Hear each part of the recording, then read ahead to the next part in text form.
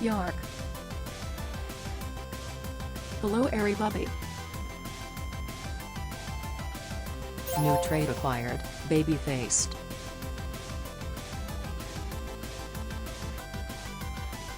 As usual, let's go get some water and then run the ads to kill the pre-rolls.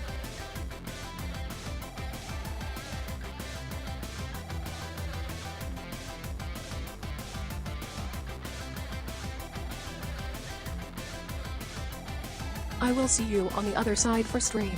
Please enjoy the Totino's dimension.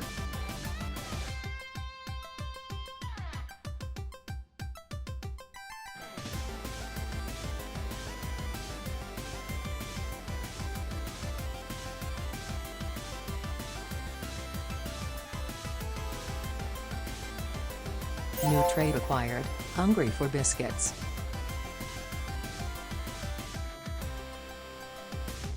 Well, let's get Drive Time Hesper going. It's Hesper and the Slime only on 99.7 WIZ.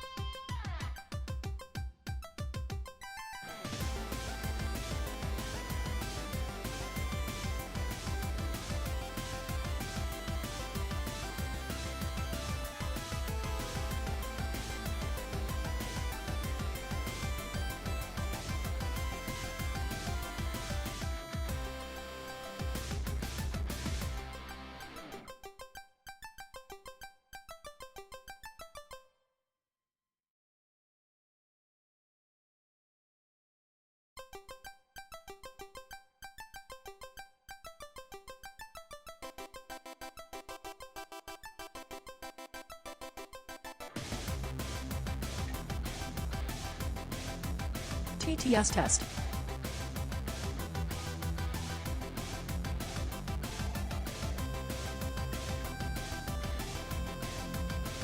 Seems to work. I'll test your TTS. But thank you for the sub-iron bite. 3.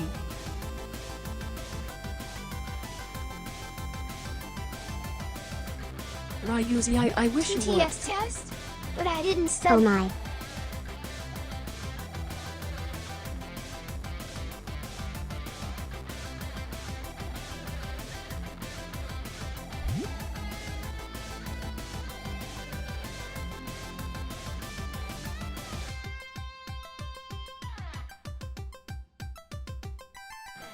Congrats, Iron Bite.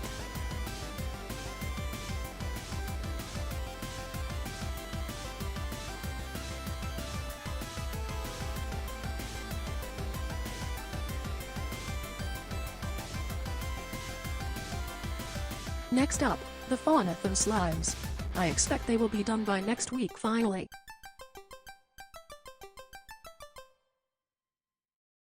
Barbara Chowdy? Where you say, don't you goddamn dare. Hello everybody, welcome in, it is nice to have you. Welcome back after our nice long break. My tracking is being a little scrunkly today. I don't know why. I repositioned my camera, so maybe I messed up. I don't know, we'll see how it goes. Hello everybody, it is nice to see you. I hope you're having a wonderful day. I hope you're... Bad. Don't do it. Don't do it. Icaldi. Ah! I'll kill you!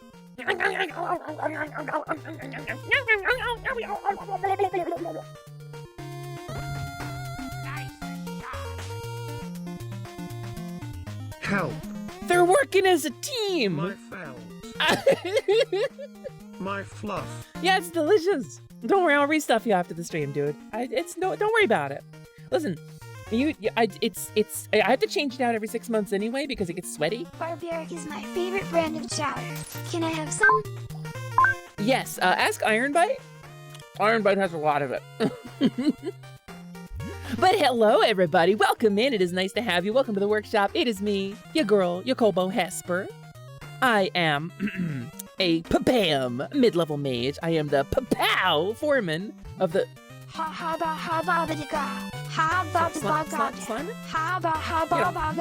Come back. That is my wisdom for the day. Good wisdom, Sliman.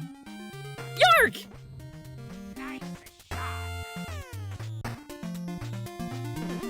Whew, and I am your resident scaly sorceress. It is wonderful to have you. Sliman, your timing is really awful. Right in the middle of my intro, dude. I was getting up a groove and you totally disrupted me. Good job, Sliman.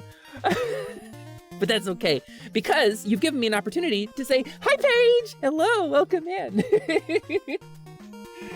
So I hope you're all having a wonderful day. I'm having a day, and it is now wonderful because I have started streaming. And things are all looking up from here, baby. No, it's okay, Paige, it's okay. It's not your fault Sliman did it.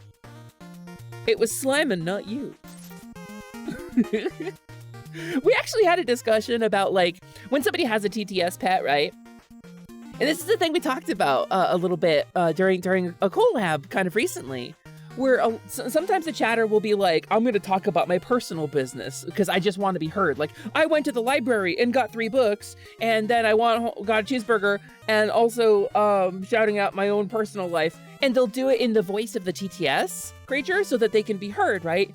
Which is kind of against the spirit of the thing, right? It's kind of against the spirit of the thing. To announce your personal business through the mouthpiece of Slime, and he's there to be a goofy little guy. The reason I made him VIP only is because that was getting a lot of abuse, because people weren't, like, you know, really clear on and maybe that's on me, you know? But what you did just now is kind of the opposite, because it was totally in the spirit of Slime, and I timed my thing poorly. Resco, thank you so much for the sub. Thanks for giving Paige a sub. I'm here to announce my personal business of getting some crunchy gushers and Sliman, what did I say about this? In the blender, buddy. Hello, Goofix Titan. Thank you for the first time chat. Welcome in. I hope you're having a good time. Please enjoy your lurk. Please enjoy lurking in the workshop. Okay, I really got to do something about this. My tracking is like cutting out really regularly. I got to point it higher or something. Let's see. I adjusted the position of my tracking camera. Let's see if I angle it up a little bit, if that changes things for me a little. Let's just reset my tracker.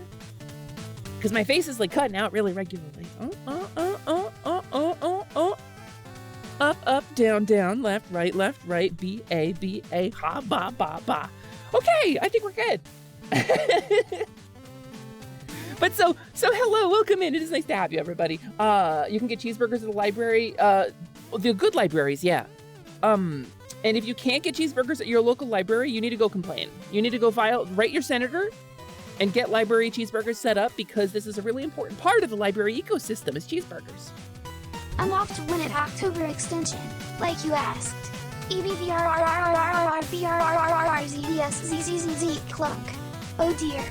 The blender seems to have broken. Please don't put me in the blender. It hasn't been cleaned since I know you're trolling me, Nestor. Which are not the same as slimes. But I'm not even mad. Slander to slime. God damn. God damn. So, let me go through the chat. Let's say hi to everybody. Hi, hello, Nestor. Hello. Welcome in. It is nice to have you. I'm going to turn my AC up just a little bit because it's getting too hot in here. Hello, Paige. Hello, Red Mage. Hello, Taki Rosh. You can get cheeseburgers at the refectory. What is a refectory? It's a word I don't know. If you fected once, then you go to the refectory to do it again. It's a place where you refect, which is like reflection if you don't have an L on your keyboard. It's the reflection of no L. Noelle sees her own reflection at the refectory. Understood. Okay, I've pieced it together. Kobo big brain. Seriously, Hesper, you got rare and fragile books and scrolls in your libraries? Yeah, and many of them would be improved by a little cheeseburger. The addition of a little bit of protein, or maybe some grease. There's like a whole website devoted to cats who have ruined ancient scrolls. I want to point that out. There's like whole websites and whole Tumblr blogs devoted to like, we unearthed this in the shores of the Mediterranean. This is from 600 BCE. When somebody was penning a manuscript about, you know, politics in the region, and there's cat paw prints across it. And that is my favorite literary trope of cats ruining things. And so I will be your library cat. Takirosh, you need a library kobold? I got you covered. I love books, I love snack foods, I could totally ruin some manuscripts for you. Think about it. Just do not use burger pieces as bookmarks, or any foodstuffs as bookmarks. Please, for the yarking love of Tiamat and Bahamut. I don't know, I feel like that's a very, that's a thing that a book might say, Slyman. Is there any chance, Slyman, that maybe you're... I'm really blurring the line here between complaining and embracing. Maybe that's a thing a book might say, Slyman? Maybe somebody told you to say that? I wouldn't worry about it. Listen, gamers, books love food. Books need to eat too. Have you ever heard of feed your head? You know, but you gotta feed the books too. People say cook in the books. What do you think they mean? I'll tell you what they mean. They mean a delicious book-bind cheeseburger.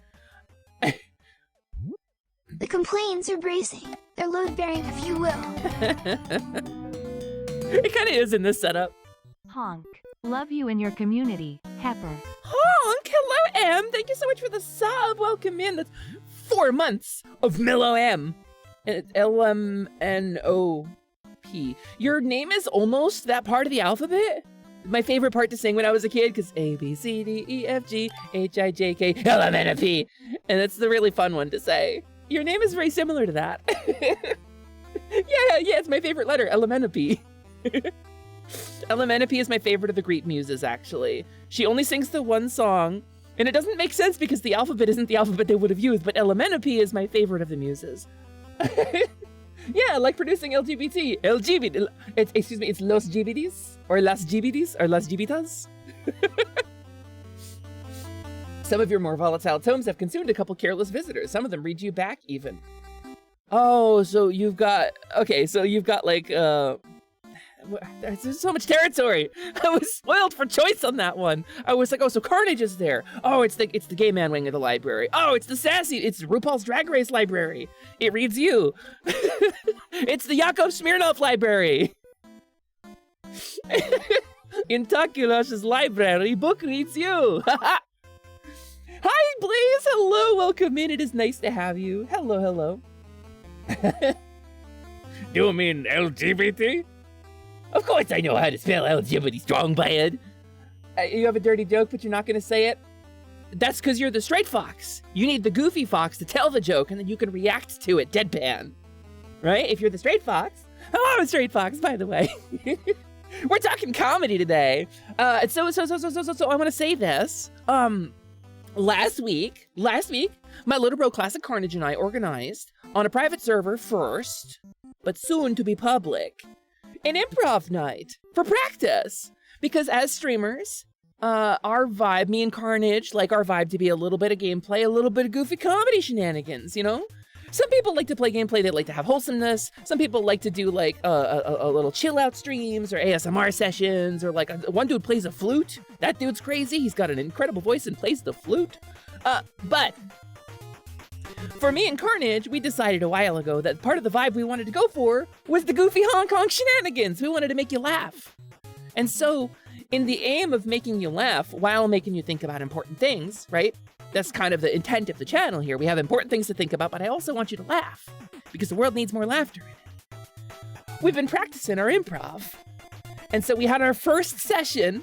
We had like 12 people show up and we did a bunch of scenes and skits and it was really fun. And we're all absolute rank amateurs at it. But we had a really good time and I was cackling in the audience. I thought we were going to be way behind the point that we're at as performers here. But truthfully and genuinely, it was one of the funniest things I've done in a while. So, it is my hope that I'm able to keep up with the people that I'm doing this with. I received some compliments about my performance, and that made me really happy. But so, we're planning on sharing this with the community over the next month or two. We're planning on opening this up in the positivity space and doing it as a stage in the Discord, not streaming it, but doing it as like a stage that you can attend, or like a place you can go in VR chat to sit in the audience, you know? Like, because we did it all in VR with like, you know, full VR headsets and stuff. So it was a really cool experience. And we're going to keep doing it too. And plus, frankly, it was an opportunity for me to hang out with people that I haven't hung out with in a while. People like Lilaps, who is an amazing creator. She's really fun. She's a ton of fun. It doesn't get enough appreciation.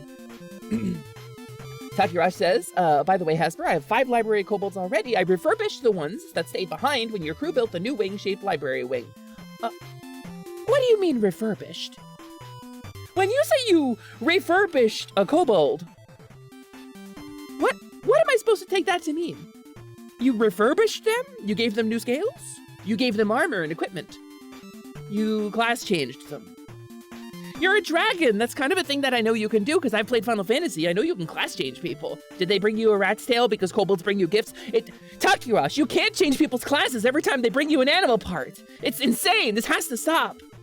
We're intervening because we love you. Also, you can't remember what recommended that debt book a couple streams back, but you started reading it, and woof, that is a tough book.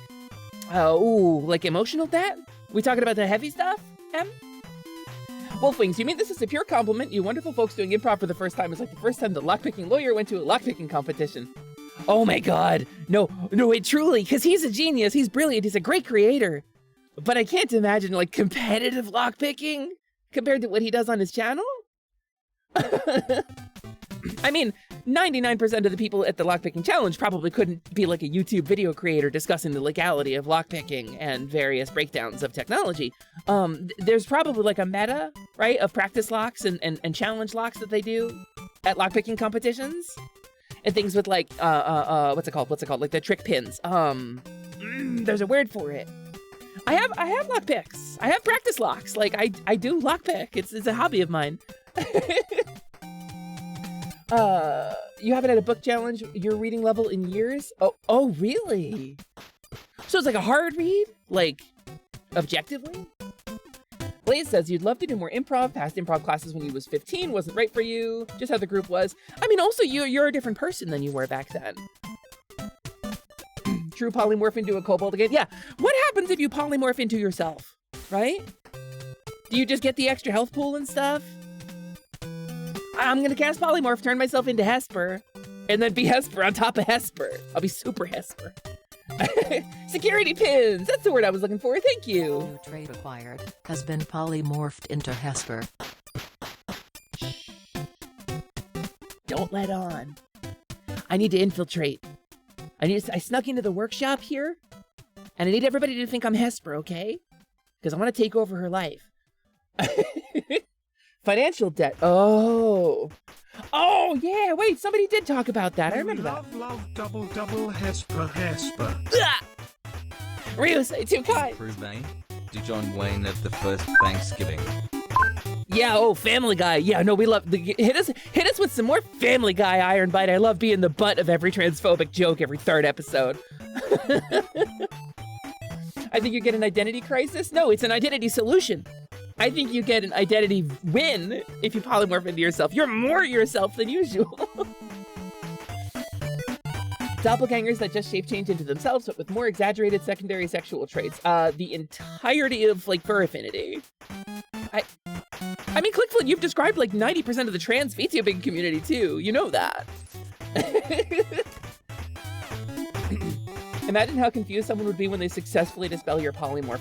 And you know what? You can also have like a major image over it, masquerading as yourself, and a disguised self as yourself.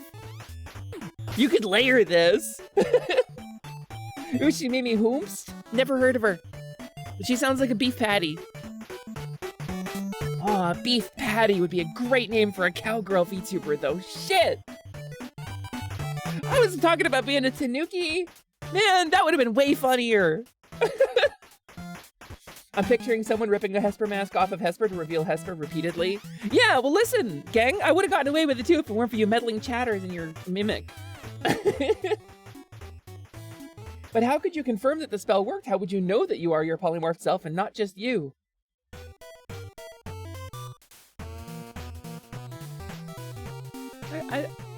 I think I gotta lie down. Beef Patty has a male relative or loved one named Ground Chuck. Yeah, exactly. or just Chuck Patty, right? Russian nesting Hespers. Yeah, it's Makobska. Welcome to Existential Crisis Tuesdays, everyone. She knocked the smug look. I like this quote from Nestor. She knocked the smug look off my face, but luckily I had a second, smugger, smaller look under it. What if polymorphing into yourself had a sort of like Cerberus effect where you just doubled all your appendages? Again, the furry community, Jatazo, have you been there? Like, pretty much you and Click just described it. Extra limbs, extra exaggerated characteristics, like, it's a thing. It's like, you're just hitting the tags in those galleries. Also, hi, Jada, how you doing today, dude? It's nice to see you. Don't get the Cobble started on the time traveling and the internal time of a time machine when we really activate the brain cell. Well, okay, the internal time of a time machine implies that you have a separate bubble of time that's moving at a different rate than everything else, which means you've already removed yourself from the time stream, and anything you do, it's gonna follow the same rules, just on smaller scale. That's fine. It's like I got a goldfish bowl and I've wrapped saran wrap over the top of it and plunked it into a swimming pool. What happens if I shake it? What happens if I swirl around the insides of it? They don't affect each other. It's fine. It's fine. You've already removed yourself from the major time stream, so you're not layering anything in that case. How about fusing with a clone of yourself? This is something that Dragon Ball really should have done, right? If you've got people with duplication techniques, what happens if they fuse with themselves? And then you get Jasper showing fusion is a cheap trick to make weak gems more powerful. And it's like, yeah, I know. It's good. We like it. It's very gay. Zeltara, I get you. Zeltara, if I could right now, I would load up my last model, but it's glitchy in this environment that I'm in right now, and I could show you. I actually toned it down a little bit. Like, obviously I've got lizard features, right? But my last model had them a little bit more significantly. I'm a little more creature mode in this one. Also, turns out rules as written, true polymorphing into yourself would effectively double your health, but you can't use any of your gear until you lose enough health to morph back. That's fair. That's also kind of weird. I think there isn't a DM alive that would run it like that. I think you could just keep your gear if your shape doesn't change, right? But I guess the extra health pool is like, ugh. But why would you turn into yourself with your gear and all of your stats if you could turn into like a Bayer in 3rd edition and get 16 attacks around? Or, you know, like a purple worm or something? Like, Jatazo, you're here to work while you lurk. Okay, have a good work, lurk, Jada. I'm scrolling. I'm sorry, I'm not gonna be able to catch all of the chat, but if you really want me to read it, go ahead and repost it. I'm like 2 pages behind. Huge features, just huge features. The duplication technique canonically divides their strength/power, so fusing together just returns them to normal. But then what happens if you break them apart? M. Bison's favorite fur affinity tag, Hyper! M. Bison's favorite region of the solar system, Kuiper! M. Bison's favorite tag in hypnosis galleries, Psycho Crusher! So you fuse with your own clone or an alternate... Fusing with an alternate timeline version would also be cool, because we have, like, Mirai Trunks, right? And then Child Trunks who grows up. So what if you had Mirai no Trunks and, like, Kid Trunks, who are now about the same size and body shape, which is the requirement for fusion? What if they fused? Do you share memories when you're fused? They don't address this. Like, they obviously share an experience, right? And they obviously think along the same lines. How much, like, leeching is there between the personalities when you're fusing? Like, how much of Goku's memory gets into Vegeta when they're Gogeta, right? IIRC, oh, here we go. We got the lure explanation. Let's go. IIRC says Runigram, Potara or Dance Fusion results in a being more strong than the sum of its parts. Yes, that's my understanding. Could you theoretically split and refuse over and over? I always thought there was like an energy spend to do the fusion, and just like the resultant burst of short-term energy was like more powerful, right? And that made it worth the spend.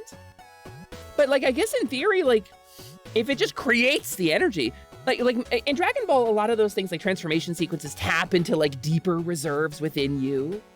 And like you get to a point, right, where like Goku and Vegeta like beat to hell, fuse, and they have a little burst of energy, but they don't have anything left individually, so they only have like a couple of other attacks left, right? That's how I always kind of figured it working. So like eventually you would run out, right? Like you would tap your entire energy reserve, and then you would have nothing left. Oh my god, it's so warm in the cube right now. So if they duplicate it and then go Super Saiyan, how does that power level increase work? Again, I think it's like removing the limiter.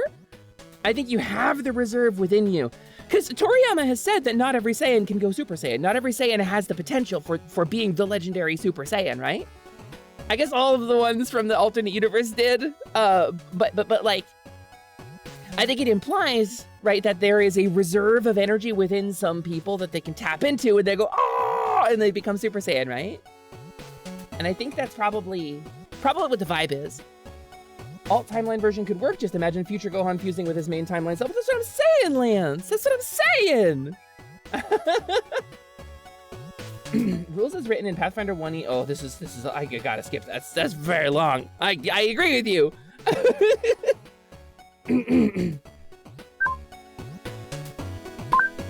Do I have one of those streamer boxes that's all soundproofed? I would love to say yes, Zeltara. I would love to say yes. So I have a cube. It is a 6x6x7 cube made of PVC pipe, and I have about 70 pounds of soundproofing on it. But that's not nearly enough soundproofing to be soundproof. It's echo reduction, and it allows me to be like, I can do things like this. If I get really close to the mic, you can hear me extremely clearly, and there won't be any confusion whose voice you're hearing in all of my little vocal fry. Right? So it allows you to hear the nuances and the different vibes. And it does enhance my, when I get all yip yark, you know, it gives you a better vibe with that. So tasty fries, a little bit of extra fry. Too much fry. Not every Saiyan can become Super Saiyan, as every last of the surviving ones becomes Super Saiyan. I'm right, Cheshire? I get it. Who the heck was that? Lamina? I don't know. I don't know what to tell you. I don't do that anymore. As we're delving into Trent Nook territory. Does Trent Nook sound like that? I've heard a couple different voices for Trent Nook. Is that the canon Trent Nook? Takirosh, so there's a running gag in Positivity with my friend Bancha, and I think Vivi started this, Hot Grandma VT, where they drew like an off-brand version of Bancha, who kind of looked like Tom Nook. He had like the shirt, so we nicknamed him Trent Nook. Hashtag don't loot the Kobo. Hashtag don't loot the Kobo. Yeah, okay, so we can talk about this a little bit, right? I think I want to talk about this. I'm developing a 2.0 version of myself. Because the Hesper model was really great. It was a tremendous surprise. It was a huge labor of love, and I really appreciate everybody who participated in it. But there's some problems with this model. Because I didn't really have any creative input while we were making it. And so there's some stuff I would want to do differently. And some things that I want a little more detail, a little more focus on. And I thought about this because I was chatting with Duper, because Duper's rad as hell, by the way. If you don't know Duper, I'm going to shout him out real quick. Low Poly, Llama, and Loud. He's a creator who does a bunch of really cool stuff with motion. He works with the team that makes motion. But he's also like a really good creator. He's a partnered Twitch streamer on his own. And he reached out to me. He was like, hey, if you want to learn motion, hit me up and I'll answer your questions. And we'll do a little private DM about it. And he was really cool about it the whole time. He was an absolute class act, and he had a bunch of answers to a bunch of my goofy questions. I was chatting with him and I was going through some of his content, and there's a character who I don't recognize because I don't really lurk his streams that much. Because it's not super the kind of vibe that I can consume while I'm working on stuff. I just get distracted. And so there's a femme presenting figure in the back of his streams who sometimes shows up, and I was like, what if I had a little sex appeal, right? What if I brought back a little bit of Cobalt sex appeal? And I couldn't decide whether I wanted to or not. Because a big part of Hesper was getting an escape from that being sexualized thing, right, on stream, because I was getting a lot of dick pics, gamers. I was getting like a lot of unsolicited DMs of people's whole hogs on display when I was streaming as Lumina. And I don't want that. I appreciate you gamers. Sometimes a little flirty is fun. It's a little goofy to be like, hey everybody, I'm feeling a little flirty today. Please don't send me your hog. I don't want to see it. I don't want it. It could be beautiful. I could give you an award. I will put a blue ribbon on it, but I won't look, you know? But maybe I could take a little bit of that back. And so I'm working on 2.0 design. I've got Mana helping me. Mana is incredible. She's an amazing artist. And she's sort of helping me define like the body type and the outfit style and the color coding of the character. And we're working on it. And I think I might bring a little bit of that energy back. Just a little bit. Just a sprinkle for fun, you know? But I don't know. I don't know if anybody would like be put off by that if I had showed a little more scale.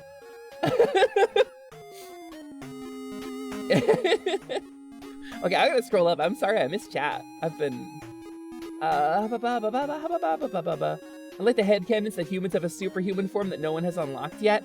Krillin would be the one to do it, right? Oh yeah, you even said that.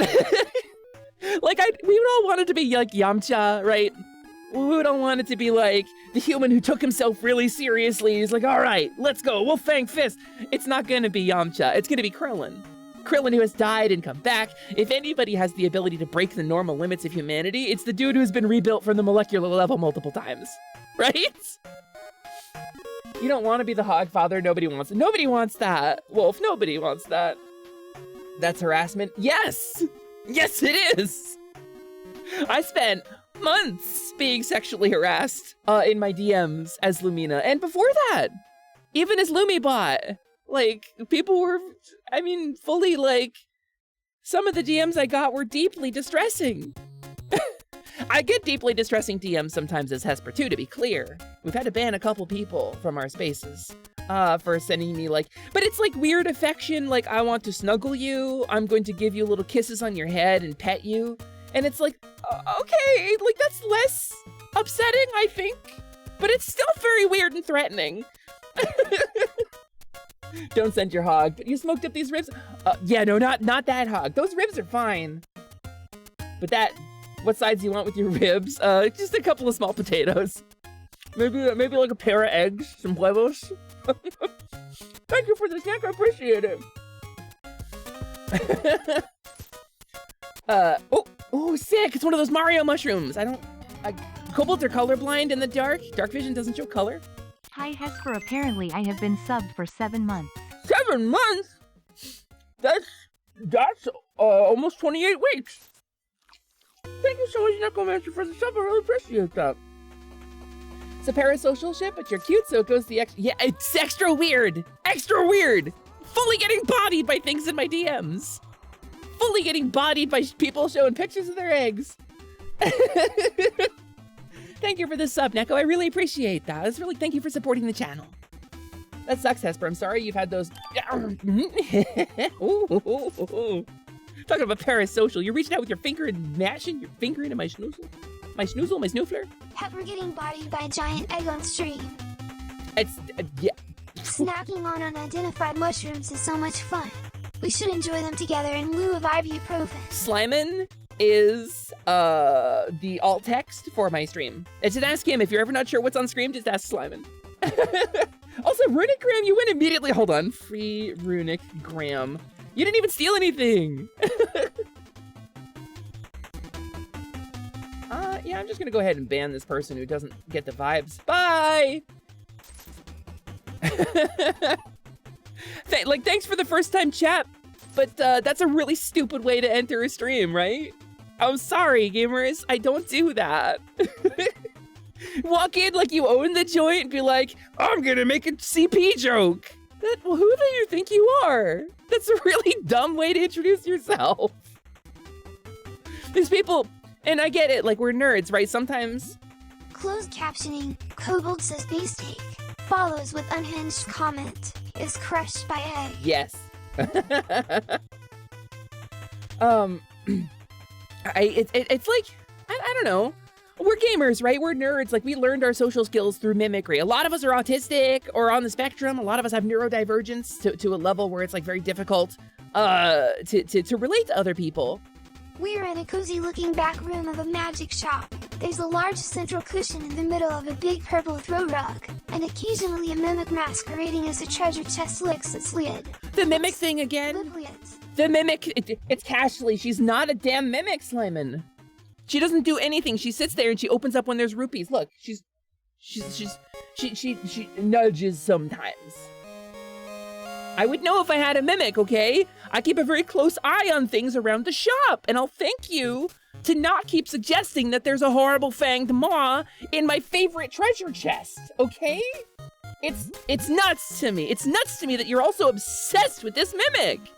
It's not the mimic theory, okay? You mimic truthers out there. You want to see the birth certificate. I am a dungeon maker, and I grew up in dungeons. I am a kobold. I know my way around dungeons. I know aberrations. I know my mimics. Thank you. Cashley lives in, but is distinct from a chestnut. Cashley is just a magic chest, Master. She's not anything weird. Just curious, isn't Master Roshi immortal due to a potion from the immortal phoenix? That's a great question, actually. That's a question for Ryusei. Ryusei, hey, is Master Roshi immortal? Alchemist's fire can melt steel chest frames. Thank you, Slimon. And also, I hate that that's 2001. That calamity is old enough to drink. And I was a teenager, but I was conscious and sentient when it happened.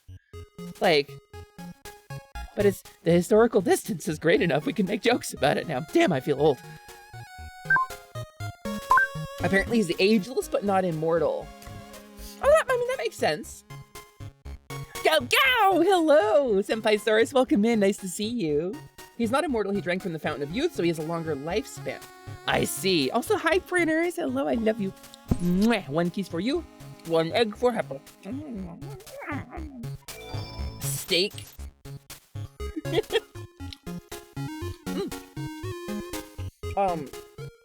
Excuse me. But yeah, so... Get it off! Get it off! Thank you for the comforting head pats. Alright, gamers. I've got 2 extra lives today now. 2. I got 2 whole 1-ups. Which means I can die twice and you'll just hear a little bloop and my health will reset. Instead of actually getting sent to the Shadow Realm and go to the timeout jar. Culminate, you're a bit of a DBZ nerd. Oh wait, did you have a long-winded, cool, nerdy explanation? Hold on, I actually love reading these. Oh no, okay. No, Nate, you might not know, but my buddy Ryusei, one of the founding members of Positivity, is a tremendous DBZ nerd. Would you believe I do vocal warm-ups every stream? Ryusei is a huge DBZ nerd, so you're in good company. I watched it growing up. It was never my favorite show, but all of my friends were super into it, so I know kind of what happened in it. Wow, is that Ryusei Shining Heart, the most powerful wizard of all time, a lover of fantasy and nerditry and tokusatsu and DBZ? He's one of my favorite people in the whole world, and you can go follow him on twitch.tv right now by clicking that heart at the top of your chat and filling it in, if it's not already. He's a dragon. He's the man who changed my mind and made me believe that dragons are real. Pepperquep, I love your content. You're one of my favorite pink kobolds. Definitely top 5 of pink kobolds that you are aware of. Oh, that's such an honor. Top 5? Am I at least number 4?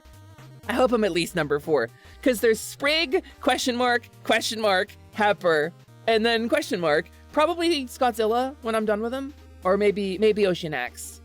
One of those two. You trip over your tongue all the time after doing warm-ups. It's crazy, right? How we can do warm-ups, but then like blah, blah, blah, blah, blah, blah, Bethesda happens, right? Clicks heart? What was that? I don't know. I'm glad you clicked it though. It won't hurt us anymore. We're free.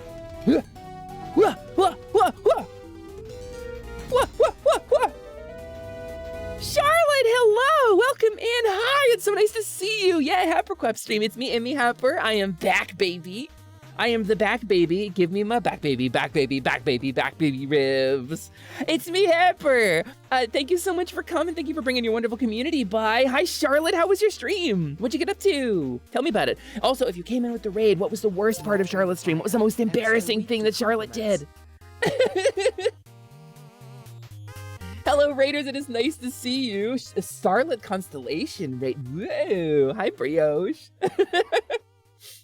I hope you're having a wonderful time, and also thank you for the extra week to compliments. And you're lucky I had a one up.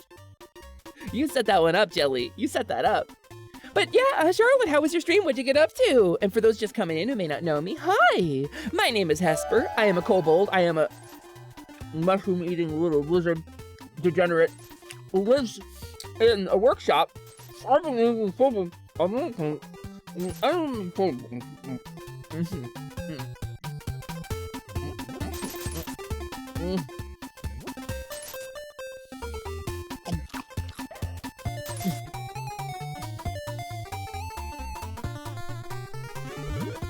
Please don't talk about ribs. I'm still upset I missed the 72 ounces steaks the local tavern was serving.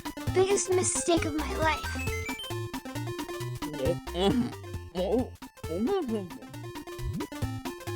And I'm a mid-level mage, and this is my familiar Slime and Gelmond. Welcome in, everybody. Just playing some Elben Ring. Whoa, Elben Ring. Are you doing the DLC? I haven't touched it yet. I wanted to wait for the seamless co-op mod to get fixed up because I think the kind of low-key vibes is that Prin and Ryu and I were gonna play the seamless co-op together in the new DLC stuff. So I haven't touched any of the DLC yet, but I'm a big Elden Ring fan. I played a bunch of it. No, wait, dodge.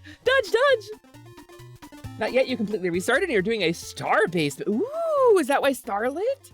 I like that. I like that a lot as a sorcerer. No, you're not gonna hit me with stuff. Screw you. How dare you try to hit me with stuff. Hi, Penny. Thank you for the follow. Welcome in. Wait, I have a shield potion. Oh, thank goodness.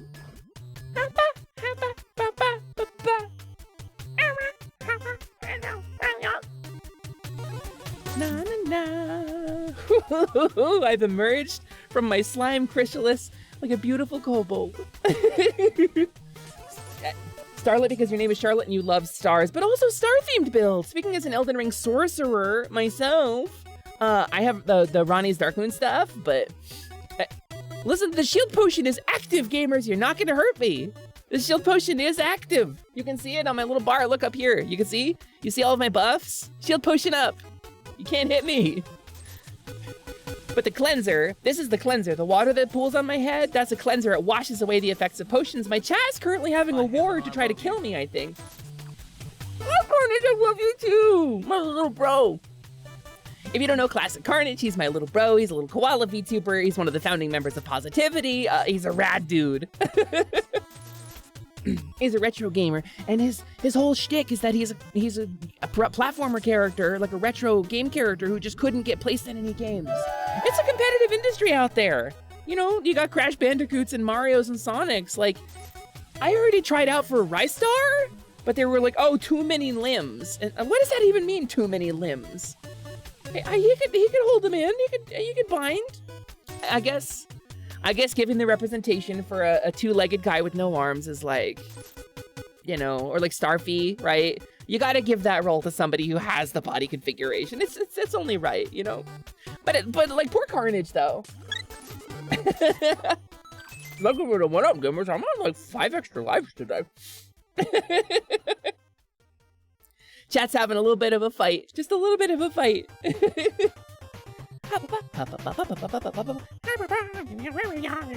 Bandicoots can't get insurance anymore, too many crashes. Yeah, and then their games get canceled.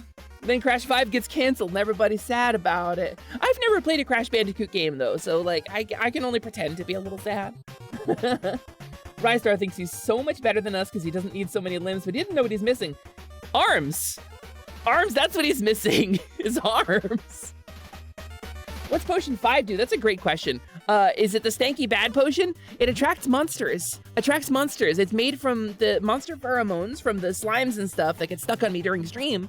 We brew up a potion out of it, and we sell it back to you so that you can throw Pikmin and slimes at me. You should play Crash though. Someday. Someday maybe. You're really stacking some duration on that thing, Jelly. Jelly. Why though? Why do you do this to me? Chi-Chi's name in the Latin Spanish dub. What are we talking about? Oh, is her name Milk? In the Latin Spanish dub? Really? Is that a pun? Because Chi-Chi... I'm gonna choose not to think it is. Because slimes are awesome. Slimes are awesome, it's true. You might notice that your slime, when you use the steal command, your little thief slime is your color and has the same face every time. There's a whole system there that I was working on expanding into. I think it absolutely is because of what Chi-Chi means in Latin Spanish. Is it your doodle? Is it your hog? That's my guess.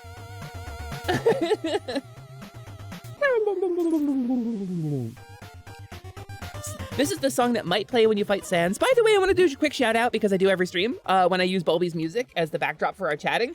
Here you go. Look at that. That's the playlist I'm currently using. This is a person named Bulby on YouTube who makes a bunch of like retro remixes and demakes and reimaginings of songs. Bulby's really cool. You should check out Bulby on YouTube. You can go click it. That's the link right there.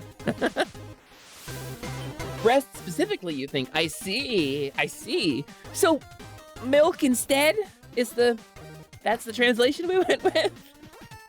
Yeah. It's a little more on the nose, I think, isn't it?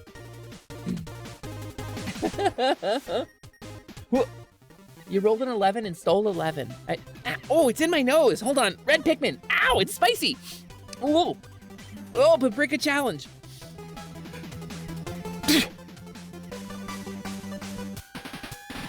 I think we're good. I see. They switched her name so her name wasn't literally female body parts in Spanish, but they changed it to Milk? Why Milk specifically? Because I think that ties back to the bit still. We humans aren't a creative bunch. We named the whole galaxy we live in after cow juice. That's true. That's true. And we said it is the way. It is via lactifica. But yeah, gamers, so let's see. Hesper 2.0, improv nights. What else we gotta hit? The new D&D stuff, I want to keep talking about that. They just did a video recently, like a couple hours ago, about the new art direction in the books, and they showcase all of the art that they've used in the other videos so far. And they talk with the artists and the art leads and stuff on the project about like why they did the art the way they did. And also they show off a whole lot of the art that's made a lot of people very angry. And so we talk about Wizards of the Coast and Hasbro, right? Having done a lot of wrong. And I agree, I'm not erasing that at all. Like, definitely the OGL thing is a fiasco. What a nightmare how they tried to steal all of the work that the community did from the community and monetize against our will. Again? Because it's not the first time they've done it. But I will say, right, and this is something I say pretty frequently, is that if your art doesn't piss somebody off, then you didn't say anything with your art. Doesn't mean it's bad, but like, you know, if somebody's not angry at your art, then you didn't make a statement with it. And Wizards of the Coast has made a lot of people angry. And they're sticking to their guns. Frankly, they included a lot of like cultural representation and BIPOC representation, queer representation, disability representation in their books. They're really leaning into the vibe of D&D is for everybody. And frankly, it gets a little bit rainbowy. It feels a little bit like Pride Month in there, which I think is rad as hell personally, because it means they're deliberately shifting their target audience to us. And they've alienated, like, quite aggressively, their white supremacist demographic. and their grognardy, like, queer hater demographic. The people who don't like women in gaming, they have said, D&D is for everyone, but not you anymore. And they've shifted it, and they're like, if this stuff pisses you off, good. And they stuck with it. And frankly, that's what we want. In the queer community, in minority communities, what we want is for people to take a stand with us against those people. And that's exactly what Wizards of the Coast is doing with the new edition of D&D. In their art direction, in their language, in their accessibility, in their representation, like, they've done a good job of changing that and making that better. And I think, frankly, it's not because they're an ethical corporation, because there's no such thing. I think it's societal pressure, cultural pressure from things like Critical Role or Dimension 20. I think that things that have popularized their product and boosted their sales lean very heavily left. And so Wizards of the Coast if they're pivoting and they're like, okay, this is our new target to exploit. But they've made their old demographic really mad with it. And that means they've said something with their art. And I think that's a good thing. As a quick aside, got a job interview at the top of the hour. Searing hell! Yes! I hope you have a wonderful job interview. You're gonna crush it. You know you're gonna crush it. You've done a million job interviews before. You know you're gonna crush this one. Sorry, I'm gonna get caught up on chat now. This is a bit of a ramble. I think making dragons look the same is their worst art crime of this 2024 launch. They don't look the same, though, Click Flint. Like, they talk, like, the gold dragon is like, it calls back on its like old AD&D roots. Like, it's a long serpent that coils through the air rather than being like a beastie quadruped. And like the black dragon, his face melts off and exposes his skull. Like, the green dragon has a long snake-like neck now. Like, they've really changed them, like, really significantly. Wizards of the Coast not pissing someone off literally never happened. But now they're doing it on purpose, and they're doing it to the bad people. Dimension 20 proved to the world they don't need to pander to the incels. That's really, they can pander to us instead. I like that. Ow, ow, metal slime. What the hell?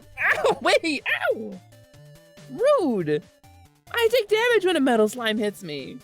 Also, hi, Gazpacho, welcome in. Is the Slime Squad the equivalent of the Booth Pack? Is this my version of Booth Pack that I get? Thank you for always showing up, Gazpacho. We really appreciate you, and I want you to know, like, from the bottom of my heart, like, I've known you longer than I've been a kobold. Like, you were around before I was Lumina, so, like, I know you're quiet in chat, but I want you to know we always appreciate seeing your name pop up. Yeah, Culminate's right. You got this interview, Siren. They're no longer Star Trek style swap the rubber mask to go between dragons. They're each more unique overall. Yeah, I like it a lot. I like it a lot. You might have just seen some other sketches. I think you might have. You might have. Follow-up question to your statement. Can people make art that isn't meant to make a statement? I think so. Well, I mean, okay, this is a question at the root of art education. If you go for an art degree, this is the first question they ask, what is art? You know? And it is defined, like, logically speaking, as a configuration of anything designed to stimulate the senses or evoke an emotional response, right? That's the definition of art. So, like, but when I say making a statement, I don't mean like, this is a little penguin shaped like a ball and it is very cute. That is your statement, right? Like, yeah, nobody's gonna be mad at that, right? Except for people who hate cute things, people who are like, oh, this art's queering up Tumblr or whatever. I don't know. Whatever thing people would make up to say about the ball-shaped penguin who is very cute. But if your statement is brown people deserve to play D&D and we want to invite them into this culture of primarily white-dominated hobbies, like, I think that's a statement that's gonna piss some people off, and I think that's the right statement to make. Because it pisses those people off. Like in the 2000s, we grabbed White Wolf by its ankles and shook it, and a bunch of neo-Nazis and white supremacists fell out. And I think we should do that more, frankly. I think that's what they're doing. I think that's exactly what's happening right now. There's so many people who are so angry about the dwarf art, specifically not dwarf fart. There's an art piece in the new books of dwarves, right? And the dwarves visually look like different human ethnicities. There's like an Asian dwarf, there's like a Polish dwarf, there's an African dwarf.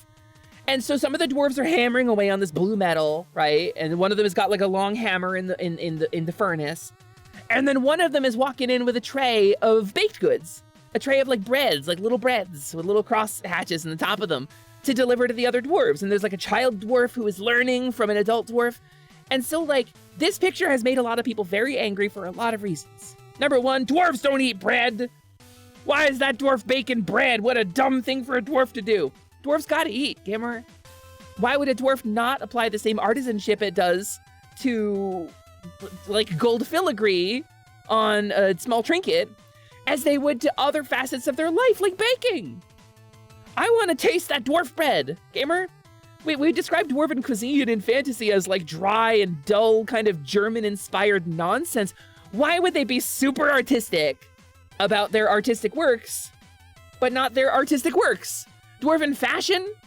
There's got to be like high culture fashion shows in dwarven society, right? Like, it's got to be a thing because it's art.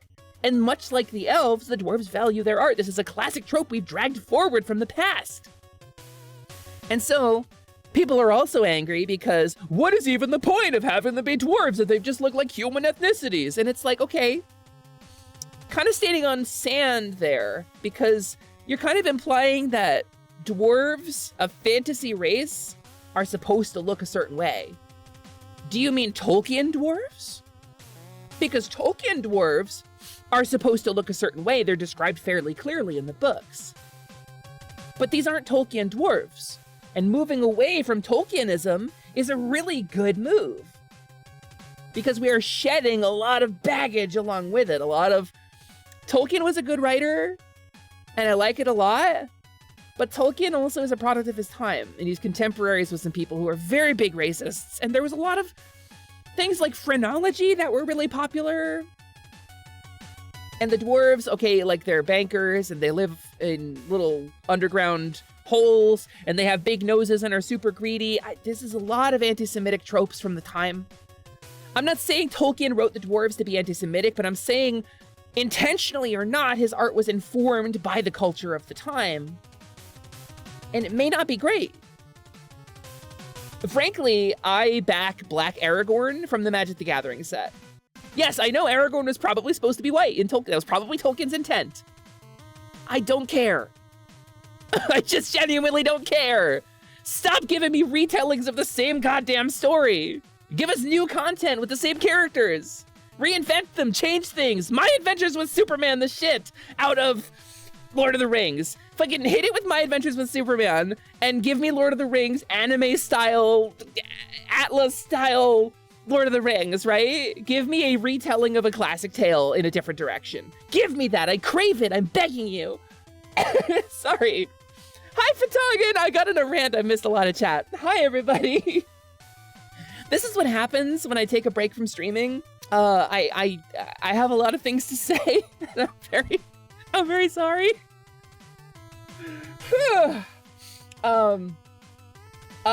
Red, please. I agree. And I've been spoiled on this, but I haven't watched season 2 yet, so please don't spoil anything for me, okay? Thank you. So let me scroll up and see. Let me scroll up and see. Dwarves don't eat bread? Guess Senshi isn't a dwarf after all.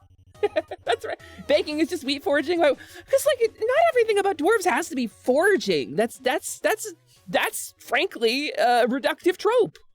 Even in the original source material, the dwarves also have incredible music and incredible community and big family units. They have a lot of other traits other than their love of the forge, right? The hammers ringing in Helm's Deep or in the Mines of Moria, right? These are things that are evoked. But dwarves are industrious, which means why would they not apply that same industrious tendency to everything they did? I'm just saying. People are mad at this art because, oh, that dwarf looks like an Asian person. Yeah? And you look like an idiot. I don't know what to tell you. Get out of my game. Yes, a dwarf can look like an Asian person. It's a made-up creature. A kobold can have 2 floopers, but they're fully optional. A kobold can also not have 2 floopers, and they can still be a kobold. Look at Sprig. Look at Bucket. Look at any other kobold streamer on the internet, because I'm the only one with floopers. Actually, wait, does Soot have floopers? I forget if Soot has floopers. Oh my god, this is embarrassing. This is like do Dragonborn have tails? Okay. So 2 of the dwarves have one another's beards tattooed on their biceps. Yes, Click Flint. I see you've seen it. All right. Scrolling down through chat. Dwarves are particularly well suited to make bread. Yes, accurate. You would think dwarves place more value on metals/gems being included into their clothing. Also probably accurate, yeah, because they live underground and like they praise the ground, like the earth. And like, especially if you follow the Forge god, Moradin, who's like the most prevalent dwarven deity, but not the only dwarven deity. Read a book. If you're mad about those dwarves, I don't know, read a book.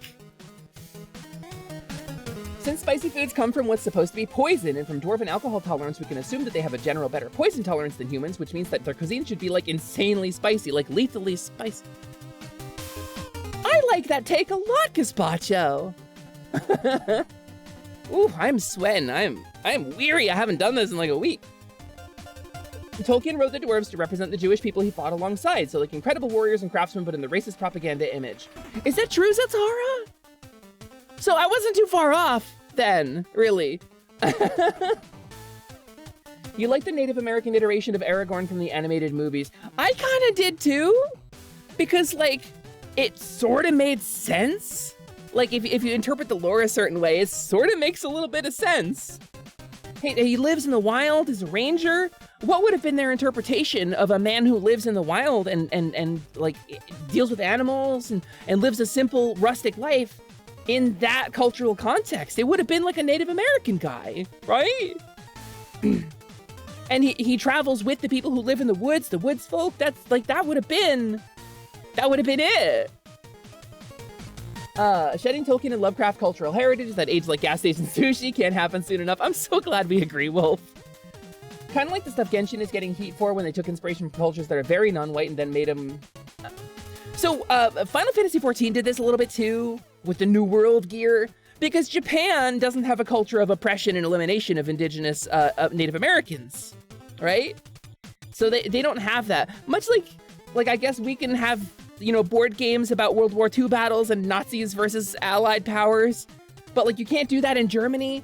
I think very much like Japan doesn't have the baggage around Native Americans that we do. So like, it doesn't, it's a nothing burger to them, you know? It's like, oh, this is a style that existed with one historical people in the world, let's do it. That's it for them. And I think like, the problem is that they're also marketing that stuff in the United States, where we did in fact march a bunch of Native Americans into the ocean, the whole like thing,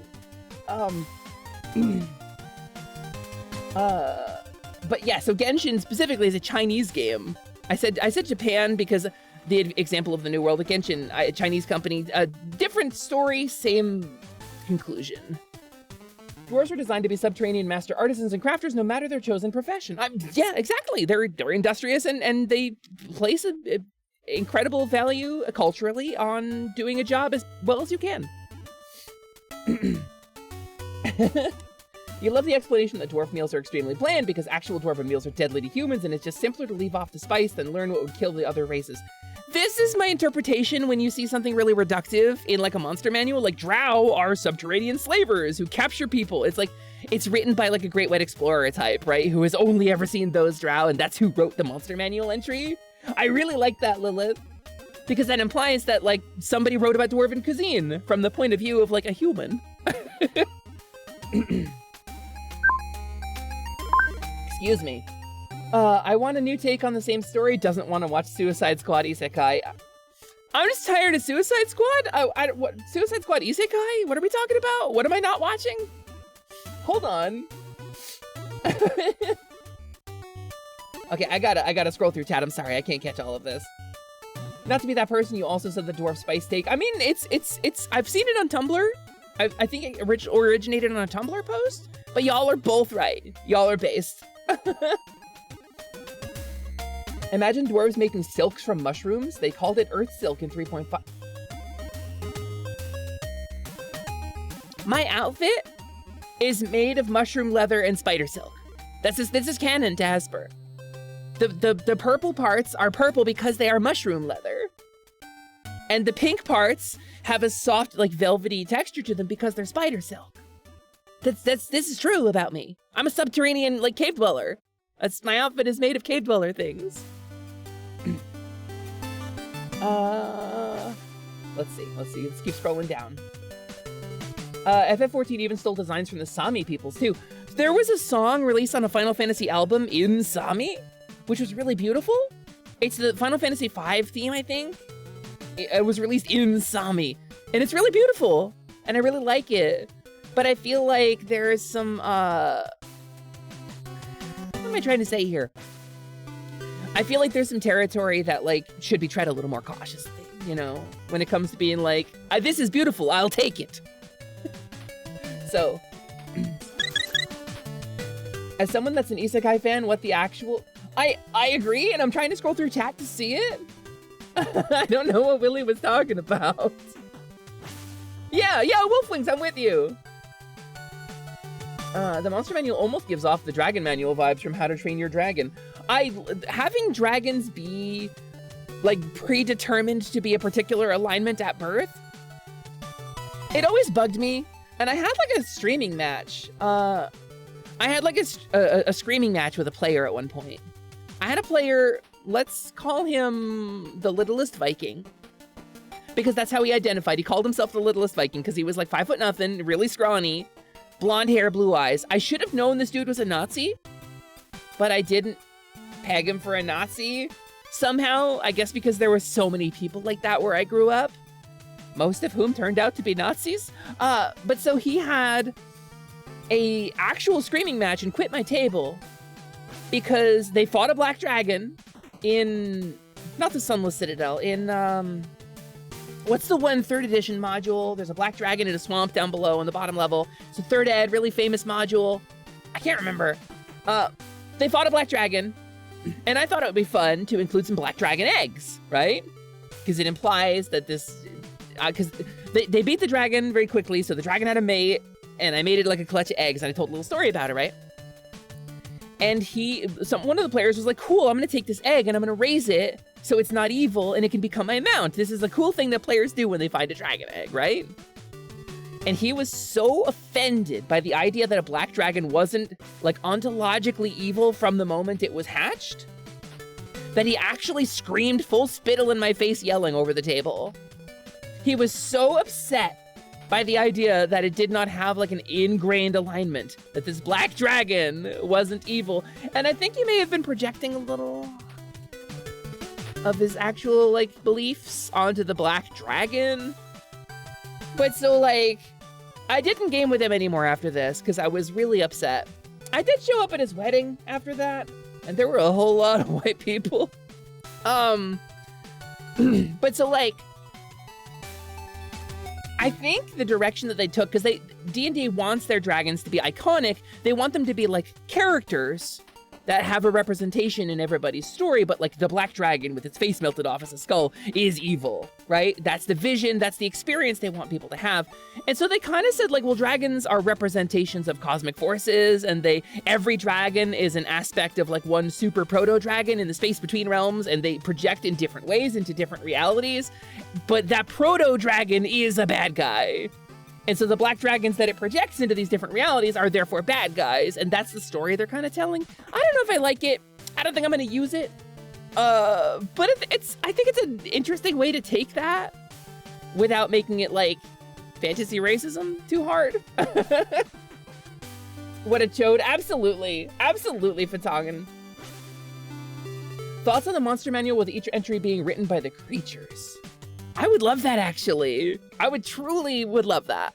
Especially if it was like, you could tell it in the story of like, hello, I'm a scholar. I'm Fizbin IV, and I am assembling a manual. I've taken submissions of cultural representation from every culture I've encountered across the 7 realms. So here is the entry the kobolds gave me. They unfold it, and it's just like a bunch of gold coins that have been taped to a piece of paper, and a bunch of me best kobold, and then like every 4th line is like, me also best kobold. I would be super into that, frankly. But that would be reductive, right? Because the kobolds would presumably have somebody who they would elect as a representative, as a scholar, and to really actually talk about kobold culture. You know, it was me when I did that. Honestly, you find skeletons more goofy than evil or scary. I like the, like, dollar store spooky, scary skeletons. I like when you are... I like the Beetlejuice skeleton. This is a storytelling beat, right? Because, like, a skeleton can be... The earth splits. A single bony knuckle rises up, the hand following shortly after like a flood of bone. And this lurching, heaving bone arm emerges from the earth. flesh clinging to it in tattered ribbons, and with a lurch, this being, this animated skeleton rib cage, followed by neck, followed by head, every bony joint covered in rotting sinew, it hefts a rusty scimitar, glares at you with pinpoints of hateful fire in its eyes, right? But you could also be like, I serve the necromancer! It's compatible with both of these. It's compatible with both of these, and I like that very much. You'd love a scholar page. Yeah, exactly. Talking, I'm with you. You'd love to see a monster manual entry for humans written by an elf, goblin, or kobold or such. All right, I can write about humans. Hold on.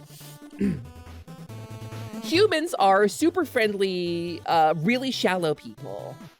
They are known for trading very valuable goods for things that are actually garbage in return, which means they're really bad at deals. And also, they have a tendency to raid our homes. Humans tend to be bristling with weaponry, slathered in strange oils and ointments, and wrapped up in metal armor. They're brutalistic destroyers who take. But there's a second cadre of humans who are just dumb merchants. So, I don't know. I don't know how their society survives. Frankly, it doesn't make any sense. What if they release different monster manuals written by different classes? That would be kind of cool. It's always interpretive, right? But that's the thing about it.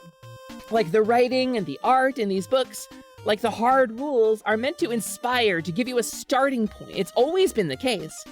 Even in like, I don't know about White Box. I started with AD&D really properly, but like even in AD&D, it was like the golden rule was like throw it out if you don't like it, change it. Make your own stuff up, like have fun with it. And that's always kind of been the rule. So like, I don't know. The most evil skeletons are those of creatures with no skeletons. Gelatinous cube skeleton. Scary. What if you were a necromancer and you called a death knight out of a gelatinous cube? Because they always got bones floating in them, right? What if you summoned up an intelligent undead from the remains inside a gelatinous cube? What would that be?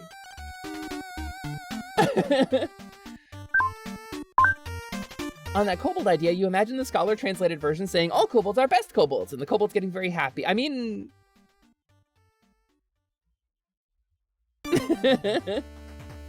Why aren't skeletons immediate empaths in fantasy? They literally know how you feel on the inside.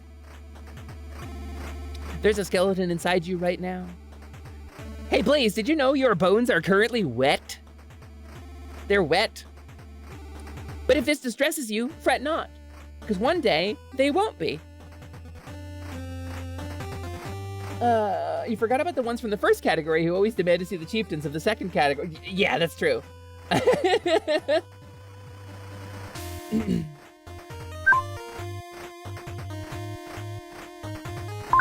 Would the gelatinous cube be integrated into the undead in that case? Imagining a translucent zombie.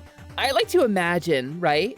You would have the skeleton assembled as best it could from the varying skeletons of different creatures, and then the gelatinous cube's mass would be taken to create a sort of flesh around it.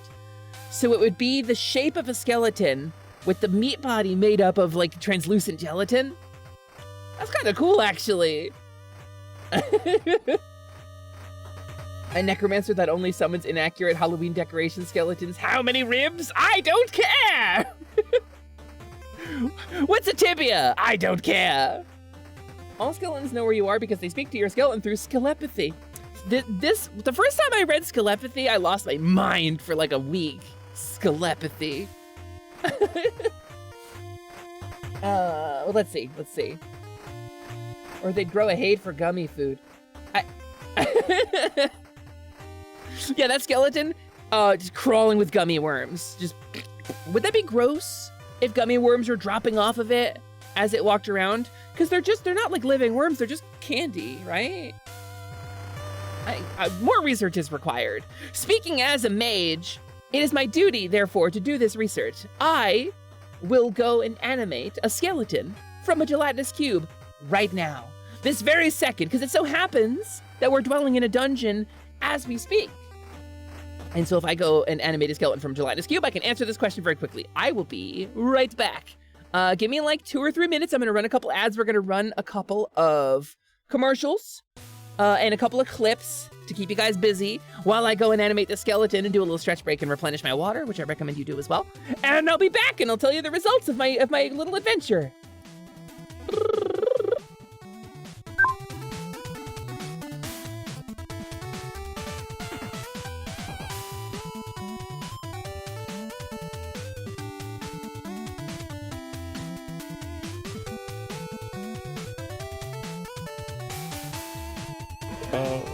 Is there a Warley Darkfire.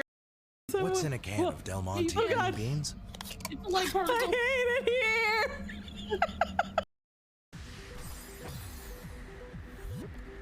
Hesper, you're muted again. Ah! You You didn't stop on my account, but yeah, Buncha. Yeah, there's a horn.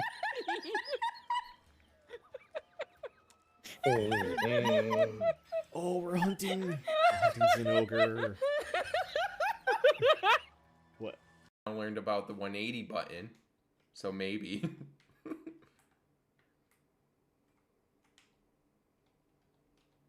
The hops are a little bit faster, I think. No, I'm not crouching. Now I am. Now I'm not.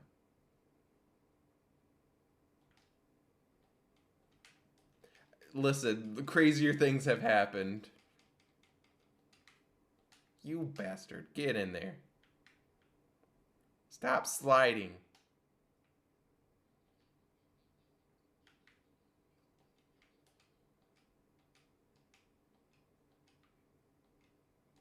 Carnage, what? What am I doing?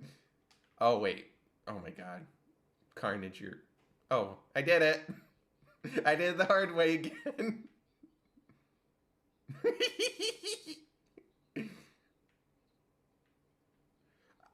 I do things very... And I know they made the form themselves, 'cause it has all of their letterhead. But do you think it's the original document? No! It's a scan of a scan of a scan of a scan. A scan of a scan of a scan of a scan. There's lines down the scan of the scan. It looks horrible! I'm so angry! Just print to... My bones You're escaped. alone. You can kill me if you want.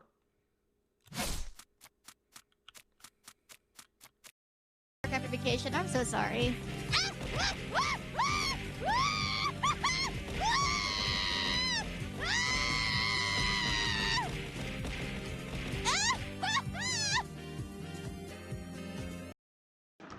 Oh, this is terrifying. This is very scary. A knockout! Heck yeah! See, that wasn't so bad.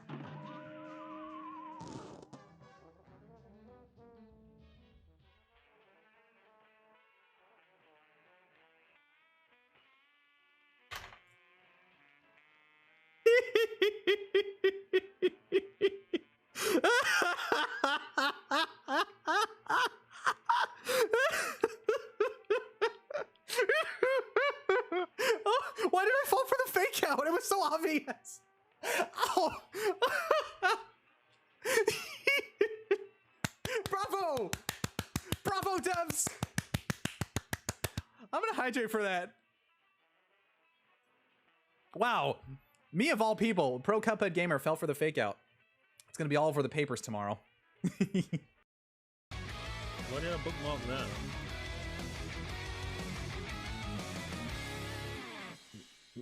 Get out of here. Oh, Osho, hello.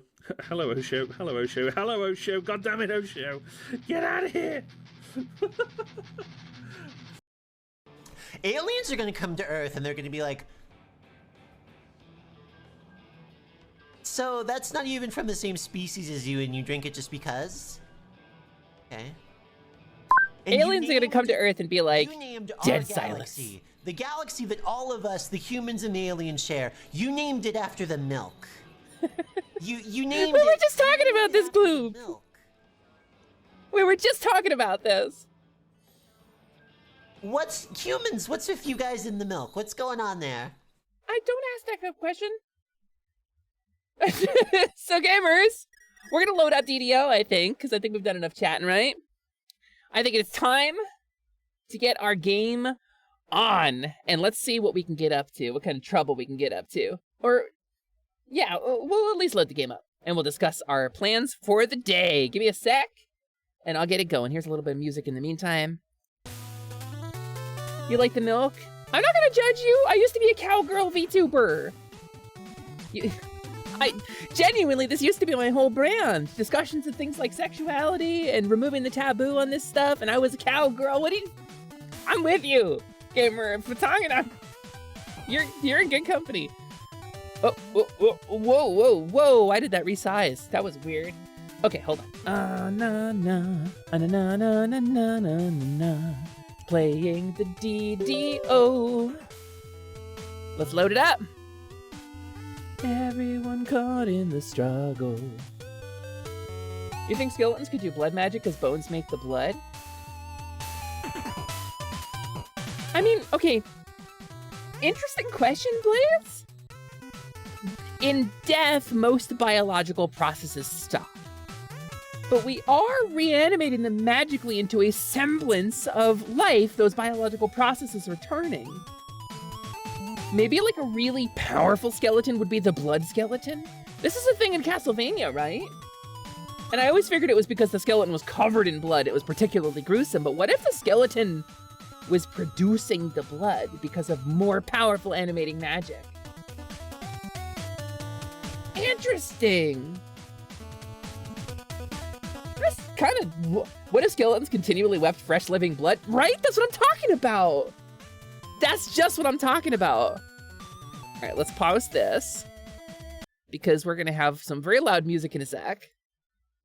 Zeltara, have a wonderful work. I hope you have a wonderful time. Thank you so much for being here. It's wonderful to see you.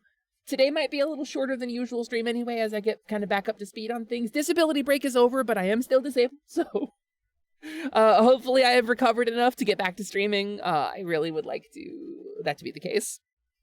But we got some DDO to play, gamers. Okay. Kobold dance? What are you talking about? I've never danced a day in my life. How dare you? How dare you? I would never alternate. I take my streaming very seriously. DD that O. We're DDing the O. So gamers, some things have changed. I learned a few things. I got a little bit better at the game of DDO. So, obviously we have our characters. We have the cleric that I played last week, who I'm going to be logging in with today, who is not, in fact, Yarkle. She is, in fact, Avara. Avara is a Tabaxi cleric of, I think, like the Onatar, I think? I don't remember. But she's a healer, she's a battle plate, she's a war cleric. She's kind of fun. She's good. She's good stuff. She's good Civ. I like her. I got a bunch of throwaways. I got a Dragonborn who I debated playing for this stream, but again, no tail, so not a suitable substitute for Kobolds. I've got the character that I originally made for this stream before I realized, because she's got a swoosher, right? But I felt that Gnome would be a better choice. So we went with Gnome. I've got my main, my actual offline solo-friendly main, who is a bard rogue, an absolute unit of a trapper. She has evolved somewhat. She's become a little bit more punk rock since I've gotten a couple of fun drops. Gonna play a Dragonborn whose tail was stolen by a kobold. What if 2 swooshers? And then I've got, scrolling down, a couple of other characters, a couple of other throwaways, weird build ideas. I've got another version of that same bard rogue build. Sigh! Hail and well met. Hail and well met to thee, traveler! Hearkenst thou now unto my words, while I speak them unto you. Today we engage in frivolity, the play of the Dungeon and Dragon. But not offline, nay, we seek unto our countenance a great many people to joineth in our play. Thank you so much for the sub, Sai. I really appreciate that. That's really kind of you. Thank you for supporting, and thank you for being here for Community Day, too. So I've got my favorite joke name, Worryingly Knowlish, right? And let me put my royalty-free D&D music back on. Royalty-free D&D music. Let's go. I have a playlist I use for this, and somebody put a WoW song in it, which is really not okay. There we go. And let's, it's got a bunch of Kevin MacLeod in there, which is good. So, we're gonna loop the playlist, and we're gonna shuffle the playlist. Yeah, good stuff. Okay. And then I've got a throwaway. I've got Yarkit. I've got Yarkly, who I have made for different purposes. But then we have Yarkle. And I'm going to bring her up real quick, because we're not playing her today because she's level 14 now. She is at 2 levels of Rogue, 12 levels of Dragon Lord Fighter. But so I'm going to talk about why we're doing DDO Community Day, and I'm going to switch my category over. Dungeons and Dragons Online. Oh, yeah, thank you, Red. You noticed right about when I did. Done. Thank you, Red. So, I have here a perfectly normal gnome.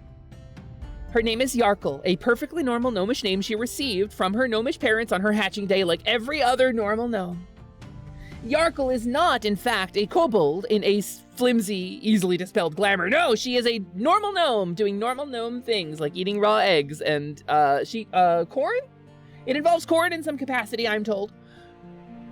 But gamers, DDO is my favorite MMORPG. Thank you for joining me for Community Day. It is also the home of my favorite grudge. So, to tell the story, in 2008, the company that was running DDO, I believe it was Turbine at the time, said, playable kobolds? Yeah, they're on the horizon. That's probably a thing we're gonna do at some point. And then they didn't do it. For 10 years, we waited patiently with our tails in our laps and our little feet kicking cutely. 2018 comes around. Standing Stone Games says, hey, we're gonna add a race to DDO. We could add those kobolds we were talking about, but would you like Dragonborn instead? We can only add one. We could do Dragonborn. And they did a poll with the community. And obviously there's only one right answer between kobolds and Dragonborn, right? Obviously the choice is apparent. One of these races exists in Eberron. One of these races has like common representation throughout the game already. One of these races has a narrative location in the world.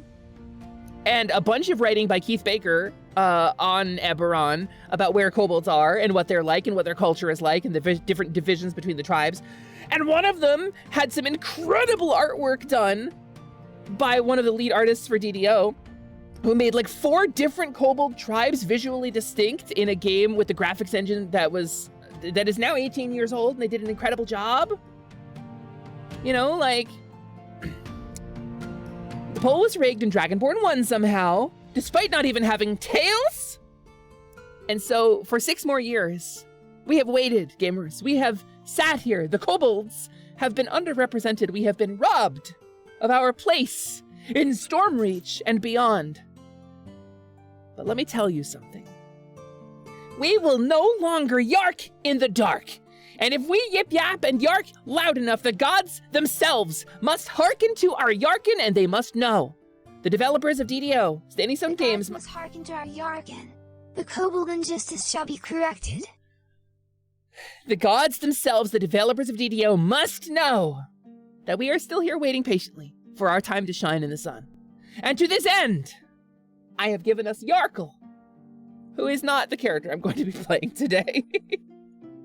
We are instead going to be playing my cleric for Community Day because I need somebody who is the right level for Feywild content, because that's where we're at. But gamers, I just ran the Ravenloft saga with Red Mage last night on Yarkle, and I gotta tell you, gamers, I'm gonna log in with her real quick.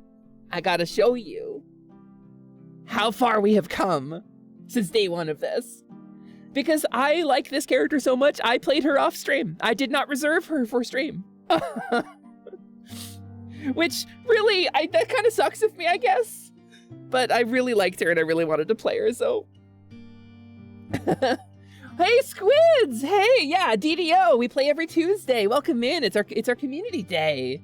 We're an Argonescent server if you have somebody between 5 and 8. We're gonna do the Feywild content, and I am providing guest passes for people who don't have a subscription or own the expansion pack for the Feywild. You can do stuff off screen that's legal. It's streamers can also do things in our off time. We just normally don't have the time to. People are like, oh, I'll pick up streaming. That's a fun hobby. Take a couple hours a week. You fool, you goon, you absolute buffoon. This job takes about 60 hours a week for me, gamers. If I do 3 streams a week, it's about 60 hours.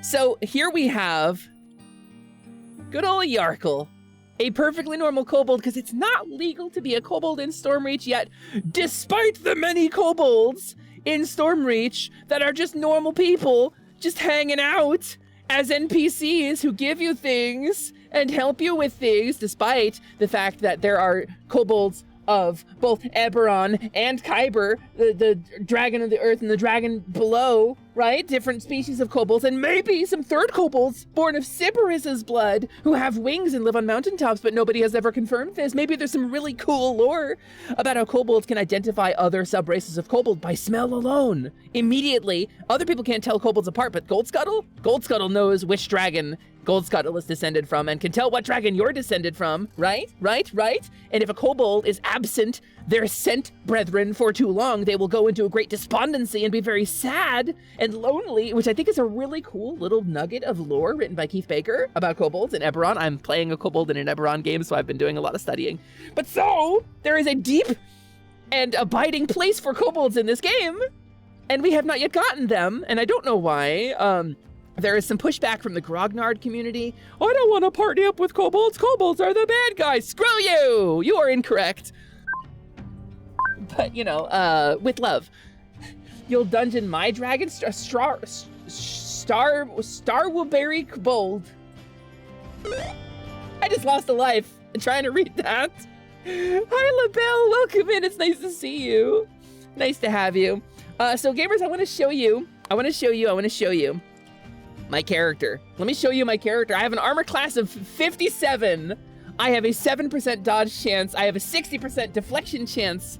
My skills are through the roof. I have a 45 in Disable Device. I have a 31 in Intimidate, a 43 in Search, and a 33 in Spot, a 40 in Open Locks. This character is fully capable of tanking wave after wave of enemies and taking no damage, healing herself with Second Wind, roaring a bunch of guys into oblivion with her draconic roar, and stunning and doing crowd control, disabling traps, opening locks, and surviving. Required. Good and valid kobold. Thank you, Mystic. This is very true about me. It's also true about you. That's a kobold. So, do you think there's a market for kobold set to help isolated kobolds feel less lonely? Yes, I absolutely do, Fatagan, and that's so in tune with Eberron and its vibes. That's incredible. Yes, you're a kobold now. Congratulations. You cannot text and walk. Well, LaBelle, I hope you have a good walk. Thanks for stopping in. Have a good walk in. Please feel free to continue texting and walking. Last you checked, you were a drow. Check again.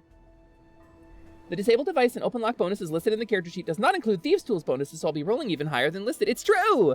Unfortunately, I cannot play this character for Community Day. She's just too powerful. She's too good and beautiful and amazing. But I learned, gamers, that there's a thing in this game called augments.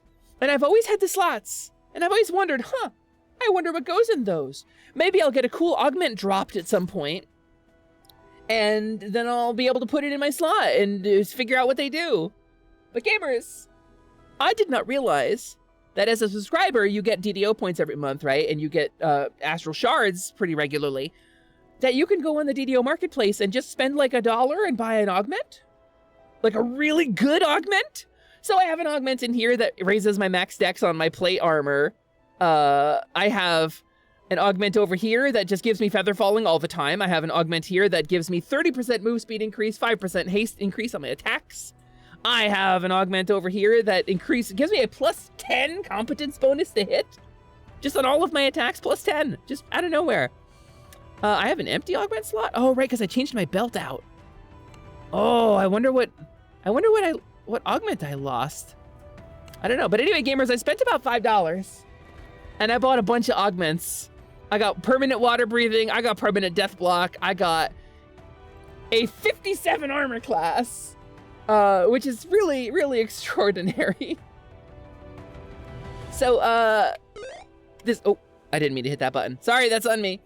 Do you have a silver augment to help me deal with the Balverines down by the bay? down by the bay. Hammer sings a song about Balverines, and I like it.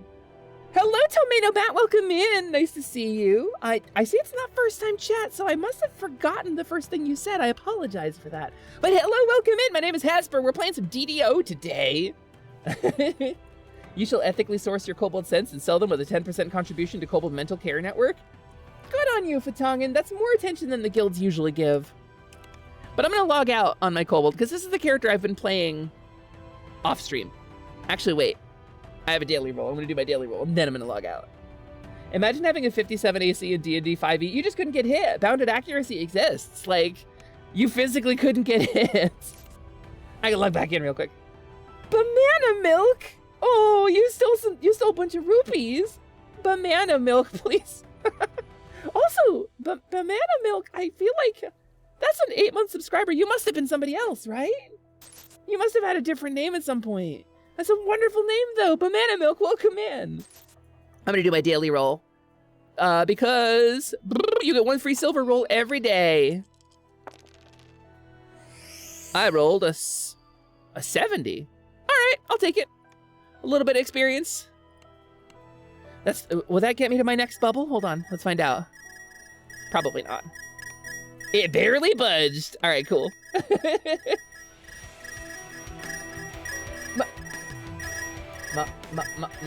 Mana?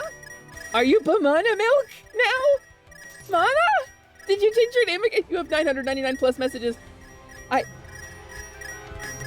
my god, wait, I didn't know it was you. I didn't know it was you. Hello, welcome in. I really like your new name. Oh my god, I was just talking about you before. So here is my cat. Everybody wants to be a cat because being a cat is where it is at. I don't have great armor for her. I don't have a great weapon. I have like a pretty cool weapon for her. I have the Ferrocrystal Maul from the Feywild stuff. She's not super powerful, but she is a cleric who can kind of tank. She's a plate-wearing cleric. She's a war priest. You changed into a basic viewer? Are you a basic viewer? Oh, I see. Well, please enjoy. Yeah, Mino is talking about the truth of my cleric cat. I'm downplaying her a little bit. She has turning bonuses to the point where she counts as like a level 15 when she turns undead. She's very strong at turning undead. That's kind of her specialty. What do you mean basic viewer? Do you mean non-streamer? You love that tail? It's my second favorite of the tails in DDO.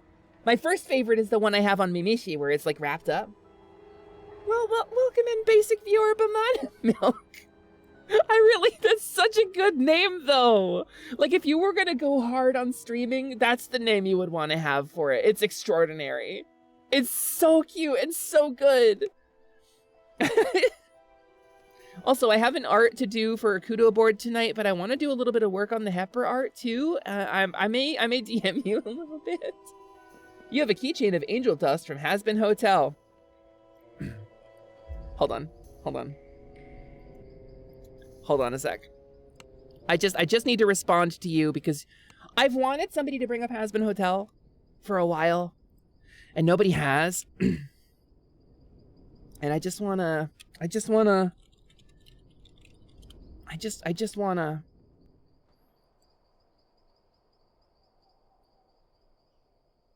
So things look bad, and your back's against the wall.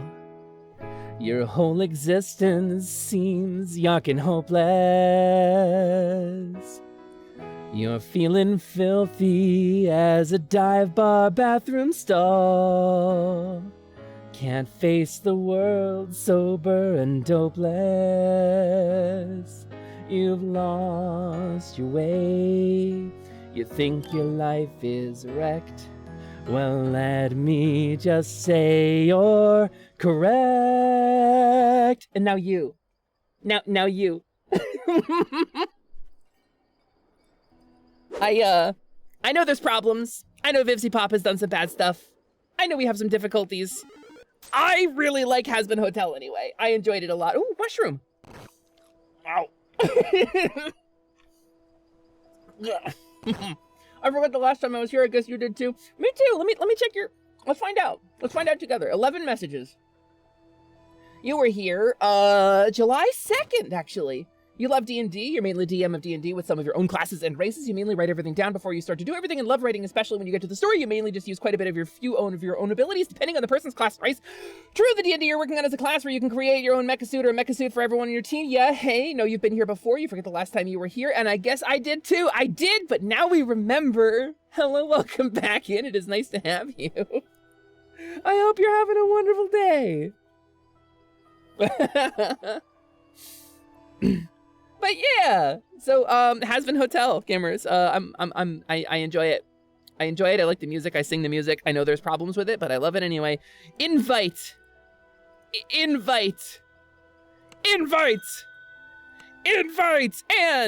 invite. We have a 6-person party. We have a full party.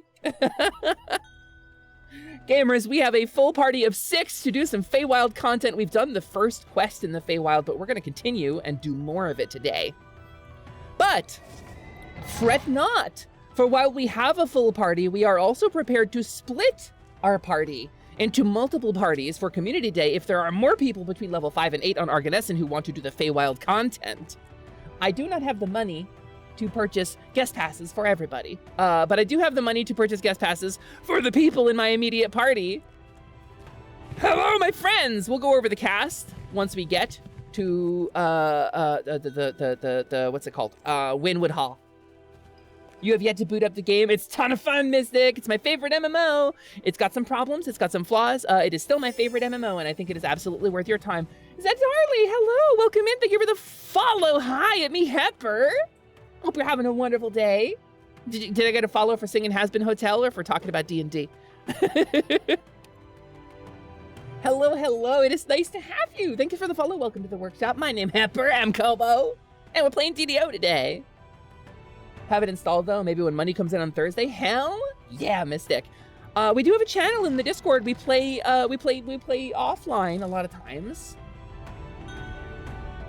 Cool. Thank you, Smug. I appreciate that. That doesn't have anything to do with what we're doing today. I'm super proud of you, and I think that's really cool. And I will check it after stream, but I'm not going to stop streaming just to go check the picture you posted on my Discord. But thank you. Thank you for participating in your own way. We're going to go to Winwood Hall because I think everybody in this party has been to Winwood Hall before.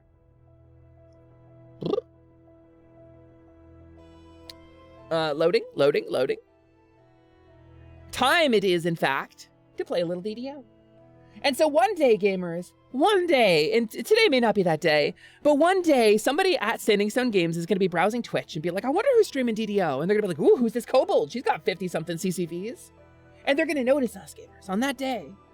I hope to be in top form so that I can discuss with them my favorite grudge that has been inspired by their game.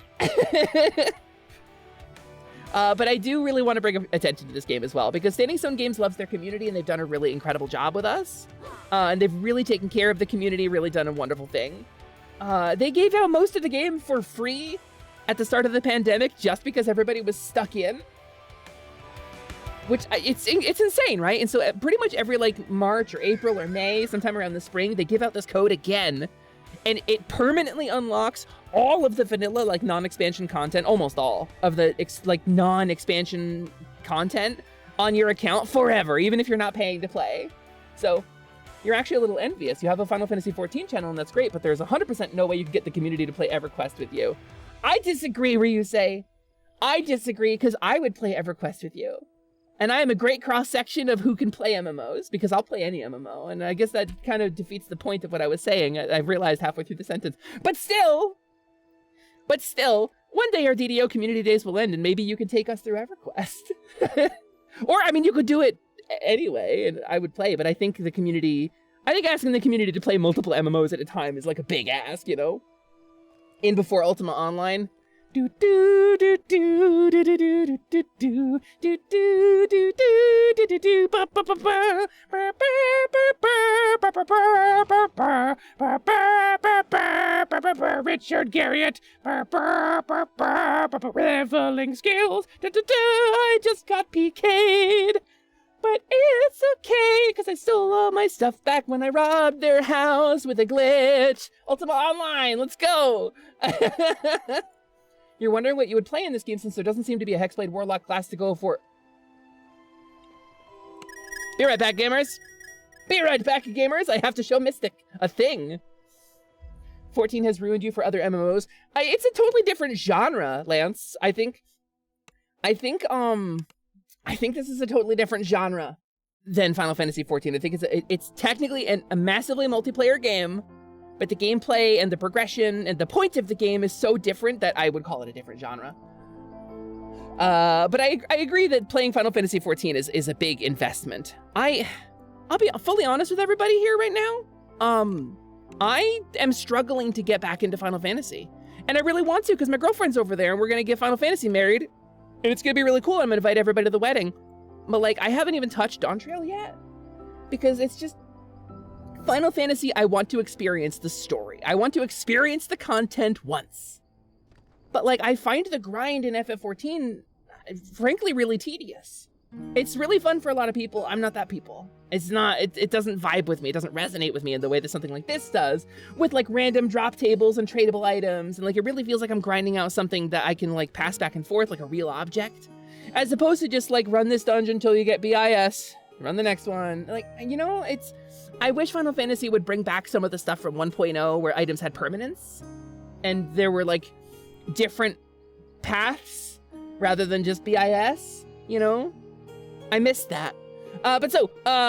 Mystic, let me show you something. So I'm a warlock on this character. I'm Dalhazar. Number 1, I have an Eldritch Blast. But number 2, I have Eldritch Aura, which means I can pulse out my Eldritch Blast at regular intervals. I can wield a weapon. I can have crazy cool mage armor. And I have an enhancement tree that I can go to. And it is called Enlightened Spirit. There's no Hexblade, but there is Enlightened Spirit that gives you melee abilities and the ability to empower your weapon and your armor class and become a melee combatant, and special attacks that you use with your warlock weapon. I wouldn't call it a Hexblade, but I wouldn't call it not a Hexblade too. Is this available for a non-subscriber? That is a great question, and I don't actually know the answer to that. For the most part, stuff is, but you have to unlock it through play if you're a free player. But stuff can be purchased for like a small handful of dollars for permanently, rather than like having to be a subscriber to play it, if that's the way you prefer to pay. Warlock and Enlightened Spirit are fully free to play. That's right, they changed it. We talked about this yesterday. Are tieflings available for character creation from the start? Also an unlock, right? I think also an unlock. I subscribe. Frankly, I'm a big proponent of paying the VIP sub cost to this game, but if you don't have money, it's still free to play, and the free to play offerings are pretty good. Tieflings, I think, are also fully free to play. I wonder about that because they're more recent, right? Tiefling, let's Google it, because I thought I had to pay for Tiefling when it came out. Oh, yeah, Tiefling player race was introduced in Update 41 Patch 4. Originally a premium race, Tiefling was made free in Update 53. You could play a Tiefling Warlock for free. Is the character level 1 Paladin for the armor proficiencies? Yes. That is correct, Mystic. You are 100% right. Okay, could I get an invite back to the group, please, my friends? I would appreciate that very much. Thank you for waiting.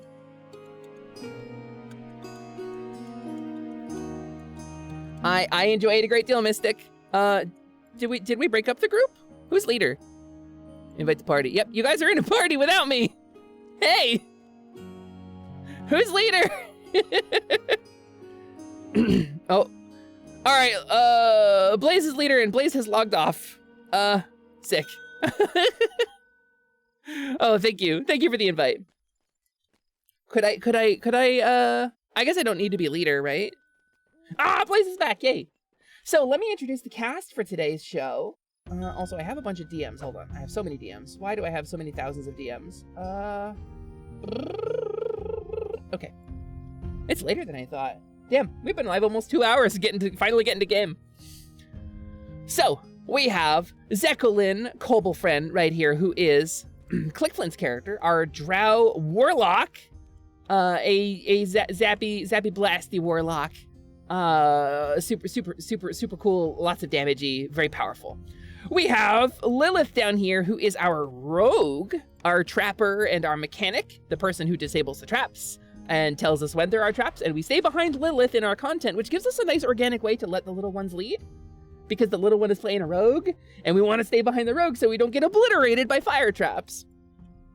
We have over here Fire Smolder Hammerblow, a dragonborn with some really cool armor, who is Wolfwings, who is playing a kind of basic paladin. Level 7 paladin, got a cool shield, a bunch of patterns on it, a couple of cool stuffs, and a little bit of water breathing just for fun. Or is that Merfolk's Blessing? I don't know. Goblin, excuse me, I was talking, excuse you. We have Fistper the Gold. Fistper is Red Mage. Fistper is our Sacred Fist. This is a paladin who fights in do you fight in heavy armor? This is a cosmetic, right, that you're wearing? You fight in like monk gear. Paladin fighting unarmed with special cool claw animations. It's very rad. Cloth wearer. And then we got Blaze over here, who is our Dark Ranger, who has Boofer. Look at Boofer. Look at the little Boofer. Look at the little ranger pet. The Dark Hunter Ranger is a ranger that gets a permanent pet in this game, which is not traditionally a thing in this game. Yeah, we do have a lot of paladins. Psi paladins are popular. But Blaze is here, and we have a party of 6 because I am playing just a cat. I'm a cat. I turn undead. Let's do it. Let's hit the wilderness, gamers. I think everybody's got all the quests. I think we did that last time. Some of you may need a pass to get into the stuff. So if you need a pass, sound off in the party chat and I will hand you one. I am perfectly happy to hand you one. I see Blaze is not the fault. Can you get it? Can you not get into this without a pass? Is Blaze getting locked out of the wilderness zone? Yeah, okay, cool. Bing! Let me go handle that. I don't know if I have one on me. I may need to pick one up. Let's find out. So one of the things that I like about this is that if you have content and you want to play it with a friend, you can insert coin to make them play that content with you without having to purchase it, which I think is pretty cool. Okay, let me insert coin real quick. Hold on. This is kind of my way of paying it forward too. There's a community that supports me so much. I really appreciate everybody having given so much, and so I want to give back. I want to give everybody a chance to play my favorite MMO with me, and I want y'all to be able to participate in my favorite content. Bing! All right, Blaze, let's do it.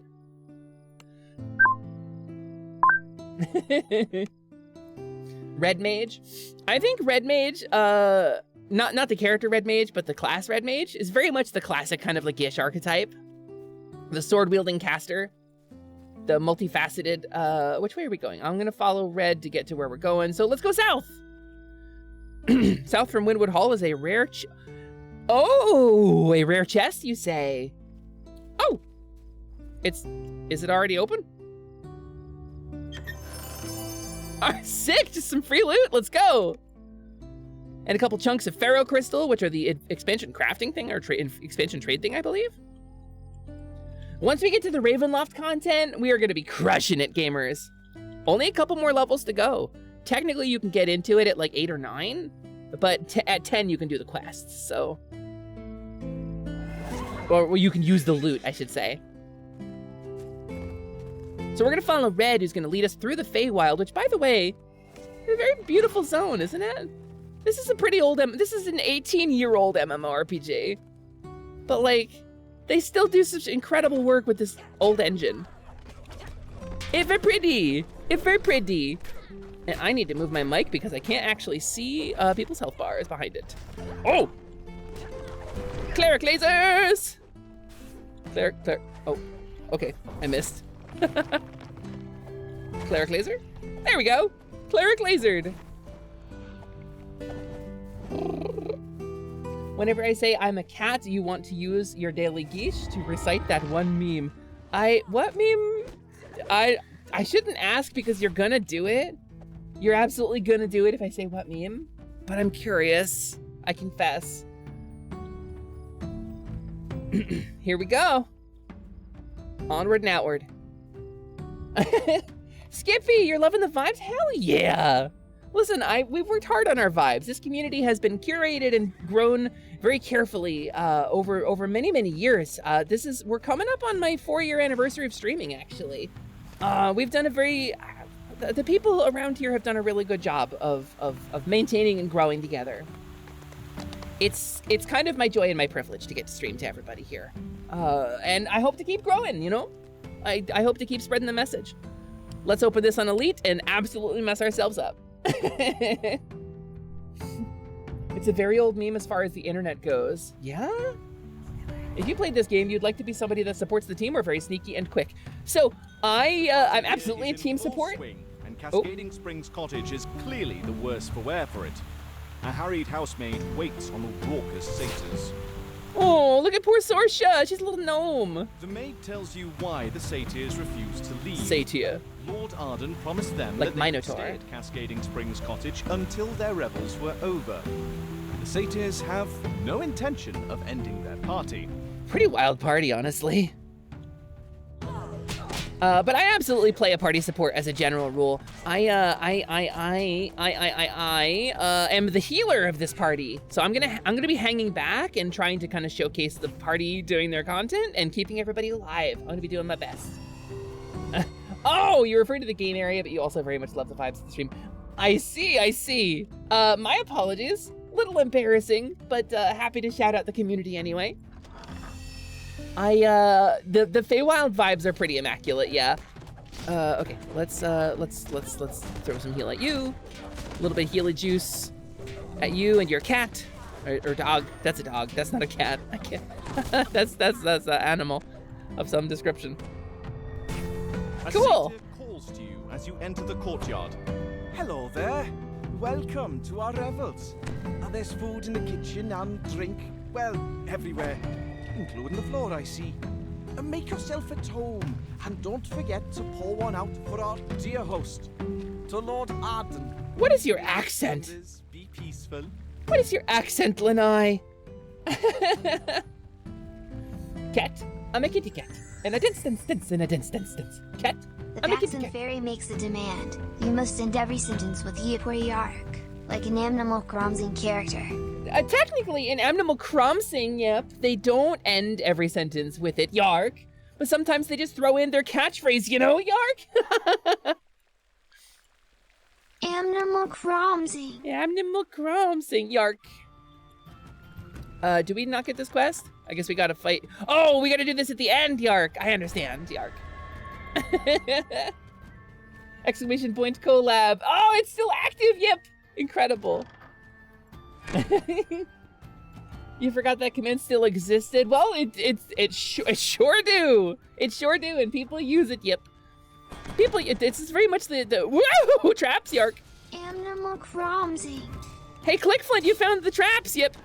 And Blaze also found the traps. Let's just keep everybody alive. Ooh, yep. Wait, why are you blocked? Where'd you go? Blaze, you didn't find the traps. Where are you? Where are you that you're getting hurt? What happened to you? 40 Animal Kromsing. Oh, you forgot the hash mark before it, yep. Imagine if I was a cat girl VTuber, yeah, Yark. I would definitely be going, yeah, at the end of everything, yeah, Yark. My name is Hesper Yark. My familiar is Slime and Gelmont, Yark. Uh-huh. Yark. Yark. Yark, Catbold. Ferrocrystal Dwarven War Axe, yep. Good stuff, Yark. Animal Kromsing. Animal Crossing, Yark. Yeah, that'd be a bit cringe, yeah, Yark. Red caps! Red caps! Yark! I take a great offense, actually, in not being a Fae VTuber anymore, yep. The path. You must end every sentence with Yip or Yark, like an Animal Kromsing character, has been lifted. The Paxton Fairy is satisfied. All right, Paxton Fairy, maybe I don't want to stop yet, Yark. Maybe it's fun for me, yip. And I feel not being a Fae VTuber anymore, sometimes that people who have appropriated the red caps as being destructive little awful goblins is pretty offensive, Yark. And I think, frankly, we should take it back. I think the idea of wearing a red hat and being a nightmare creature has been co-opted by a particular cadre of humans, Yip. And I think it's offensive to the Feyark. At least they're not headercaps. They're not ettercaps. No, they would not eat their caps, Yark. It's me, Girl Kobold, DM Bold, Yark. I actually use the same face tracking setup that she does. The Faxon Fairy makes a demand. Lemon. Ooh, lemon. Ah!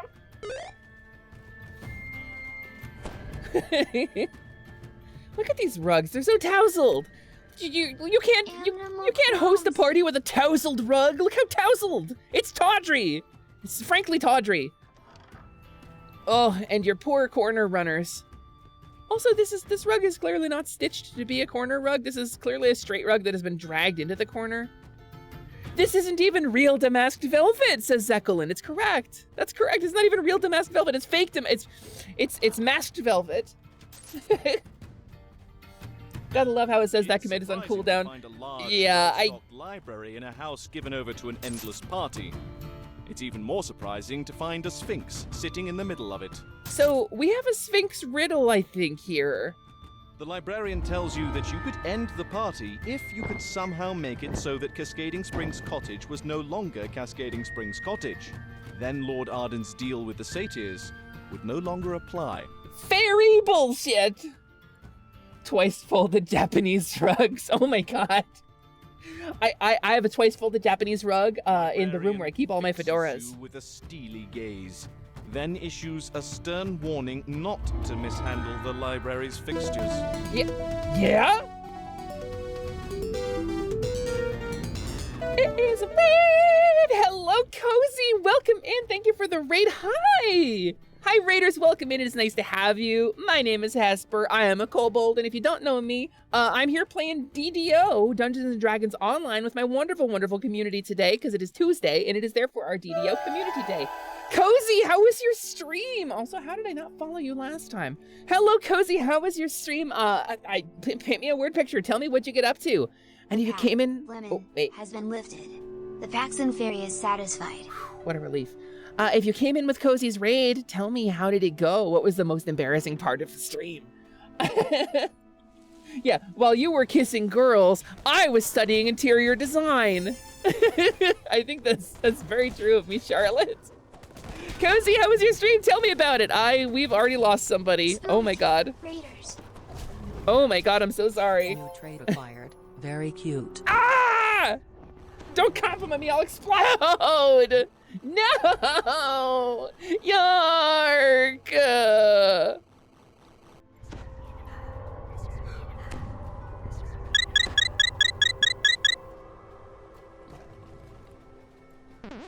Kobold, peaceful protest to DDO headquarters to get Kobold race! Oh, Cozy, you read the assignment for sure.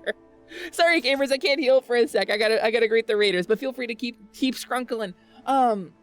You are 100% correct, Cozy. I'm happy to talk about this. As a kobold, I seek kobold representation in my favorite MMORPG, and now I'm goopy, but I'm still kobold, dang it. Kobold can be different things. So,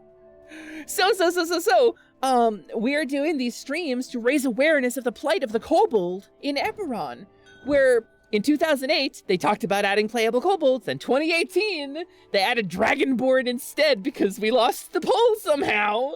And now, in 2024, 6 years later, we're still waiting patiently for kobolds in DDO because they have a way bigger place in Eberron lore than Dragonborn. They're way more appropriate and thematic. But also, kobolds. We just want kobolds. We're kobolds. We're waiting. We will no longer yark in the dark. The gods must hearken to our yarkin. And if we continue this stream series, one day a DDO dev is going to notice. They're going to come in here, and they're probably going to be like, sorry, Hepper, we can't give you kobolds. And I'll be like, that's fine. I still love this game very much. It's my favorite MMO. Thank you for your hard work and your wonderful support of the community. But maybe they will go, wow, she's got like 60 CCVs, 70 CCVs. Maybe we should add kobolds.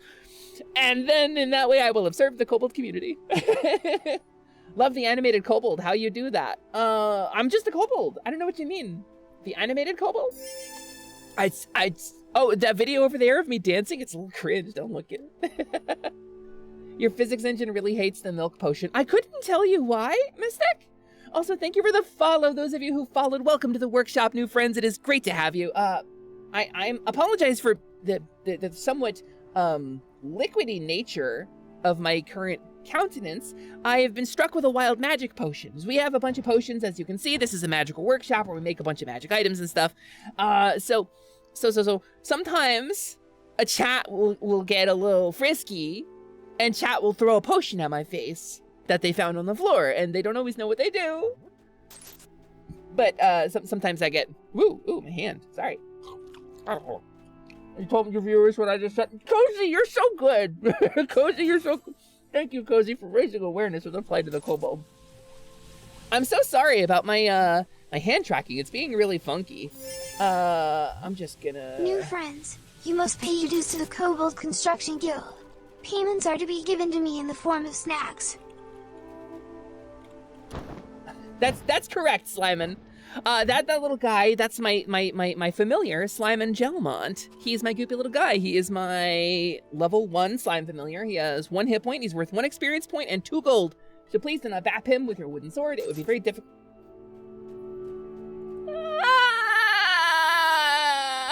Oh, sorry, I thought everything turned into cheese for a second. Okay, so, sorry. Let's us continue, I guess. You came checking out your recommended and joined into a raid. Oh, hell yeah! Welcome in, Real Foxy. Nice to have you. Thanks for that first time chat. Oh, yark!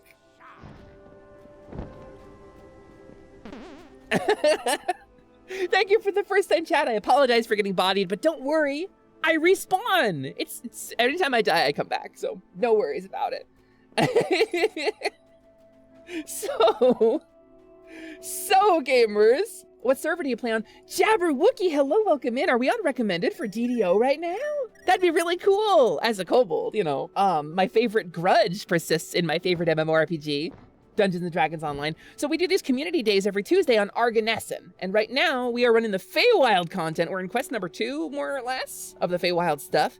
If you have a character between 5 and 8 on Arganesson, we would have to split the group because we are at full capacity right now, or we would have to run a second group. It is totally a thing that we can and will do, if necessary, to play with people. But I do respawn. Yes. Also, hi, Dingo. Welcome in. Where's Slyman's brother, Slichter? Taking a break. Taking a break right now. Let's continue the content, gamers. So I have to be a healer because we don't have a healer, and we need a healer very badly for this content.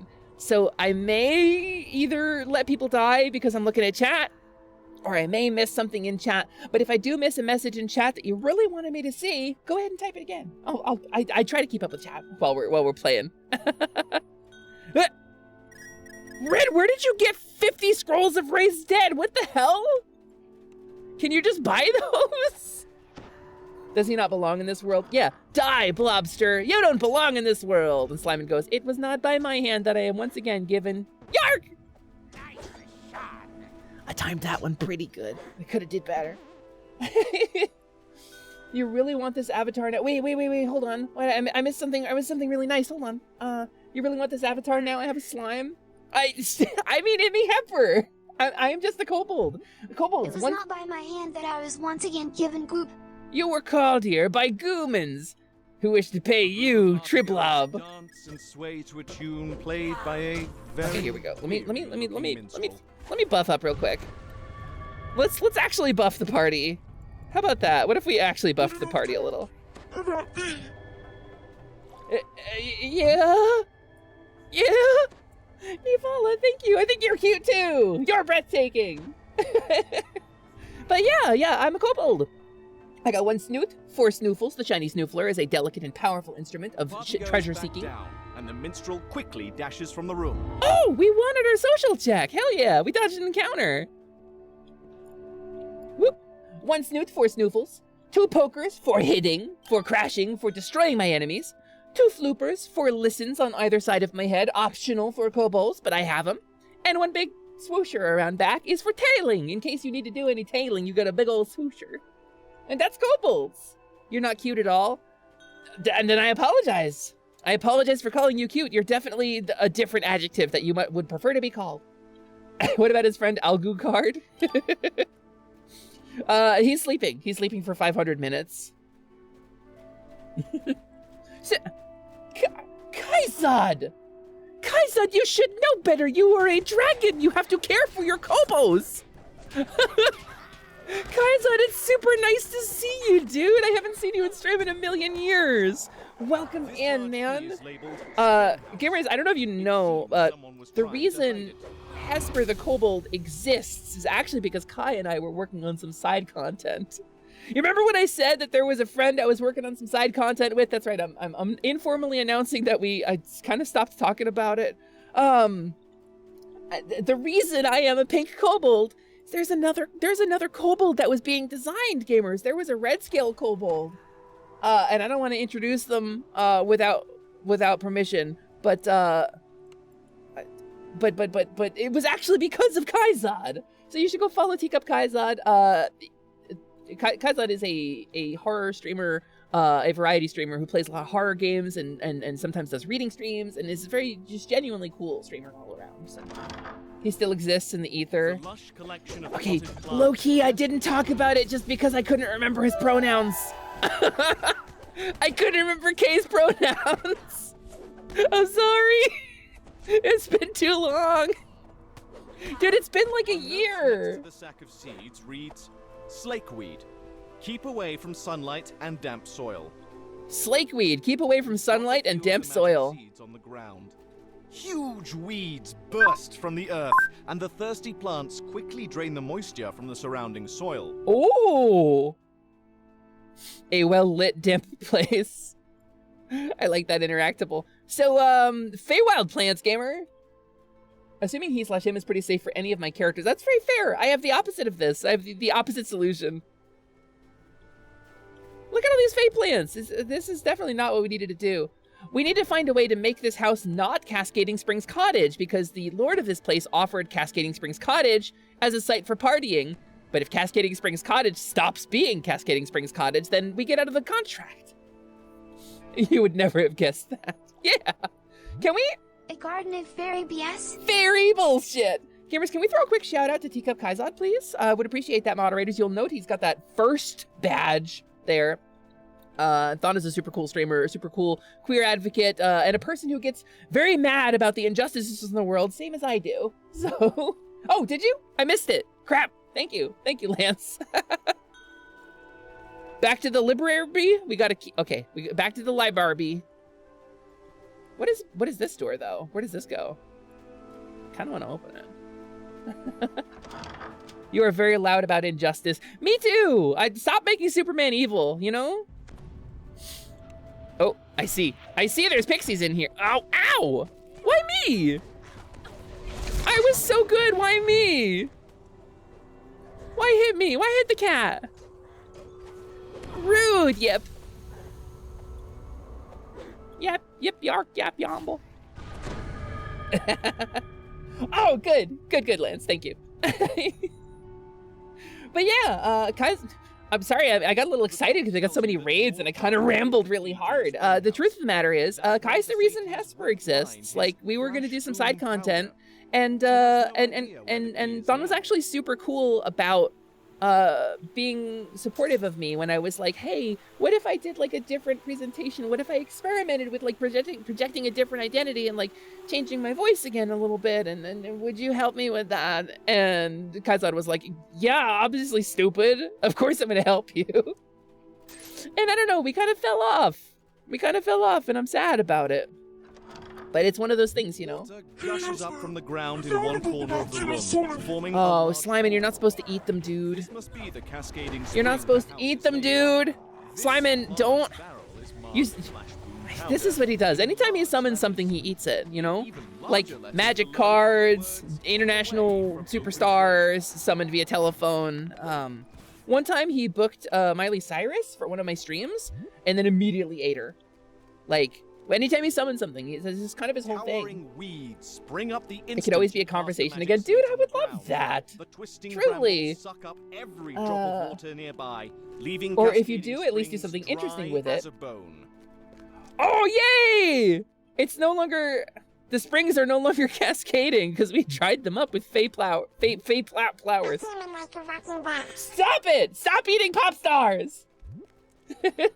Or if you do, at least do something interesting with it. Just don't make him evil, like making morally complex. Do the wrong thing for the right reasons. Okay, now I feel better. Oh, Miley juices. Warhammer Actual, thanks for the follow. Welcome in. It is nice to have you. I hope you're having a wonderful day. I hope you're having a good old time. I hope the Warhame is swinging powerfully today. I guess you're gonna go back to the library, right? Library? Did we talk to the housemaid? No, okay. We got a library, right? I think we gotta hit the library. Library. I love hitting the library. Which was this? Was it? Am I going the wrong way? I'm just gonna follow Red. Where's Red? Red knows where we're going. Let's see. What do you got? What do you got for me? Oh! Oh! The careless satyr swings his torch too close to the powder keg, which explodes in a shower of sparks. Oh! Partygoers turn to gawk at the spectacle. He needs some milk. Can I? Oh, I can't heal him. I think he's dead. I think that's a dead satyr. Hope you're having a great session and stream. Hey, well, thank you so much for the first time chat. It's wonderful to have you in here. Hopefully I set my category correctly. OBS is reporting it as just chatting right now. The satyrs are still distracted by the recent fireworks. Oh, it's not Cascading Springs Cottage anymore. Replace the cottage sign with the sign from the library. Aw, yay. But yeah, we're having a good session. We're having a good stream. It's a ton of fun. We're having a good time. We play DDO here, my favorite MMORPG, every Tuesday. We're trying to raise awareness to the plight of the kobold. As a kobold myself, I feel like this needs to be said. Seething with anger. Uh-oh. Wait, I gotta heal. Hold on. I gotta heal everybody. Once I am done healing everybody, I will respond more thoroughly. Okay, this is actually, they're not, our party's a lot stronger than it was last time, gamers. I'm definitely not as desperate on the healing. They were not happy that their party had ended. But yeah. So I'm trying to raise awareness to the plight of the kobold. Wait, Crown of Fireflies, what is that? What is that? Oh, I would really like that Crown of Fireflies. Oh, it's too late, it's too late.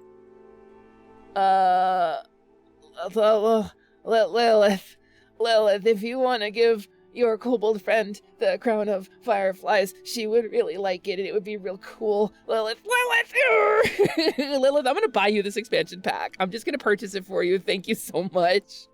Oh, we got a new hat, new hat. What does it look like? Let's see, I have the cosmetic on, but what does the actual hat look like?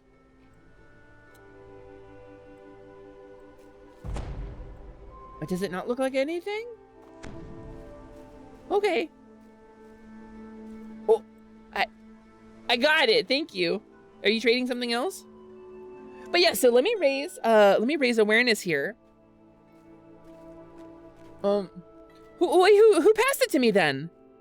Oh, no, somebody passed me the Crown of Fireflies. Thank you so much for. Your cosmetic headgear will override it until it is unequipped. No, I just have Googles. Maybe it's because I'm a cat. Maybe because I'm a cat. That would make sense. Okay, sorry. I got distracted because I'm very excited because I got so many people in here today to see DDO. So. The plight of the kobold. Let me explain. In 2008, I think it was Turbine at the time, who ran DDO, made DDO, said, we're going to add playable kobolds to the game. And I didn't know at the time, but I know this now. Kobolds have a huge place in Eberron, because this game takes place primarily in Eberron. We are in the Feywild right now, but primarily, the game takes place in Eberron, right? And so, kobolds have a huge place in Eberron. I didn't know this at the time. They said they were going to add playable kobolds. 10 years went by, the game changed hands, now Standing Stone Games operates it, and we didn't get any word on it, which was disappointing. And then they said, hey, we're going to add a new race to the game. Do you want those kobolds? But what if we added Dragonborn, who don't really have a place in Eberron lore, but are very popular in D&D right now, in D&D culture? Oh, thank you. And so they did a poll with the community, and the poll was rigged. Kobolds lost. Dragonborn don't even have tails. There's no swoosher on a Dragonborn. But somehow they won, and so we've been waiting 6 more years, hoping against hope that the kobolds will no longer have to say nope. We will no longer yark in the dark. I say we stand up, and I've started this stream series with the hope of spreading news about the plight of the kobold. That one day, if we yip yap and yark loud enough, the gods will hearken to our yarkin, and they will know that we are still here waiting patiently, kicking our feet, tails in our laps, looking cute and adorable, and wanting to be represented in our favorite MMORPG. But so that's the vibes. There's fireflies naturally in here. Not sure if those are that or the crown. I think it's just the fireflies that are naturally in here. Wait a minute. No, actually, there are fireflies. Oh, that's cool. I was expecting like a hat, but it's actually the fireflies. Oh, that's cool. That's really cool. I like that. Okay, let's finish out. Let's do the next quest. I did poke him in. You respect to have more heals. Did you, Wolf? Nicey nice. You got some wisdoms. Torixel, hello. Well, I would take the dog bolts. I would take dog bolts truly, but then they would just want to add gnolls, right? That's a hyena, but it's much more in that territory. Add Gorias, like from Zelda. Those are kind of dog bolts too. Yeah, I would take dog bolts, Torixel. I would love reptile bolts because that's what I am, a little draconic bolt. Wisdom and Fey Dark Illusionist, you have like 250 SP. Damn! Part-time healing, let's go! Part-time healer with a plate squad.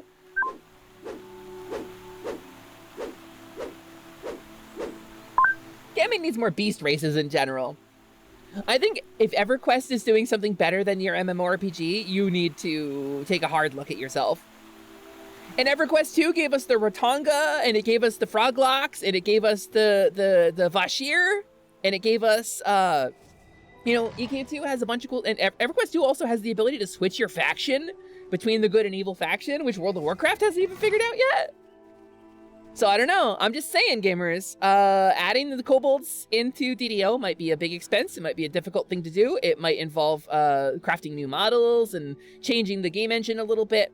But there was some discussion about it when they added the Tabaxi to the game because they, no, it was the Tieflings, because they said they had to update the tail technology for the character creator. Which feels like, feels like maybe we could, like, I don't know, maybe take advantage of that a little bit. It feels like, DDO is like 18 years old now, so maybe for the 20th anniversary, boop. Oh, wait, no, hold on, I remember this. Oh, I remember this. De Malonza, I've done this quest. It bugs me so much that usually when a game adds a beast race, it's just cat people of some kind. Well, frankly, normally speaking with just cat people, right? They don't add the beast race because, like, the skeleton of the model is very different. And, like, they're not sure how to wrap the gear, or it takes a lot of... Perhaps the knight the villager spoke of is there. Okay, sorry, I didn't want to talk over the narration. Travelers! A hearty voice calls as you approach. Are you here to help us slay the great beast? Yeah, totally. Totally, De Malonza. Are you a mortal who got lost in the Feywild? Is that what happened? But so, like, when you add something to an MMO, like a player race, right? And this is a concern that Yoshi P talks about with Final Fantasy XIV with adding the Femhrothgar, right? Is you have not just to add a model for the player character, right? And animations for the player character. You see the way her tail swooshes and stuff. Like, you have to change the engine to fit things, because if there weren't previously creatures with tails, your skeleton wouldn't have those animations. So you'd have to do a bunch of animation, a bunch of artwork. But more than that, things like the gear, like this plate armor, is now fitted for the cat frame and cropped in such a way that it fits on the cat and exposes her little cat feet. You got to do that for all of the gear in your game. You got to do that for every model, every item that interacts with the players in any way. All not just the animations and the art, but like, if I equip a new shield, you got to make sure it fits. If I equip new shoulder pads, you got to make sure those fit. And so it becomes an exponentially more expensive thing the more content your game has to add a new race to an MMORPG, like a new playable character option. And I think DDO is very aware of that. DDO is an 18-year-old game, So probably when they add a race that is like just a cat person or whatever, right? It's usually because that's stuff they can recycle some work. Menacingly. But cats are also like weirdly popular. Talk to me about a plan. Ma'am, it's just a windmill, right? It's a perfectly normal, let's talk to you about a plan. I'm glad you believe me. She tells you. More than you'll ever know. Now, bring your courage to the fore. Surprise, it's the Feywild! It really is a monster! It really is a monster! Lurches forward. Creatures spring up around you. The windmill is tilting at her. Oh god, it really likes me. Okay, it's maybe too big for us to beat up with our weapons and spells. Oh! It fell on you. So what do we gotta do here? We clearly gotta do something. What do we got around? What do we got around? There's gotta be something. A creature sporting an unusual gemstone seems to be avoiding you. Yeah? Is it? What creature is avoiding me? Hold on. The strange gemstone seems to be protecting this creature from spells and weapons. There it is. Wait. Hey, come here. What are you doing? What are you doing? Can I get your gemstone? Can I have it? Can I have it? Can I have that? Hey, excuse me, can I? Sporting an unusual gemstone seems to be avoiding you. Huh. This is definitely something to do with it. Donkey Hobold. Donkey Hobold! Ow. Okay, that's a method. That's quite painful, actually. Let's make sure everybody is healed up. Okay. We gotta do something in here. Do we just gotta kill all these topiary lions? A creature sporting an unusual gemstone seems. That feels like a good place to start anyway. Hey. Oh no. Oh no, we're lagging. 18-year-old game? Lagging? Unthinkable. Okay. Oh! Wait a minute. Oh, we gotta get the thing to drop on top of the topiary. We gotta get it to drop on top of the cat. We gotta bait it into smashing it. The gemstone. Yeah! Wait! We did it! Hold on, that's brilliant, actually. I love this game so much. That's cool. Can we hurt the windmill now? Oh, we're lagging quite a bit. We can hurt the windmill now! Oh, we can't, no, never mind, hold on. Oh, another lion. Gemstone cracks and the windmill shakes violently. Okay, it's still healing itself. It's still getting free heals.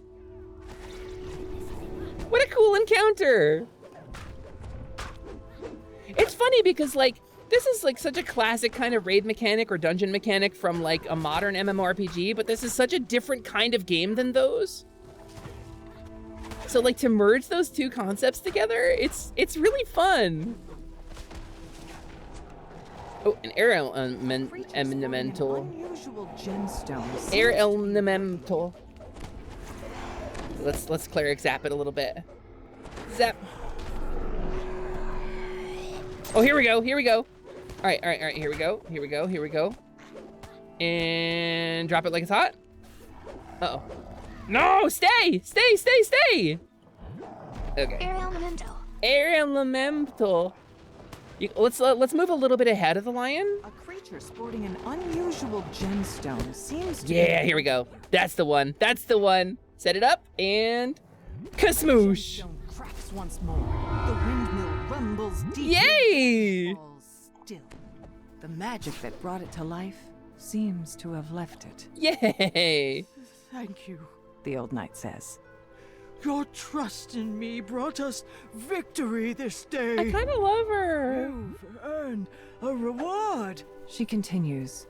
But speak with me if you'd like to help a little further. I would love to help a little further, yeah. I fear the culprit is still nearby. Let's beat the culprit, gamers. Let's get that extra XP. Also, what do we got? Y'all getting some good loots? Just got back and likely gonna get approval for the next interview. Siren, hell yeah, dude! Congratulations! I'm really looking forward to hearing that good news from you. It sounds like it would be really big for you. I don't know, I don't really know what your job situation is, but if you're interviewing for it, it's got to be an improvement, right? So I'm crossing my fingers for you. I'm crossing my little kobold fingies, my little kobold toes, and I'm swooshing my swoosher. I'm tailing with it. B, hello, welcome in. Hi, nice to see you. So we have that emote, but watch this, watch this. Nobody say anything in chat for a minute, okay? Nobody say anything in chat for just a minute. I want to show off a thing. It's gonna be tricky to do because I can't type very quickly, but if you can type quicker than me, or if you have keyboard macros, you can do it like this. So Hasper 13, Kobold stack, right? I'll do this. And then bucket jacket. And then sprig jacket. Look at that, it's a kobold stack. It's 3 kobolds in a trench coat. It's me and my friends Bucket Lamp and Kobold Sprig. 3 kobolds in a trench coat. And we're trying to get other kobolds in on this, by the way, because we want to give this artist a little bit more work, and we also want to have a bunch of optional kobolds to stack in the kobold stack. But these emotes are active across all of our channels too. There's also a Hesper jacket that you can do. What server do you play on? We are on Argonessin right now. We are playing on Argonessin. Our community days, we're currently doing level 5 to 8 content in the Feywild for the stream, but my main character is like level 12-ish. I am a first lifer. I'm a dirty first lifer. It's my favorite MMORPG. And speaking as a kobold, I'm sure you can understand, I have a grudge a little bit that I bear with me as well in my favorite MMORPG. Kobold, remember waterworks! Kobold always hate you! But so, this feels special. Something shiny. But so, yeah, Argonessin is the server we play on. We have a whole guild. But if you ever want to join in right now, we are doing some content with a stream party, but I play a lot off stream too. This is kind of my recreational game. The gnome sends his pets forward to attack. Excuse you, Senor Gnomington. But I'm playing the healer today, so. Never again will he pose a threat. The knight tells you. That was not just 161x. I guess we get another chest, so that's kind of cool. Get gnomed. Oh! You playing Orient? Ah, damn, I'm sorry. Well, you're always welcome to roll on here if you ever want to hang out. But no sweat, as long as you carry the message forward. The gods must hearken to our Yarkin. The kobolds will no longer yark in the dark. We have been denied playability in DDO for too long.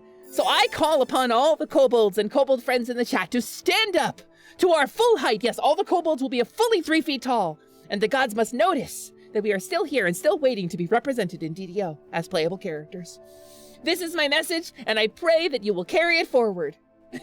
Also, you know, because kobolds have like a really big place in Eberron, Keith Baker has written a ton of lore about it, and it's really like lore appropriate. It's really cool. I'm just saying, not just because I'm a kobold, but because, you know, we're out here.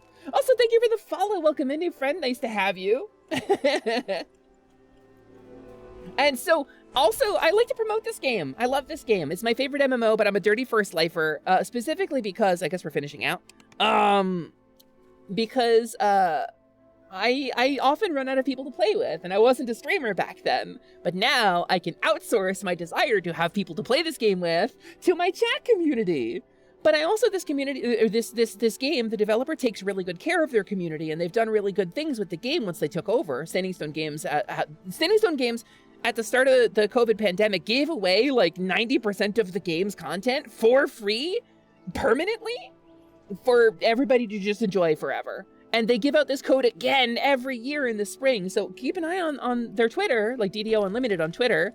They'll announce when they're giving out the code again. It's probably going to be in spring. Sometimes, like, I think it's been as late as like June, but they do it every year, and you can just own like most of this game forever and never have to pay a dime, which is truly wild that they have done this. But they wanted to take care of their community. Hello, without the z. Hello to you as well, Dillis. Welcome in. My name is Hesper. I am a kobold. I am a kabam, a mid-level mage. I am Papow, the foreman of the Kobold Construction Guild, and I am our resident scaly sorceress. And I'm here playing DDO with my friends. It's my favorite MMO. I'm sharing it with the world. Not that the MMO needed to be shared with the world, but I figure during peak, my server has about 300 concurrent players, and I think if I can add 30 to that number, you know, I will consider it a victory. New trait acquired, high-level mage. No, I don't think that's true, B, but I can't argue with the character sheet. I mean, it's on there. You see it right there. It says it. It says high-level mage. Also, future time travel? Who gave me that? But level 4, definitely kind of mid-level vibes. Bloody Boots Boris. Bye, Bloody Boots Boris. We're on Arganesson server, Dillis. Are we getting some people? Are we getting in the recommended DDO category? Gamers, are we getting some momentum here? We're on Arganesson for these community days. We play every Tuesday. I start stream at 3 p.m. Eastern. Usually takes us about an hour or two to get into the content because we do some chatting beforehand. But we're in Argo. We're dirty Argo players. I was on Galanda for a long time. Oh, hi, Thistledown. We'll help you. Yeah, totally. So a lot of the point of these streams, and I want to clarify, is, oh, are you on Argo as well? Hell yeah. If you see us, say hi. You're welcome to join us, but our party for the stream is full today, but I do play a lot of this offline as well. Our kind of mentality on this, right? I'll tell a little story. Because I wanted to play DDO, right? And I never had people to play with, and when I did have people to play with, they were people who had played the game thousands and thousands of more hours. I was working full-time and going to school when this game came out, so like I didn't have the energy or time to keep up, and I kind of got left behind. So when the time came to play stuff with people, it was all people who had beaten the game 1,000 times and had these huge maximal multi-reincarnation characters, and basically they would invite me to a group and say like, okay, we'll get you leveled up.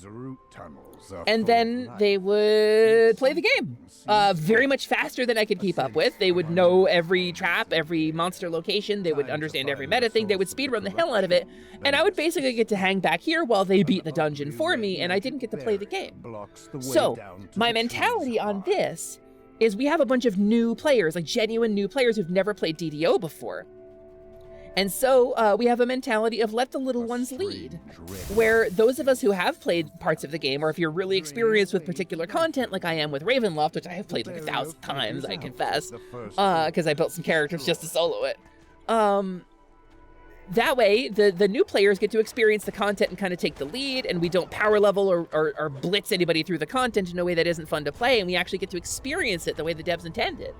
Which I think is kind of fun, and I've been having a lot of fun with these streams. So, you just TR'd your ult into a thrower. You could use some help leveling. No way, Dillis. Yeah, you're totally welcome. If you see us on, I don't know if you're in a guild, but we can throw you in the guild too. But we're kind of a low-level guild. We started a guild for these streams. We're level 36, so we got some ground to cover before we get caught up with the big 200s, you know. But yeah, as long as you're friendly. As long as your vibes, as long as you share the opinion that kobolds belong in DDO as playable race, then you're welcome to join us. It's always a nice offer when people are willing to speed you through, but you miss so much when you do that. I mean, like, I like having fun building my character. And so once you've played the content before, this Thor Pirate Software talks about this. And he talks about how players will optimize the fun out of your content. They'll optimize the fun out of your game. And that's very true. Because the fun stops being like exploring blindly, it starts being finding more efficient ways to get the thing. You know, finding faster ways to get the cheese out of the mousetrap. And that's fun for the players who've done it a billion times, but it's not fun for players who haven't, you know? And so I think there's often in game design, particularly in MMORPGs, a problem where you kind of have to deal with that. And whole swaths of content that are installed on the hard drive, like artists did some incredible work on it. A lot of it just becomes irrelevant, and DDO has solved the problem of content irrelevance with the reincarnation system, which is great. There's always a reason to go revisit new content, and there's always players available at certain levels. What they haven't really found a way to address is the fact that those players are going to speedrun the hell out of that content, and as a new player, it's really daunting to just like get carried through stuff, because then you don't know what you're doing, you don't know if your build is any good, it doesn't matter. You don't actually have to or get to play the game playing with those players, and so it's a difficult problem to solve, right? So you share the opinion that it's fun to kill kobolds. No, I share that too! Dillis, totally, absolutely. You give me some Clan Tunnel Worm or Gnashtooth kobolds or something. Like, those guys suck. They take prisoners and they don't feed them, and they don't like Kool-Aid, and they do not eat raw eggs. They eat people, and I think that sucks of them. I'll totally beat up some kobolds. Much like a human will regularly beat up other humans. You play a human character, you run the Sharn Syndicate, you kill other humans all the time, right? Why would it be any different for kobolds? And also, there is lore about this that Keith Baker wrote for Eberron. Did you know there are 2 subspecies of kobolds in Eberron? Did you know there are the kobolds allegedly born of Kyber and the kobolds allegedly born of Eberron, the two of the original progenitor dragons? And when the drops of their blood fell to earth during the creation myth, those drops sprang up and became the first kobolds. Did you know that? And did you know that the kobold subspecies can tell each other apart by scent alone? Up to like 20 feet away, instantaneously and error-free? And that there are rumors of a 3rd subspecies of kobolds born of Sybaris that have wings and have been sighted in mountaintops, but they've never been confirmed to exist. And if a kobold is far enough away from kobolds that smell similarly to them for too long, they can fall into a deep melancholy and get depressed. This is all Keith Baker. This is all official Eberron lore. I'm just saying. What's your name in game? I'll add you. I have so many different names. At the moment, I'm on Avara, but you're going to want to add Yarkle. Yarkle is the character that I'm currently treating as my main. Or Mimishi, if you want to add Mimishi. And we are on the Arganessen. We're on the Arganessen server. Who out here hotboxing the Fey gas? Nice. That's why I blocked my chat. They sort things by scent the way the kobold gods intended. Thank you. Also, we really got to encounter some undead because I am kind of okay. And we're very unlikely to encounter real undead in the Feywild, but still. Yeah, Dillis, you're welcome to add me anytime. Hit me up if I'm ever on. We have a channel in my Discord server where we organize play as well. If you are interested in such things, we are, I will clarify, we are a queer-friendly Discord, so please don't bring any anti-LGBT sentiment into there. But there's my Discord server. We have a DDO channel there where we organize play. We have a role you can ping if you ever want somebody to play with. We have a couple of big game veterans in here. We have some DDO royalty with like 15, 20 TRs under their belt. That impresses me very much that they want to play with my tiny little kobold butt. So if you ever want help, I'm guaranteed there's somebody on to help. But it's our vibes, you know? Which setting is used in DDO? This is Eberron Mystic, which historically is like my least favorite of the D&D settings until I started actually looking into it, and now I'm really falling in love with it quickly. I'm very much like a tropey fantasy head. I'm a Faerun kind of girl. I'm a Greyhawk gal. But this stuff is very boring to a lot of people. I understand. The stuff that I like is very boring to a lot of people, you know? But I don't know, this orb. Wait, I found an orb. I found an orb, gang. With the final orb. Yay! I broke it just like the last one I found. Crackling sounds can be heard. You're currently playing an Eberron game on Thursdays. That's wild! Hell yeah! I'm going to be playing an Eberron game on Thursdays or Fridays. I forget which day. Our session 0 is next week. I'm really excited about it, actually. I'm playing a kobold. What does TR stand for? True Reincarnation, rather. When your character reaches level 20, you gain access to what is called Heroic True Reincarnation. Thank you, Slyman. For those who don't know, this little guy, you guys gave me so many snacks. This little guy here is my familiar, Slyman Gelmont. He's a level 1 slime. He helps me with my magic. Please don't beat him up.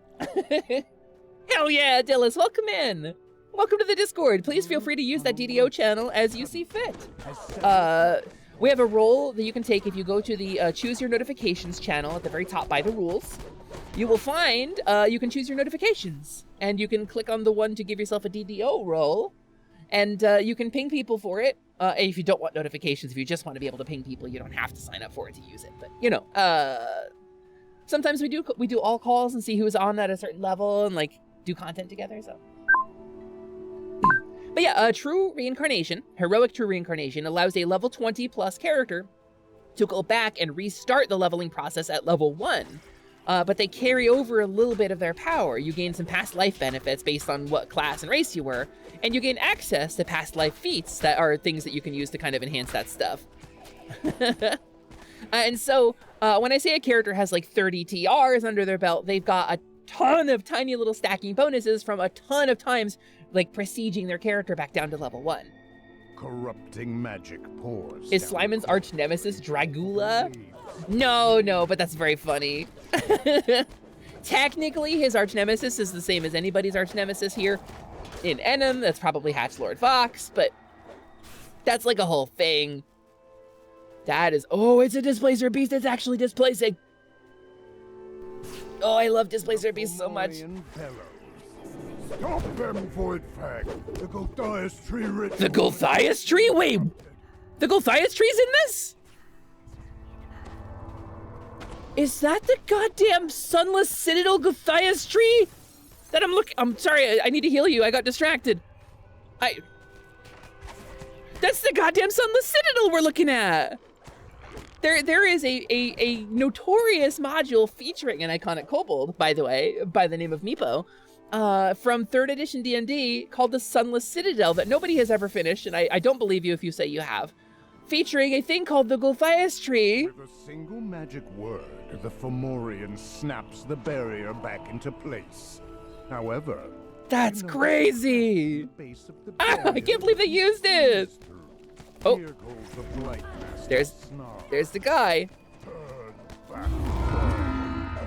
You're not powerful enough to stop me from turning this into a Gulthias tree.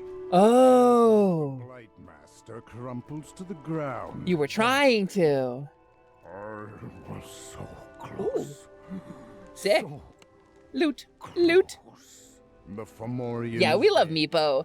I played a gender-swapped version of Meepo one time in a D&D game. I played Meepo, which is really fun. Cloak of Winter? What did you get? Whoa, that's tanky. Oh, that's very tanky. That's got Death Block on it. It's Life Seal that gives you negative. This gotta go to Fire Smolder, right? This cloak? That's real good.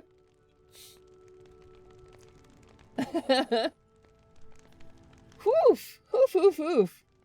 There are 3 TR bonuses for each class and race. Yeah, you can do up to 3 times for each class and race. You can stack those bonuses up to 3 times, right? Is that correct? Do you get the same TR buffs if you... Oh, yeah. Mystic, yeah, that's the one. Also, hi, Case. Hello, welcome in. I didn't see you. Sorry, I was doing a fight. I was healing everybody. Seeing as this game is made with the same studio as Lotro, does that mean bards can use .abc files for their music? Okay, if there's one thing I wish they would bring over from DDO, or from Lotro, it's the player housing. If there's 2 things I wish they would bring over from Lotro, it's the bard music system. Neither of those things made it into this game, unfortunately. What we do have is incredible community management and the developers who really, really care about their community, which I think is really incredible. Oh. Let's talk to this little Pickassy. We're making good time, gamers, considering how hard this was last week. That one. Considering how much trouble we got in last week doing this, I think we're doing pretty good, not gonna lie to you. Whoa! What do we got? You're trading with me. What do you want? Cat to cat trading. Oh! Oh! I see. It's actually, I think you can keep this if you want it, Red. It's actually, like, not that good compared to what I'm using. Because I'm proficient in my heavy armor, and it's got Hallowed on it. It's good for turning. You're a Clothy. I can't craft on that, though. I can't do Caneth crafting on that because it's blue, right? It's a named item. I would just sell it, probably. Or trade it down. Iterates DDO updates. It's going to take a little bit, Mystic. The game can take a while to update. Cat-to-cat communication, same as transfem to transfem communication. That's correct. We have brain lasers. The HRT gives us superpowers. He is an artificer that tinkers with things to help himself and others. He was kicked out of his clan because he was too different. Oh, is that your kobold? I also am playing a kobold artificer in Eberron. Nyaz and Merps. The furry community thanks you for your service. Bard music playing in game is so much fun, but it's just one of those it'd be neat but NBD. I agree. So Siren, your experience with Bard music, right, is because Final Fantasy XIV was kind of your game du jour, right? That was your first real MMO, as I recall. I don't know if I'm remembering that correctly. But so Lord of the Rings Online does a thing where it allows you to actually like play back a file, as opposed to having to use like a separate program like FF14 Bard Music Player, BMP. You can just load the ABC file directly from the game client. It's natively supported, and you can sync it up with other performers. And so what I did when I played Lotro was my boyfriend and I at the time and one of our friends formed a little 3-man band, and we traveled around the Shire just playing music at people. And that was like the whole thing we did when we played the game. Yeah, and so it was fully synced, and you could get a MIDI file and you could split it into an ABC with different tracks and just play whatever the heck you wanted. It was really cool, and I really wish Final Fantasy System was that cool, because it's not that cool. Final Fantasy System is concerned with things like copyright, I'm sure, because there's more eyes on Final Fantasy than there ever were on Lotro, but still. Reminds you of when the Longest Johns were doing stealth concerts on Sea of Thieves. What a cool thing to do, right? If you're a band, like an a cappella band that does shanties, how cool is it to go on Sea of Thieves and just do concerts via voice chat? Via the proximity chat built into Sea of Thieves. Oh, Zek? Zek, what killed you? I was watching health bars. How did you... Is this royalty-free? I don't think this is royalty-free music, is it? Oh, no, it totally is. Okay, sick. Yeah, I don't know what killed you, dude. I'm very confused. But I do not have Raised Dead yet, so good luck. Zap. Oh, wow, I didn't actually do that much damage. Oh, sick. Thanks, Red.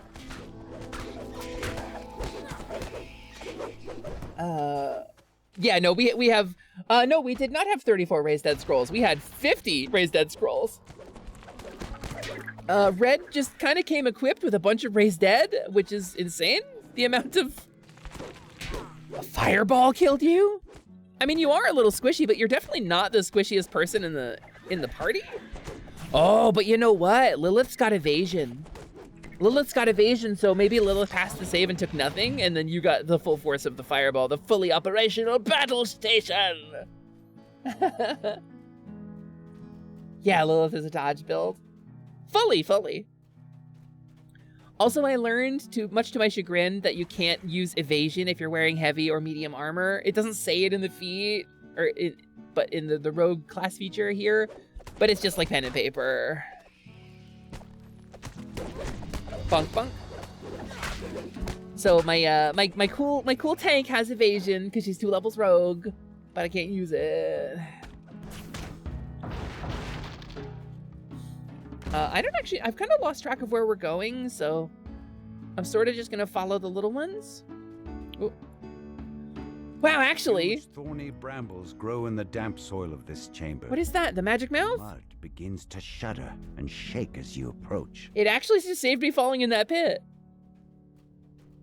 Where are we going? Oh, there's something in this room, right? You went to an Asian market and bought fresh sugandis for traditional Chinese soup. Huh. You know, I have a question about that. There's something you said that I don't know. Who the hell is Steve Jobs?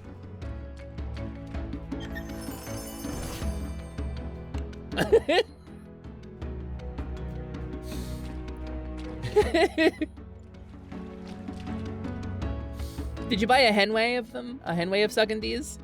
I think, I will allow this on the auto mod because that is the answer to my joke. Well played. Oh, wait, there's something here. Something, I'm sneefing. The shiny snoofler has detected. Did you remember to get up, dog? What is up, dog? There is? I detected. There is a secret door down in this pit.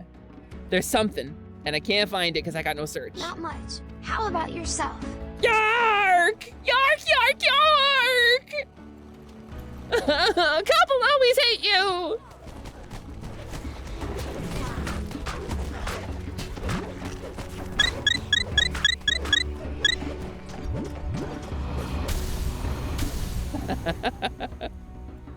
Well done. Well done.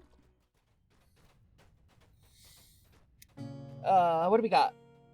We're pushing 3 hours, so I think it's probably time for another commercial break to kill the pre-roll ads for people clicking in. Because I bet our newcomers probably got some pre-roll ads when they came in, and they saw Kobold playing DDO, and they were like, wow, sweet, a Kobold playing DDO. And then they were like, Totino's Dimension! You know, so... Twitch crashed and then gives you 2 minutes of ads. Case, I have great news for you! Case, if you were offended by 2 minutes of ads, good news, here's 3.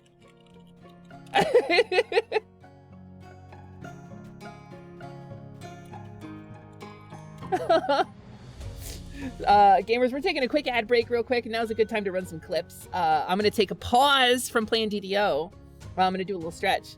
I had to run ads. Some of y'all aren't getting ads right now, and y'all are the real ones. Y'all are the subscribers and the supporters and the people who have gotten gift subs, and I really appreciate you being a part of this community. I'm doing a little stretch.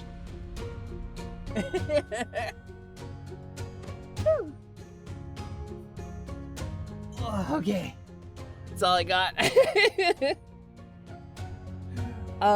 Poor croissants. Poor croissants. Wait, oh, your ad blockers are actually working on Twitch? Damn. Damn. I was not able to get an ad blocker working on Twitch. But I have Twitch Turbo anyway, so that I can just watch my friends' streams without being subbed, but, you tried the Twitch Turbo trial, but forgot to not renew it.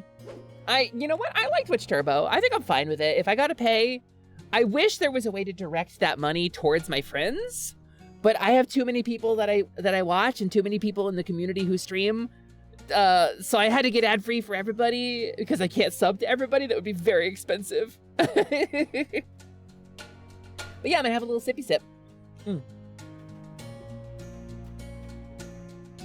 I guess I said we were gonna run clips and then we didn't run clips, so it doesn't matter. We're only gonna be a minute 30, so. I need to give you voice lessons. My voice is, that's really sweet of you, croissants. That's really kind of you to say so. My voice has been a big pain point for a long time, actually. Fully, I've changed it a couple of times. And so I talk about this on stream a little bit, like trans stuff, right? I studied voice for a while in college. Whoa! No, it's okay. I'm gonna stop because I want to talk about this. Water and I got real scared. Yeah, but that's Bancha and Misa, where Misa thought she drank bleach. No. Thank you so much, Lance, for your help. So this is the thing that I talk. You're not trans, but you want to troll your friends. It's a lot of work and a lot of commitment. It's a long, gradual training process. Like I think popping in and out of it as a character voice, I have difficulty going back to what my voice was like by default. But here's the thing, right? And this is something that's true for voice actors as true as it is for trans people, is that when you are first learning to talk, right? As a little baby, as a wee bab, you first learn to talk by just making noise and getting good at whatever comes out. You were an infant when you first learned to use your voice box and your resonant spaces and your tongue and the things that you use to produce sound. And so people say that's your natural voice, right? That's the voice that God gave you or whatever, but it's not. You gave it to yourself and you were a baby when you did it. You didn't know what you were doing and it just stuck, and that's how you trained yourself to talk. Same as when you train yourself to walk. Some people walk on the balls of their feet or the edges of their feet or their heels, and it's different based on how you toddled around and what kept you from falling over when you were a baby. And talking is the same way. Voice is the same way. You can retrain it because you are the one who trained yourself to do it in the first place. And so while your equipment gives you certain restrictions, the shape of your voice box, the shape of your resonant spaces, the size of your voice box, the length of your tracheal space, all of these things can lend tone or depth or harmonics to your voice. But like, could you play a high note on a piccolo? And could you play like a low note on a piccolo and a high note on the flute? Could you produce the same noise? Yeah, absolutely. Right? They're different instruments, but they function the same. They're just different sizes and different shapes slightly. But you could really play it in a way that the average listener wouldn't be able to tell the difference between the piccolo and the flute. And the human voice is very much the same way as that. So it's training and practice. I recommend if you're gonna start somewhere, because I didn't have this stuff back when I first started training and it's been a long process. And I just recently, kind of like a year ago, was like, you know what, I'm going to do it differently again. And I started training a new, different way to present my voice. It really means a lot to me that you said that, because my voice is a huge pain point for me for so long. I recommend checking out trans voice lessons on YouTube. Whether or not you're trans, because she is an incredible vocal performer and she really knows how to use that tool, and she will talk about things like harmonics and resonant spaces and the things that really make the difference between like mask voice and femme voice, right? The things that are perceived as male or female by other people around you. And it's not pitch. A lot of people think it's pitch. But if I go really high up there, it just sounds like Mickey Mouse. Mickey Mouse still registers as male to you, right? You know, and like the pitch is a very small factor. The timbre, the resonance, the shape of the sound, the harmonics. These are all different things. The timbre is the big baby. You've been listening, Mystic. But yeah, so hello, my love. My wife is here. Oh, hi, my love. Hello. Holy crap! My wife brought me Arby's. Oh my god, that's amazing, actually. I got you Dr. Pepper. Thank you so much. Extra sauce. I'm sorry they didn't give us any sauce in the bag. No, that's incredible of you. Thank you so much for bringing me snack food. I appreciate you so much. Mwah. I love you a lot. Gamers, my wife, love me deadly. They rule very much. They're a goblin. They're super good. They are the... Bye, Internet. Goodbye. But now I have the meats, you see, croissants. I got Arbibis. It's really sweet of you guys to talk about. Yeah. And yes, Wolfwing's shockingly little impact on the apparent gender of the voice. This is a thing we talk about on stream a lot, but I want to finish this dungeon. I'm going to eat a french fry too. From normal to mask to them in a matter of seconds. But see, Mystic used the shorthand for Bikubot TTS to change the timbre, the length of the tracheal tube, the physical size of the voice box in Slimin', which is a very different thing than pitch. I did get a gyro. You are correct, Willie. That is the superior Arby's offering, in my opinion, the gyro. Because they no longer sell the Diablo Dare chicken sandwich, which was the best item Arby's has ever offered, and they need to bring it back. And frankly, if Arby's was an MMORPG, I would be doing these community nights to raise awareness to the fact that the Diablo Dare chicken sandwich is no longer sold. Because Arby's hates me personally. Which side do you get? I usually get curly fries because I feel like that's a good choice. They brought the potato cakes back, but they're just hash browns. They're just little hash browns. When the Diablo Dare was around, they had the Diablo fries with the Diablo sauce on them, and those were extraordinary. I could talk to you guys about the Diablo Dare chicken sandwich. It's my favorite piece of fast food ever that was ever produced by any restaurant anywhere. And I think Arby's needs to bring it back and make it a permanent menu item. It was fast food that was actually spicy. And I'm not like trying to be like tough about it. Just sensing your surprise. Oh, we have to fight the Dryad. I'm not trying to be tough about it or anything or like flex or show off, but I have a high spice tolerance because I eat spicy food. And so when somebody's like Wendy's is like, oh, ghost pepper nuggets, try the fiery challenge. And it's like, all right, it physically has, I can taste that there is spice in this. But like, it's not hot to me. Like Wendy's ghost pepper sauce, Taco Bell Diablo sauce, I could drink it. I could drink it out of a cup. It wouldn't bother me. Just because my spice tolerance is at a point where I'm used to that level of spice, right? Like I eat Indian food, like pretty much on the regs. And so like the Diablo Dare chicken sandwich at Arby's was actually spicy. And it was really good spicy. It had like a bunch of different layers of spice, bunch of different layers of flavor, and the fatty, salty content that is normal Arby's lends itself really well to incredibly high heat, because that's what you want with your heat, because it spreads out in the heat and allows you to enjoy the flavor. It's real good. It was real good. Y'all have a recommendation for desserts at Arby's? I don't think I've ever. The Arby's milkshakes are all right. They're okay. You've never had Arby's despite perishing in their bathroom. Well, good news, you've had the worst part of Arby's already, so now you can have the good parts. Oh, Rem. Boop. Ah, floor cookie! No! I'm getting grappled. Maximilian, let me go. Arganesson, yes, Mystic. Hi, Sprig! Hi, Sprig! Hold on. First, let me turn off this incredibly dramatic cover of Greensleeves. Celtic fantasy music, yeah, that's Greensleeves. Number 2, let me restart my tracker. because it's getting a little bit laggy.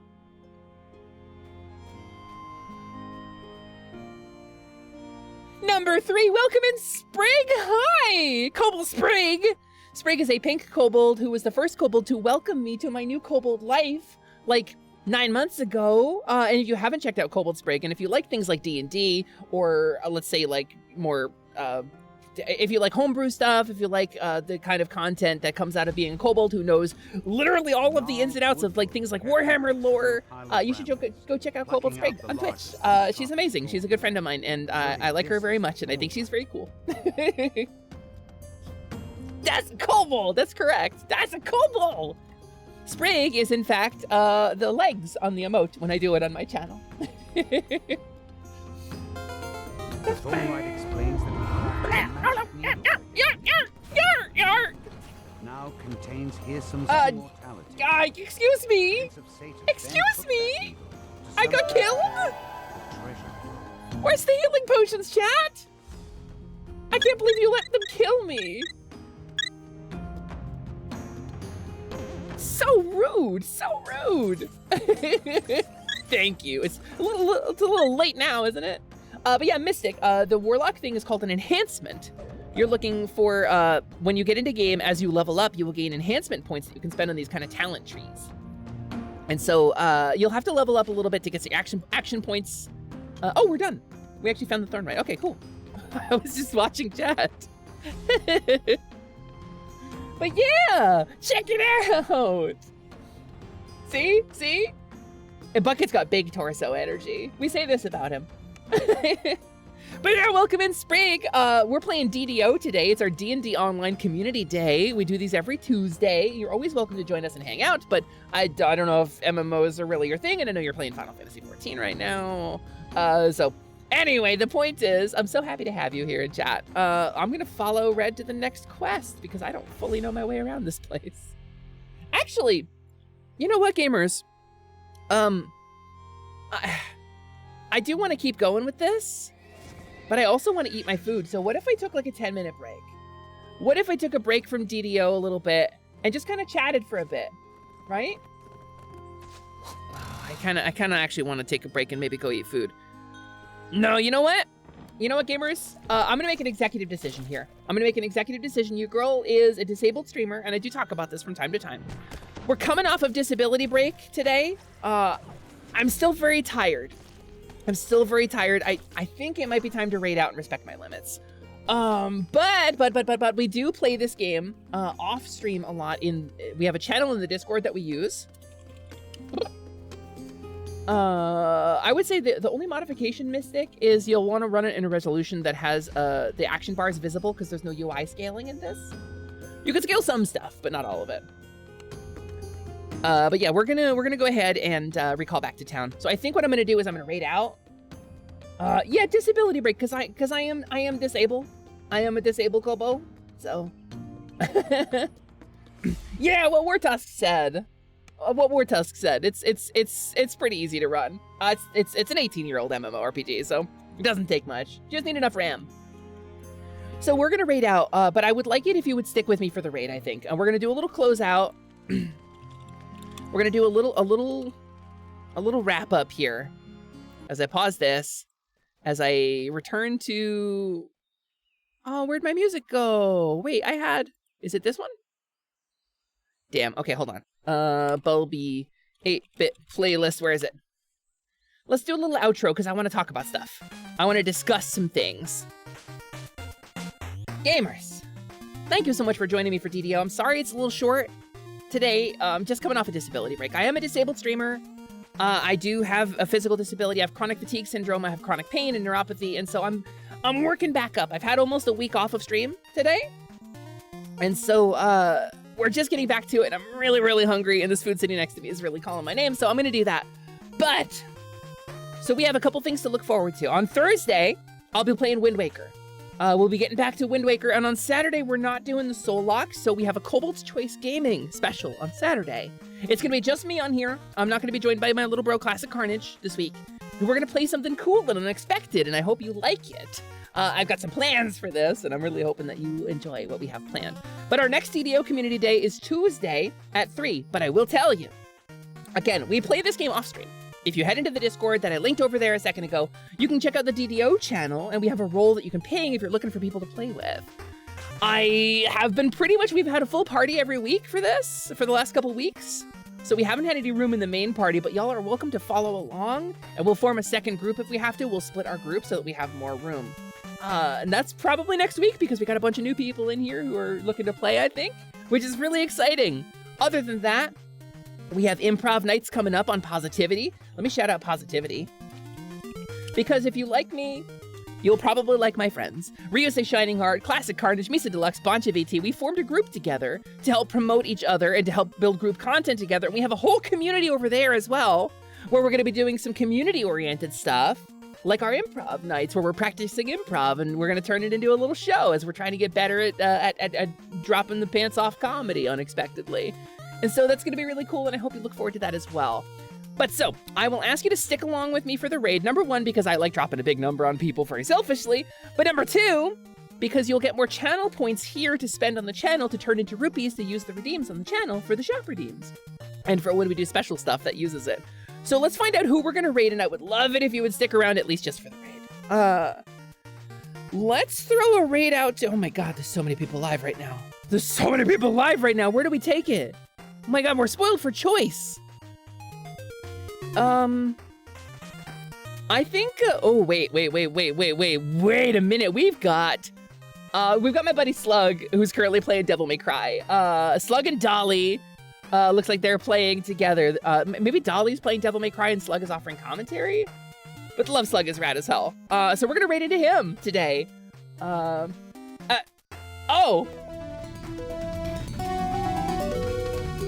Alright, well... You have no idea. You have no idea.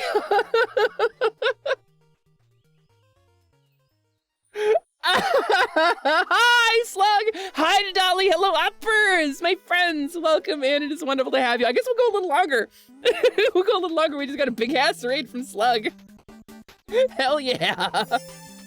Are you raiding? Yes, let's raid my friend, Hasper Cobalt. She's a kobold, gamers. I don't know what you're talking about. I was just talking about let's raid Slug and Dolly. We were gonna raid we're gonna go ahead and keep streaming for a little bit. We're gonna keep this up for a bit. Well, gamers, welcome. It is nice to have you. Welcome in. How was Devil May Cry? Did the devil cry? Did Dolly cry? Did Slug cry? Hi, Hepper! Whoa, I love the way you say hi, Hepper. Hi, Hepper! He says it like that. He really declares it. Hi, Slug. Welcome in. Woof, woof. Hi, Magna as well. Hello. Oh my god, my friends are all here. So, gamers, we were playing DDO for our DDO Community Day. I was gonna raid out. But as you can see, I'm dead. So hi, welcome in. How was your stream? Tell me about it. Paint me a word picture. What did you get up to? What did you get up to? How did it go? Gamers, if you don't know me, my name is Hesper. Slug probably built it up because Slug is based as hell. My name is Hesper. I am a... Excuse me.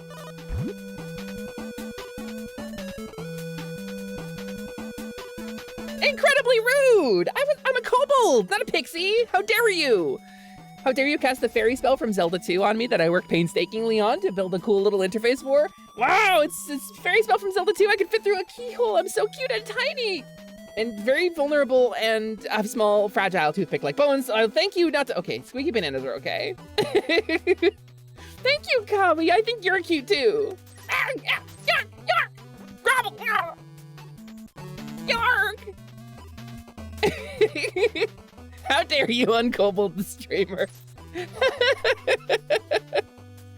My evasion stat went up a little bit, just a little bit. But it's because, oh, no. Whoa, close call, gamers. I don't know how long I'm stuck as a pixie. Oh, there we go. Oh. Yeah. Okay, we're back. Hi, gamers. My name is Hesper. I am a kobold, as you can see. I am a Papam, the mid-level mage. I am Papow, the foreman of the Kobold Construction Guild, and a resident scaly sorceress, and definitely not a weird cow creature, cow-kobold hybrid. Definitely an actual kobold, don't be fooled by the adorable spots. I'm not a strawberry cow, I'm a kobold. But yeah, I'm sorry if you said how the stream went. I'm trying to get caught up on it, but I missed it. Koboldant! How dare you? How dare you take this from me? I worked so hard. I mean, have been a kobold my whole life. It was good. You beat DMC5. Hell yeah. I've never actually played a Devil May Cry game. They should do like Devil May Cry Agency, and then it could be DMCA, right? And then they can do DMCA takedowns, and you can have a special feature of DMCA takedowns where Dante is like, "You didn't pay for the rights to that music," nah, and like some copyright-free music, like guitar begins to play as he like smashes somebody. I think that'd be pretty cool. Devil May Cry, Armageddon, DMCA. You showed a PowerPoint on the events of 2, 3, and 4. Slug, can you sum it up in 20 words or less? Because my understanding of Devil May Cry is Dante is like a cool guy, and there's bad guys that are devils, and there's like a hot lady who's like, "Oh, Dante, this is our thing. We're smoldering at each other," and he's like, "Yeah, but shut up." And then one time Dante was like a different guy, and they reinvented him, and he got a wig on and looked like the old Dante, and was like, "That's stupid." And all the fans were like, "No, it's not. Shut up." And your character really shouldn't dunk on his own fans, I think, as a general rule. Hi, Crash! Welcome in! I know you! So I'm not normally spotted, but I have been struck in the face with a leftover milk emoji from when I used to be a cowgirl VTuber, which never happened, and I've been a kobold my whole life. But so some of these potions that we have laying around the shop have different effects on me when they are thrown at my face. So, you know, they do different stuff. And as you can see, a number of things around the shop have interactive effects. Basic, like I have a chest that opens up in the presence of rupees. Her name is Cashley. She's super cool. That was DMC Devil May Cry, which is luckily is it non-canon? Thank goodness. That would be like Mega Man coming out and being like, "Oh, arm cannon's so stupid." I'm like, no, it's not. That's really cool, actually. Always kobolds. What's going on with that chest? Oh, that's Cashley. She's a magic enchanted chest that opens when people drop currency around her. Chad is pretty convinced that she's a mimic. I make dungeons for a living. Like, that's what I do. I'm a kobold. I'm the foreman of the Kobold Construction Guild. I build dungeons. See, look. She opens up when the rupees are around so that I can sweep them in there. It's very convenient. I make dungeons for a living. I would know if I had a mimic in my workshop, okay? Yeah. Cashley stands for Capitalist Ashley. I don't know if I like that. Leon, help me pay my taxes. Deosu rolls a 12 to steal. Oh, good steal, good thieving. Hello, I have bones now. Oh, good. Good, I'm really glad about that. Congratulations on having bones. Good for you. That's what we call character growth. Oh, Nestor, you went to prison? I'm gonna eat a french fry. So, a minute ago, my wife came in and brought me some Arby's. And I was gonna raid out. I was gonna raid out and eat the Arby's, but then we got a big old raid from Slug and Dolly. So I kind of feel like, excuse the hell out of you. Ashley, I'm not paying my taxes. I don't get paid enough as is. I can't afford this. Yeah, Leon's a cop. Like, he's not even good at it. He got fired on his first day. Can you have bones? Yeah, I got some. What kind of bones do you need? How many bones? You need a lot. There's a pickle in my mouth. Get out. Y'all are really going hard on the potions today, huh? Kind of alchemical chaos here. Arby's fries are probably one of the only things you like from them. The Diablo Dare chicken sandwich needs to come back. Gamers, can we talk about this? Can we talk about the Diablo Dare chicken sandwich? Let me uncapture. I'm gonna uncapture my DDO real quick. And I'm gonna go ahead and bring up, let's kill the chat blocker. Chat blocker 9000. Let's see if I can find a commercial for it. All right, Yoshi's Island, hold on, let's see. Arby's Diablo Dare sandwich commercial. Let's see if we can find this. Yeah, here we go, hold on. It's gonna be that guy that, Arby's, we have the meats guy, I'm sure. Let's pull up a YouTube. Here it is. Make it bigger, make it a little bigger. And let me change my category too to just chatting.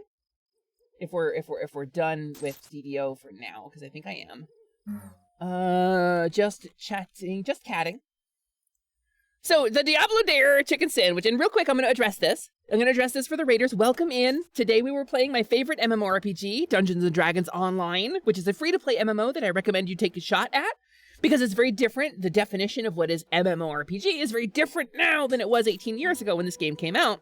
And it's one of the few games that committed to not being a WoW clone and maintained its independence and individuality, and I really like that about it. There aren't playable kobolds in it yet, despite the fact that there deeply, deeply should be.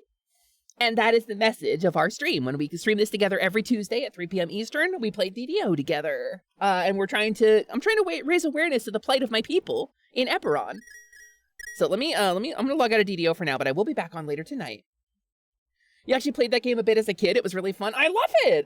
It's like my favorite. It's genuinely my favorite, Nona. But so here's the Diablo Dare, and they need to bring this thing back. This is the best fast food item ever made, and I'm firmly convinced of this. Spicy buns, spicy sauce, spicy seasoning, spicy jalapenos, ooh, spicy fries. Boy, Arby's getting loose with the spice on the new Diablo I've heard sandwiches tell that and the fries. gods must hearken to our jargon in regards to Kobo bones. It's very true, Slyman. It's very true. So the gods must hearken to our yarkin is the tagline for our DDO streams, because if we yip yap and yark loud enough, if we stand up to our full 3 feet of kobold height, the gods must notice, and the developers at Standing Stone Games will recognize that we still want playable kobolds, please and thank you. So the Arby's Diablo Dare, right? I'm gonna turn a little music back on very quietly. The Arby's Diablo Dare. The game at least has kobolds in it. There are kobolds in it. There are a bunch of kobolds in it. There's a huge place for kobolds in Eberron as a setting, and a lot of the people who were like, please don't add kobolds to the game, that would suck and I'd be mad. They don't really know Eberron as a setting. Like, they don't understand that Keith Baker has written like a ton of stuff for kobolds in the setting. Like, they're all over the place and they're not bad guys. Part of Eberron as a setting was eliminating the fantasy racism and addressing that sort of stuff. The kind of like biological determinism that is common in tabletop RPGs. And I talk a lot about this in tabletop RPG stuff. It's biological determinism bad, nuanced storytelling good, and Eberron absolutely has room for playable kobolds, and we've been waiting for so long, and they said they were gonna give them to us in 2008, and they added Dragonborn instead, and they don't even have yarking tails! My god, this is terrible! Sorry, heated, passionate. Isn't Eberron the setting where Drow are fantasy Native Americans or something? And that's a little reductive, but you're kind of in the right page. You're sort of in the right page.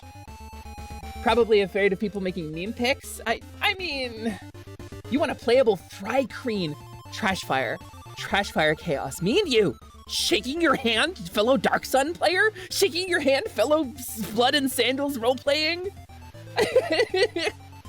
But so, the sandwich, let me talk about this sandwich, because I will talk about TTRPG stuff until I am dead, but I want to talk about Arby's, right? And I'm going to eat a French fry while with you. I hope nobody minds, I'm going to be eating. So, the sandwich, let's go back. So, the bun is infused with spice. It's like a hot pepper bun. It's bright red. The sauce is, are you for real? Loxley? Loxley, it's Loxley, right? I'm remembering that right? Hello, welcome in, Raiders. Hi. Thank you every time. Listen, gamers, I appreciate you all. Okay, good, I remembered it right. Thank you. I'm so sorry. I have brain damage. It's not a joke. I'm not being facetious. I actually have a brain injury, so thank you for being patient. Ow. So Loxley, welcome in. Hi, it's so nice to have you. I hope you had a wonderful stream. How did it go? What did you get up to? Paint me a word picture, please. And for those of you who came in with Dolly and with Slug and with Loxley, please tell me what the most embarrassing thing they did on stream was. Please paint me a word picture. Please throw your favorite streamer under the bus for my benefit. Please tell me. But hello, Loxley. I hope you're having a wonderful day. And yes, I am a kobold. Thank you so much. Loxley blew himself up. Unbelievable. Unbelievable. Is this satire or is this true? Could say he's a satyr. And so you were playing. Oh, SteamWorld Heist. Boncha, my friend Boncha just bought SteamWorld Heist for me and said I should play it on stream. So I'm super excited to try it, actually. I've never played it. Amazing, amazing you blew yourself up. I hope you had a good time. So gamers, let me talk about this. I am a kobold. Yes, you are correct. One snoot for snoofling. The shiny snoofler is a powerful and delicate instrument. Please do not mash your finger into it. This would be extremely rude. It is for snoofling shinies and not for any other purpose. I can sniff a shiny out through up to a foot of stone or up to an inch of lead, right? I can find treasures like 300 feet away. Like this one. So, one snoot for snoofles. 2 pokers. Stop it! 1 snoot for snoofles, 2 pokers for hitting our foes, 2 floopers for listens, optional for kobold, but I have them and they are good for listens. Here's many threats, and 1 big swoosher around back for tailing, and that is kobolds. That is kobolds. I got through it without getting bodied this time. Scott! Scottzilla, I can't even do my intro. Yark! That's right.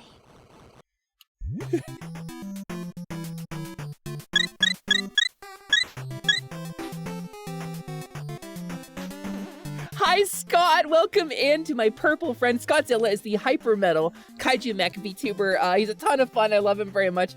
Scott, how was your stream? Paint me a weird picture. And if you came in with Scott's raid, please tell me what the most embarrassing thing Scott did on stream was. Please arm me with the tea. I love you all so much. We've gotten so many raids in such short order. Thank you so much. I've never felt more welcomed back in my life. I took like a week off streaming because I am a disabled streamer. And I needed rest. And here we are, getting a billion raids from a bunch of really wonderful people. We got Loxley, we got Slug, we got Dolly, we got Scottzilla now. Thank you so much for coming in here, gamers. It really means the world to me.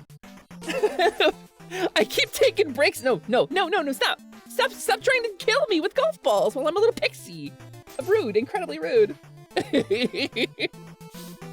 Whew. That's about 5 minutes till the next raid. Cool, that's plenty of time. That's plenty of time. No. Oh, I dodged it. You thought I couldn't dodge it, but I dodged it. You thought I couldn't dodge. You did Elden Ring? Hell yeah, how far'd you get? Are you still doing the seamless co-op stuff? Oh, you thought you might. Oh no, it's Kobold too fast for you. Oh, I'm zipping around. Just like this, okay, excuse me. It's the fairy spell from Zelda 2, gamers. I can fly through a little keyhole and awaken a bunch of gender questions in a bunch of youths. That's what Fairy Link does. Whew! So, gamers, welcome in. I'm a kobold, as I described. This is the kobold physiology, but let me talk a little bit about kobold culture, right? Kobolds value, at least where I come from, the Rocky Hills, value 3 things above all else. The 3 pillars of kobold life. And that is snack, nap, and shiny, the 3 things most important to a kobold. And all things in kobold life can be reduced to snack, nap, or shiny in some capacity. And so at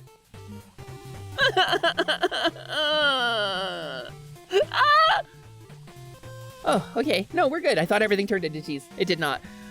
So, if after your long streams, gamers, Dolly, Slug, Scottzilla, Loxley, if you've got to go get snack, nap, or shiny, please feel free to go get such things. But if not, we're gonna keep talking about stuff, and I'm gonna eat some Arby's while we talk about stuff. We were having a good conversation about TTRPG stuff because today, Tuesday, is normally our DDO community day, and I was gonna wrap stream, but we got like 6 raids. So we're gonna stream a little longer, because it's rad as hell. Never mind, stream over, I died. You should have done more research when playing a kobold in D&D, hearing this.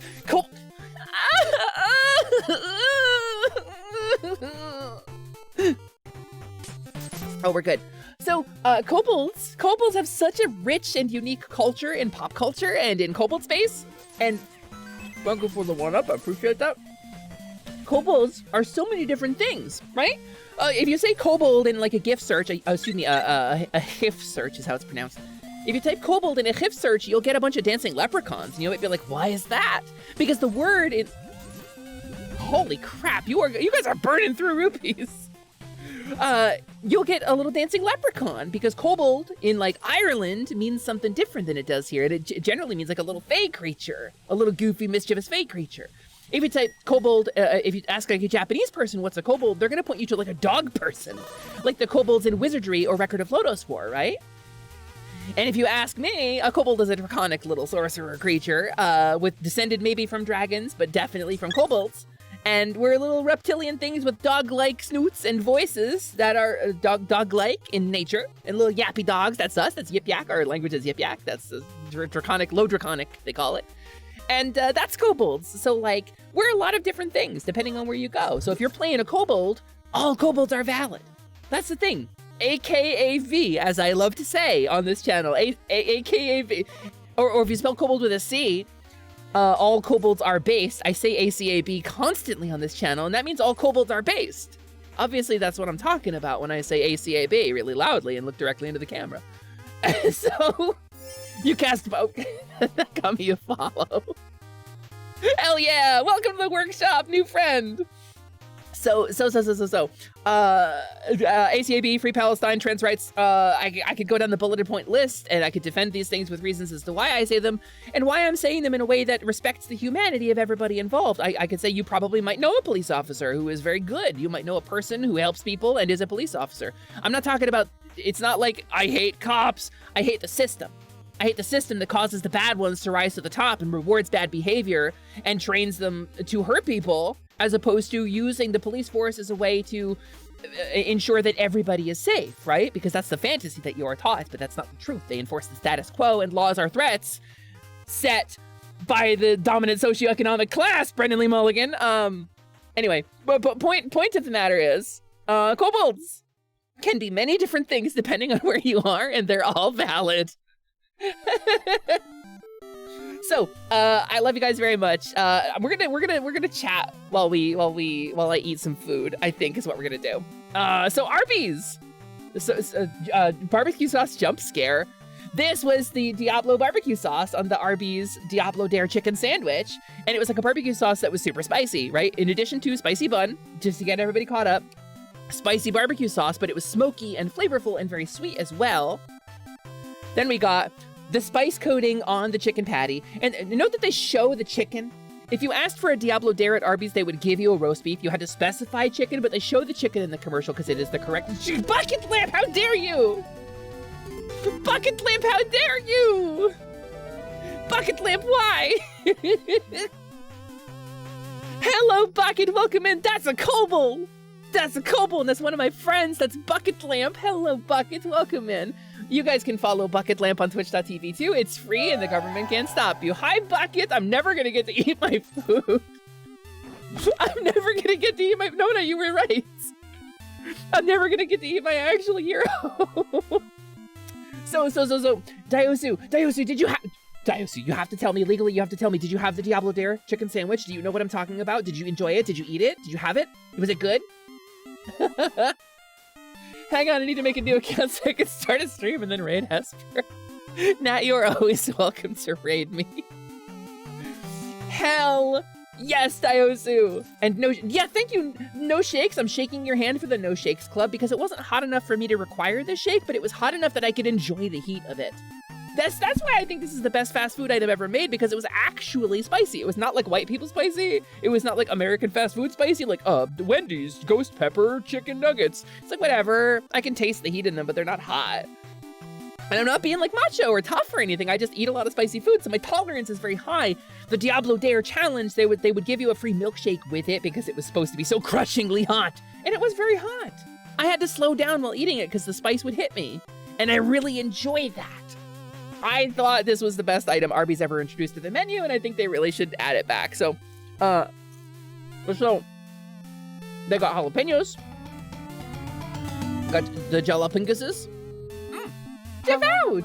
18-month time. Thank you so much for the sub, Devout. I really appreciate that. I'm gonna turn this volume down on this so we can pause through and skip through. So there's the sandwich, right? There's the thing all assembled. And it's like a hot bun and hot cheese. That was like a 4-pepper jack, like ghost pepper cheese. It was so good. And then they took that Diablo barbecue sauce, which is super sweet and smoky and very spicy, and served it on fries with jalapenos as well. And it was a really good side.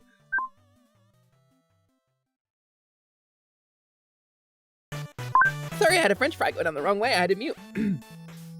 You know what counts as hot in a supermarket or curry house, and most fast food places don't even come close. They don't even come close. It's true. Yeah, it's good stuff, Dan. And they marketed this sandwich for a week, right? And they did a big social media challenge. They gave you a QR code to scan to post on TikTok. I'm taking the Diablo Dare challenge, and you're supposed to like eat it, right? Good night, lover. Have a good night. Thanks for coming by. And you're supposed to post to social media when you eat it, right? And that was their marketing. But then the sandwich was out. I'm so sorry. The sandwich was out for like 2 days, and then they canned it. They stopped selling it. They removed it from the menu, citing in one interview they cited supply chain issues. And I don't know what that means. Maybe they thought they didn't expect there to be such a demand for it, but they ran out of stock at all locations. And so it was gone for like a month, and then they brought it back. And when they brought it back for like 2 weeks. I ate 9 of them in that time. It is my favorite fast food item from any fast food restaurant anywhere, and I ate 9 of them in 2 weeks because I loved it so much. And truly, my cholesterol is shuddering, but if they ever bring it back, gamers, you gotta try it. We really deserve it. We deserve it back. If you posted to social media, people would say you're faking it. Oh, that's a concern, right, Diosu? Hi, Nebula Lord. Hello, welcome in. Loxley's back for a few minutes. Wanted to listen to the Kobold while doing physio stretches before bed. Oh, Loxley, you going to bed? I hope you have a wonderful night. Thanks for coming by. I gotta find something I can put on the screen while I eat my sandwich so I can actually eat it. Because I've been trying to eat for like 40 minutes now.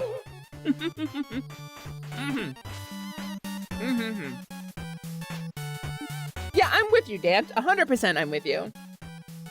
Yeah, Magna, like 2 weeks only, and it was gone again, and they never brought it back. I tweeted about it. I twote upon them at one point. Do you want YouTube recommendations? I'll take something, yeah. Yeah, Kavi. I feel like there's... I feel like there's something relevant, though. I feel like I actually... You know what? I know what I want to watch. Hold on. I want to talk about this. I know it's totally out of left field.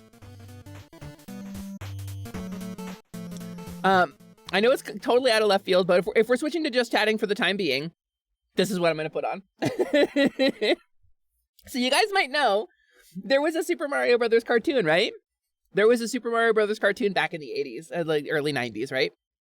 What you may not know is that on Saturdays, they showed a Legend of Zelda cartoon. Hey, paisanos! You'll recognize this song, right? Brothers Super Show! We're the Mario Brothers, and plumbing's our game. We're not like the others who get all the fame. If your sink is in trouble, you can call us on the double. We're faster than the others, you'll be hooked on the brothers. And so they use this in Saving New York and Queens, right? They use this in the new Mario movie. You're in for a treat, so hang on to your seat. Get ready for adventure and impossible feats. You'll meet Koopas and Troopas, the princess and the others. Hanging with the plumbers, you'll be hooked on the brothers to the bridge. So, like, this was my childhood, right? I'm gonna eat some French fry. Give me a sec.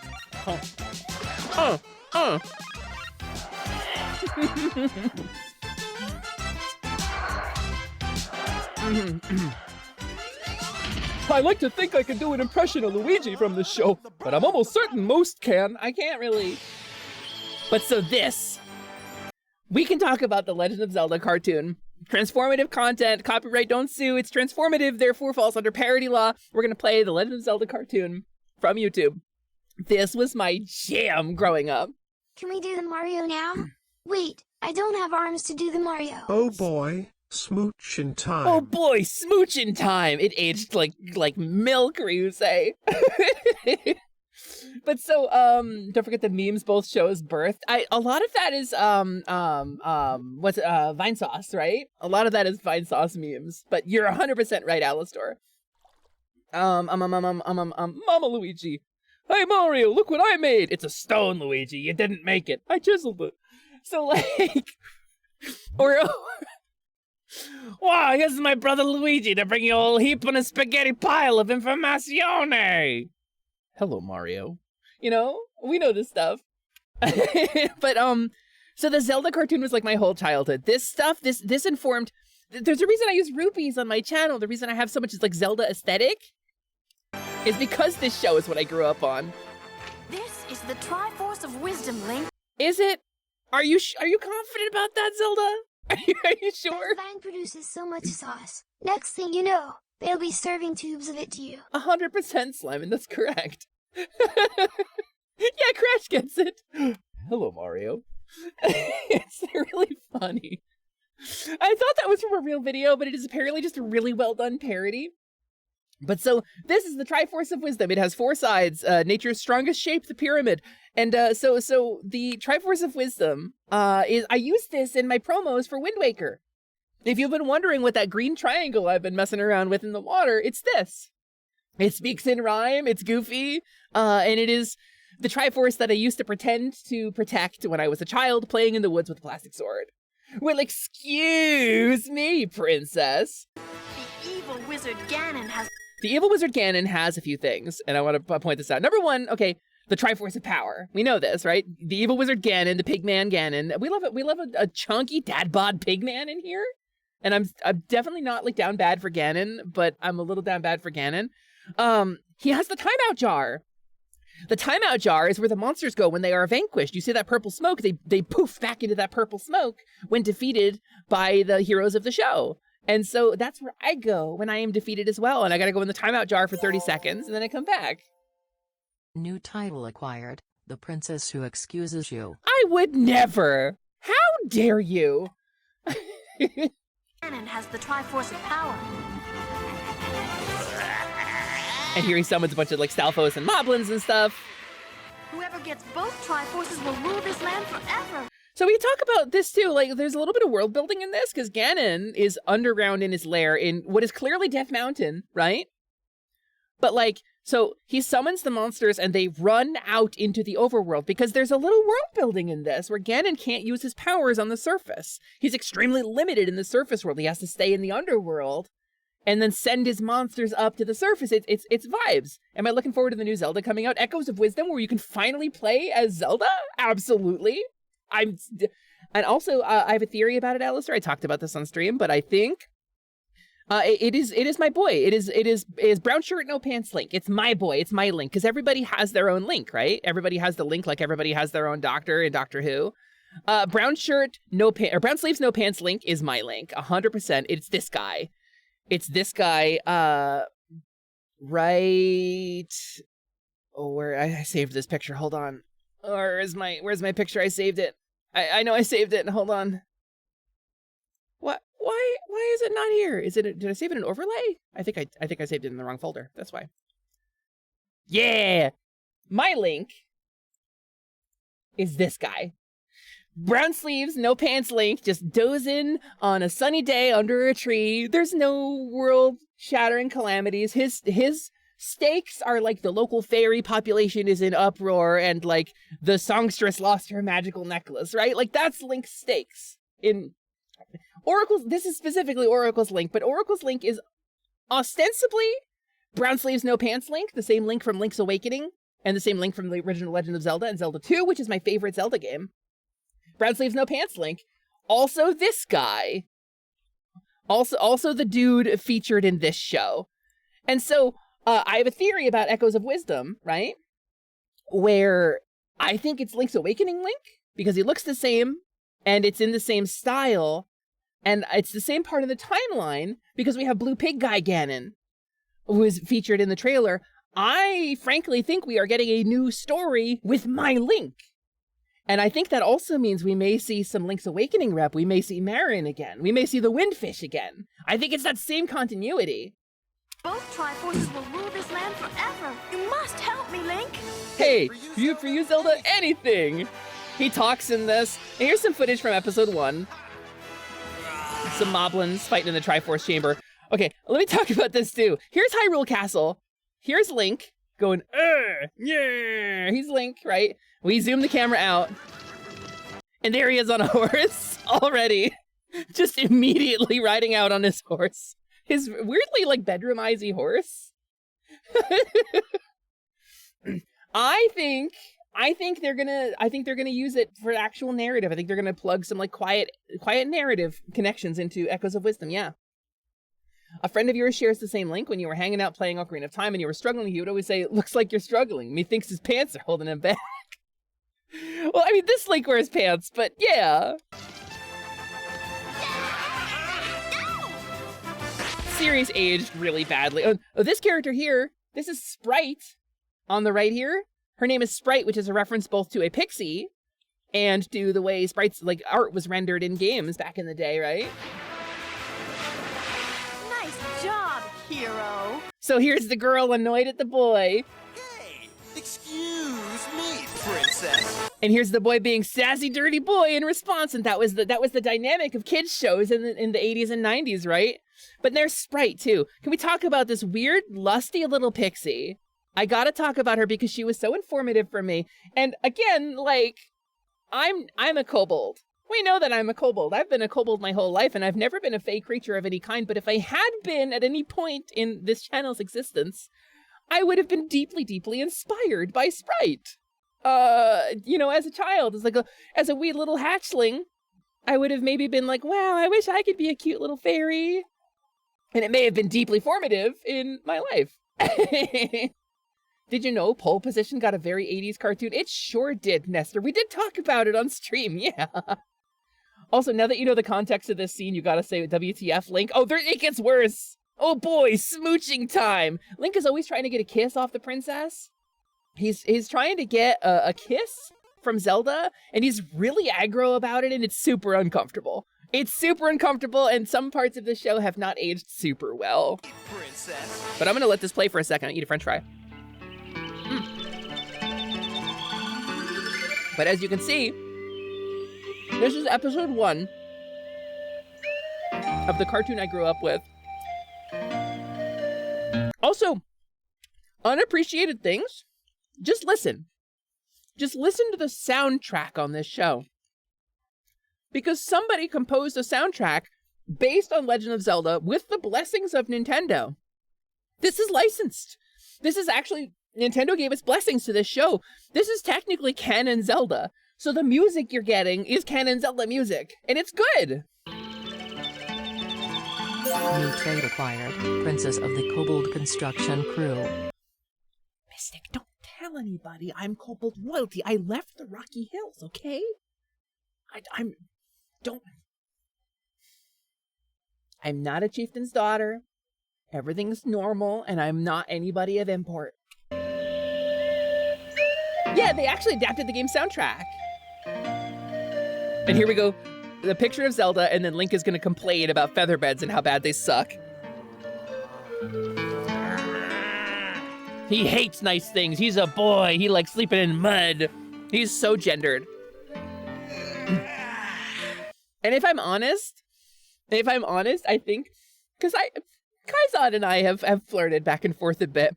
A lot of times, this is how I see him.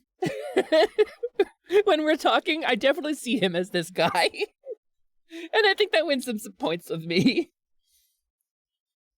I wonder what's for dinner. Another beautiful day in the magical kingdom of Hyrule. He hates Boring it. Place. I used to roam the world, fighting monsters and sleeping in mud. A hero's life. Uh-huh. Now look at me, living in a castle, sleeping in a bed. Aren't I sweet? And I can't even listen to my Joe Rogan podcasts about gender. Also, here his reflection is making a slightly different pose. And I'm 100% sure it's just because of, like, this is the way that the animation worked in the day. But, like, his hair swoop, look at his hair swoop, right?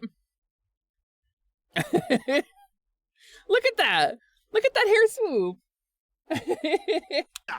I'd like to know one good reason why I even stay here. One good reason why he even stays here. Okay, so content warning, he is about to sexually harass Princess Zelda. In full light of gods and men, the goddess Hylia watching from above, he's about to sexually harass Princess Zelda. So brace yourselves. Okay, so there's one good reason. I wanted to... Look at that pretty dress she's got. Looking good, princess. Especially from this angle. Ah! So... I told you should have put on a robe. See, Sprite is protecting the princess, but she knows her man. She knows Link. who is her man, by the way, because you can't have a little pixie and a pointy-eared green guy without the pixie being secretly in love with the green guy, right? The 80s were a short time. She could have him killed and threatens to. But she waves. See, Sprite doesn't care. Sprite's like, why don't you ogle me sometime? Oops. Guess I offended her royal prissiness. This Moblin about to grab Link, I hope he chokes him out. Frankly, I hope he chokes him out. Huh? Yeah. I just want to take a moment. We talk about posing and power dynamics in a scene, and we talk about Link getting pushed up against the wall and kind of getting made to feel a little uncomfortable in the way he just made Zelda uncomfortable, and I wonder how much of this was an intentional choice, right? Because the writing in the show is occasionally a little bit nuanced. I'm wondering if they deliberately took Link's power away after he offended the princess by taking her power away, right? Yeah, Moblins. Hold it while I get the Triforce. Hey, I'm ticklish. There's our pig guys. Also, the hero's theme in this is a great piece of music.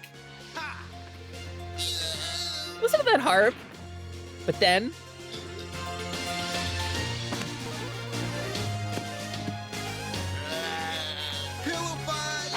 So they can't have Link hit a guy with a sword, right? Because that's too violent for a cartoon in the 80s and 90s. So he hits him with the pillow. He deflects his blow with the sword, jumps the blow, and is fully dueling, but he's just like having a good time. But then the Moblin breaks the pots from the intro and breaks the picture of Zelda, and now he's mad, right? Link is really genuinely invested now. He was toying with the Moblin earlier. You look at his expression, right? And he was like, haha, we're having a good time, we're fighting, we're being little goofballs, you know? Like, he's like, haha, yeah, F you. And then the Moblin breaks the picture of Zelda and he gets actual mad, right? And this is why I think maybe they taught him a lesson on purpose here. Because now he's invested, and I think he genuinely cares, and he's just written like a shitty 80s dude, and he never had a chance to have a growth arc because they canceled the show. Because this series does have some actual narrative beats to it. Hey, it's been fun, but the other customers are getting impatient. And he has to be quippy because he's a 80s protagonist. He runs up the staff, puts a pillow on the Moblin's head, that other Moblin. Like, this all doesn't happen quickly. Like, he puts the pillow on his head, jumps away. The other Moblin, now fully like a half a second later, comes running in from off camera. 1 step, 2 step. They fall together. And those Moblins are married now. Those Moblins are they're husband and wife, and they're living a wonderful, happy life. Now do Captain N. Whoa! Kevin, did you clean your room? Guys, it's been a blast. Okay, the fucking Skyward Sword pose, though. Can we talk about how he powers up his sword with, like, the digital sound effect? What a cool... Because I'm sure that the director was like, okay, you need to include references to the video games to make this popular. And they were like, okay, how do we do this in a way that is organic to the lore of the show? So it's the gleam of the sword as he powers it up, right? What was that foreshortening on the wall jump? Wait, hold on. Okay, I mean, it's kind of... Okay, so he flies in. He's fully airborne here.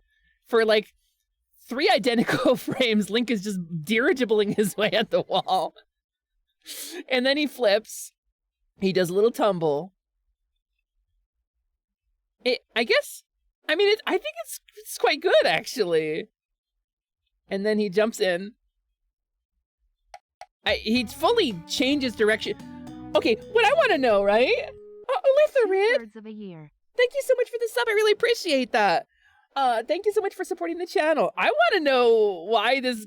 Look, he jumps in from far off camera to the left, hits the wall, jumps down, lands in an area he just previously jumped over for no reason. He's so far away from the wall here. I think maybe that's what makes it look weird, right? Oh, also, yeah, wait, look at the Moblin. He's so tiny. Can we talk about... Get bit. Thank you, ow! Ow, Jelly, ow! Thank you for the bits, I really appreciate that. Oh, they did have to not show a Link upskirt, that's true. That's very true.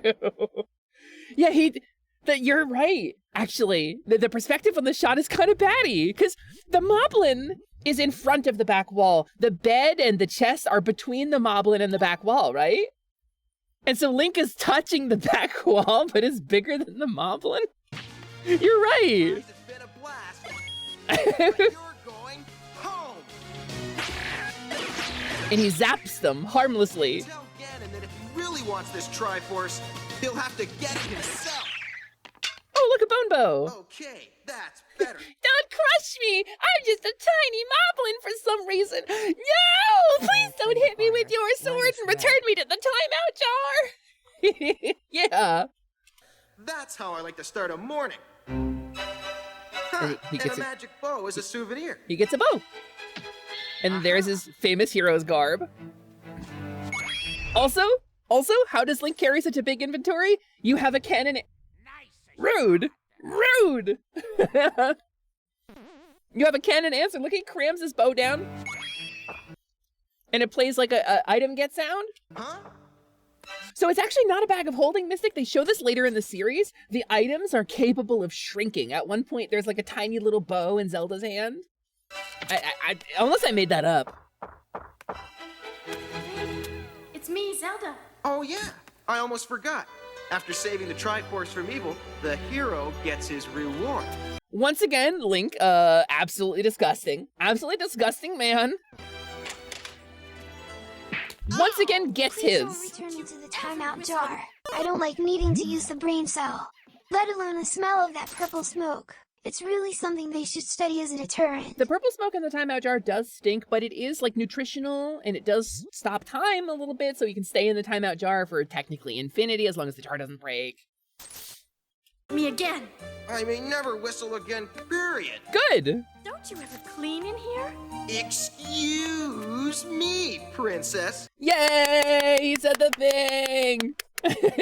If I'd known you were coming, I'd have asked the moblins to sweep up before I zapped them. There were moblins in here? When? About 10 seconds ago. And so, like, Zelda's actually concerned. Like, she shifts from, like, screw you, pervert, to, like, oh, actually, like... And so, okay, we talk about, like, a lot of anime that people regard as classics, like, Ranma's hentai, whap, hit with hammer, right? Like, you know, we talk about that stuff like it's normal, right? It's all bad. About, 15 of them. Armed to the teeth. Yeah, huh? Naturally, I fought them off, risking my life to save the Triforce and your kingdom. They might not want to evoke it, Alistar, but I think I hope for it too. In the same way that, the Mario movie included Let's It Go a couple times. But I don't expect any reward. No, sir. Just a smack in the face is enough for me. Oh, Link. Emotional manipulation from our hero of time. Isn't that good? Isn't that great? He's guilting her. He's emotionally manipulating her. I'm sorry, but you made me mad. No, valid. Anyway, this is the third attack by Ganon this month. We'll have to be on our guard. She doesn't give in, which is good. Well, by we, of course, I mean you. Stay here to— Also, what color is the Triforce in this? Triforce of Wisdom was green in the intro, but now it's blue. And it's clearly like an inverted pyramid, right? Stay and guard the Triforce. Aw, princess, it's too nice a day. Don't argue. The Triforce must be guarded. And I'm already late to judge the Magician's Contest. But we have events now. Count on you, Link. I'm gonna let this play for a second. I'm gonna eat some gyro.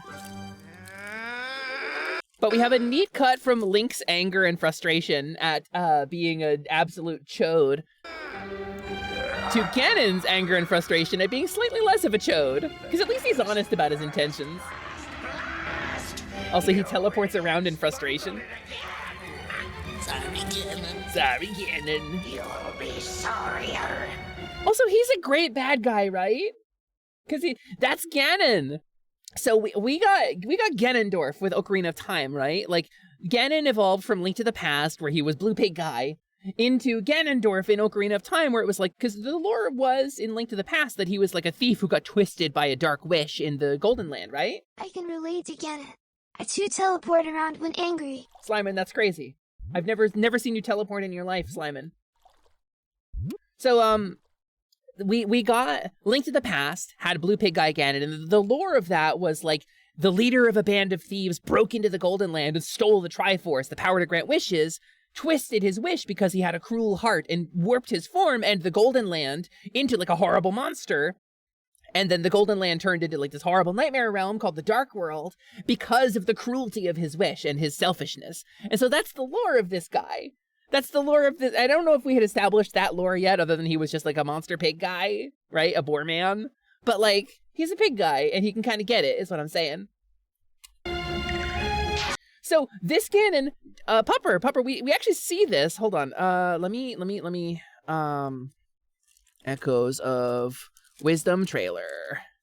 We kind of see this narrative, this visual narrative in the new trailer. Here's Link. He's got a little Breath of the Wild vibe because he's got that cape, right? With the geometric patterns on it. But that is Link to the Past Zelda. And that's Blue Pig Guy Ganon from Link to the Past. So I think this is the same Link from Link to the Past, the same Link from Link's Awakening, from the canon before the timeline got really distorted and they tried to do Hyrule Historia and plug everything together. Because Link to the Past was a remake of the original Legend of Zelda originally. It was the same story being told over with more detail with the modern technology. It was a remake. And that's how it was sold. It was sold as a remake. It wasn't Link's newest adventure. It was the story of Link versus Ganon. And so there he is. Clearly, you control him, you fight him, right? But there's Pig Guy Ganon. He's got the tusks. He's got the pig face. This is the Ganon that I think, frankly, can get it. There's a Smash mod that we play sometimes that has this guy selectable over Ganondorf. And Ganondorf is cool and all. I like Ganondorf. But I like Pig Guy Ganon best. Sometimes Ganon is just Ganon. Yeah, it's true. It's a little vague. Oh yeah, and it is Brown Sleeves No Pants Link. It is 100% my Link. I'm deeply confident that this is the same Link from Link's Awakening. Note also that this Link, at the height of heroism, battling Ganon does not have the Master Sword. This is not an oversight. Nintendo wouldn't forget to put the Master Sword in. Link at this point in the timeline doesn't have the Master Sword. It's not a thing that's available to him. The peak of Magic Sword in this was called Magic Sword from Zelda 1. It was the white-bladed Magic Sword. It was kind of diagonal. It's got a slightly pixely look. I think that's the Magic Sword from Zelda 1, frankly. I think that's what we're looking at here. You really like Tears Ganon? Tears Ganon is all right. And so anyway, the rest of the trailer, y'all know what happens here. Zelda gets freed, Link gets sucked away and trapped in a weird dark world. And I frankly think we're gonna get some Link's Awakening tie-ins in this, if they really want us. I think that's what's gonna happen. But yeah, Pig Guy Ganon, totally a thing, totally a huge inspiration for me in my formative years. Look at this dark sorcerer warlock and his stupid skull cap. I love this guy. And he zaps the timeout jar. I'm gonna take a bite of food.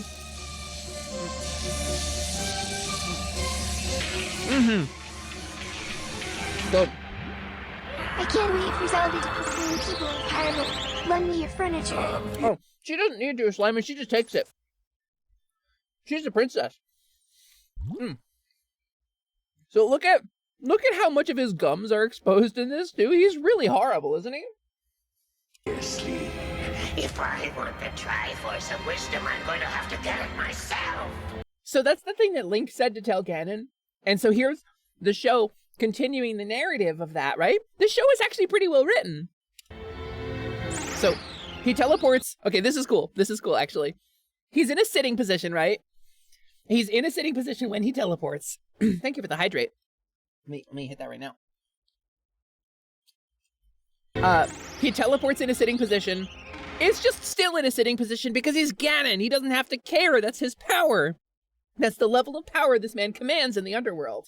There is a contest of amateur magicians in Hyrule today. Right?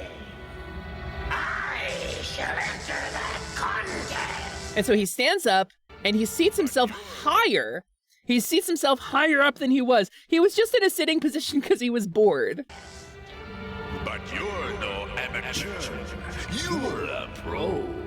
They won't know that. And here we see the birth of a Ganon in disguise from Link to the Past. He snaps, and you can see he snaps to do this, to summon his ride, and then he elevates into position. Since my teleportation powers are limited in the upper world, I'll have to travel in style. I'm gonna have a little snacky snack.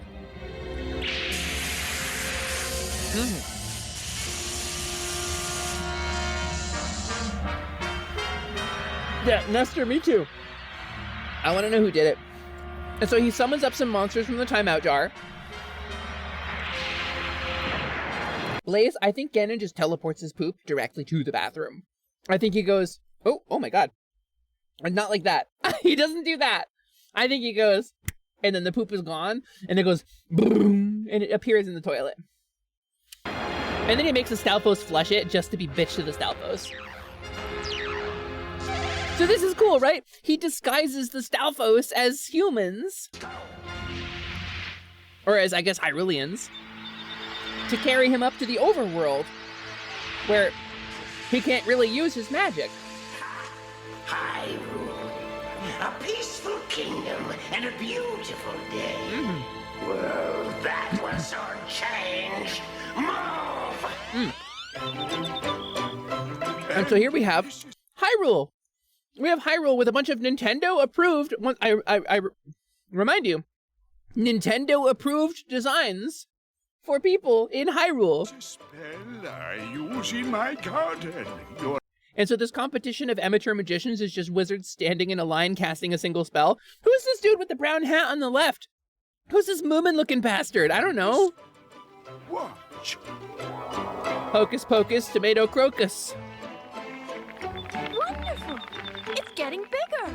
And so he uses the spell in his garden. You'd think he like uses it all the time and would be really good at it. So he's dead. He gets killed. Canonically, this wizard is executed for his crime.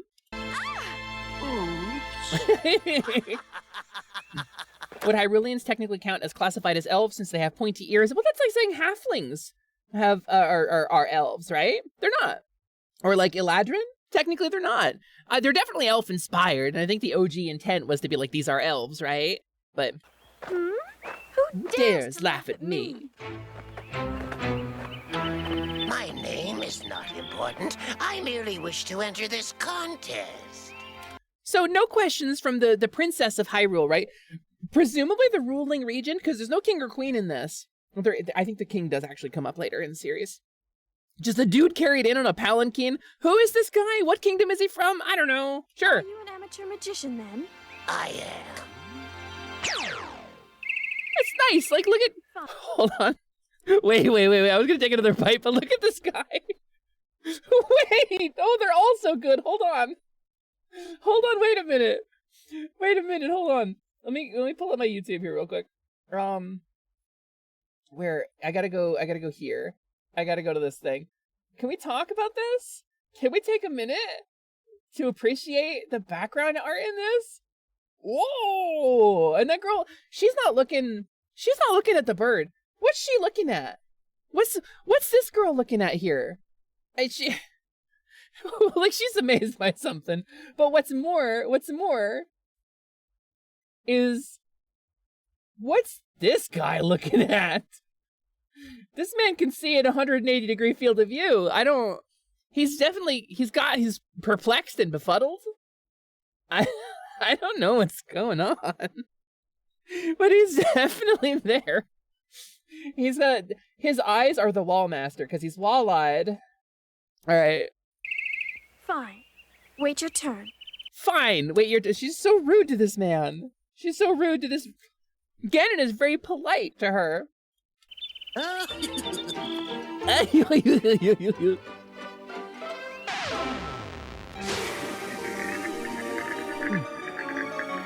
Quickly, fly to the tower and tell me if anyone guards the Triforce of Wisdom. And he summons a little geese and disguised it as a bird. Like, what cool stuff? This is my best spell, Your Highness. It removes the stinkiness from my dirty socks. Prestidigitation, a level 1 cantrip, or level 0 cantrip. This man is casting prestidigitation for the queen. You're a girl, Sprite. How can I get Zelda to pay more attention to me? This is This is Incel Link, because you know you have the Hero of Time Link, you have Link's Awakening Link, you have Link Between Worlds Link. This is Incel Link. You're a girl sprite. How can I get the princess to notice me? To the girl that is madly in love with him, he says this. Who cares? She's a snot. And so here she's disrespecting the princess. You should stick with me. I love this. Please forgive my language, but just absolute little slut is totally informative of who I wanted to be for most of my life. She's so empowered, and I love it. Sprite, you're only 3 inches high. What? You don't like short girls? She's unperturbed by any of his protestations. She's like, she's the mirror to his sexual assault, but she understands consent, right? This smell removes the stinkiness from my shoes. Jungle Juice Juno says smash. You gotta think, you gotta type. I bet you also like Peter B. Parker from Spider-Verse, which I think is valid. I think that's very valid. Yeah, she's got the right idea. Abolish the royalty class. Exactly. Abolish the royalty class. How cute. Smash. Oh, the fairy. I was wondering. I was like, that doesn't sound much like Juno, but let's lean into it. Yeah, I mean, Sprite's great. Sprite's great. I've never once had a thought of like, I want to smash with Sprite. I wanted to be Sprite so badly. You doofus. That's me, baby. I'm the doofus. Is guarded by Link. You hear that, bat? Nice shot. You're gonna kill me for it? Really? Really? Well, let's get him out of there, shall we? So this is Ganon exhibiting another power too, right? So this is a close-up of Ganon's face. That's his eye. He's watching the princess. And we hear as he's using some kind of supernatural power to focus in his dark energy. And just casual. And remember, his sorcery is limited on the oh man, I really like these. I can never place what they taste like. It tastes kind of like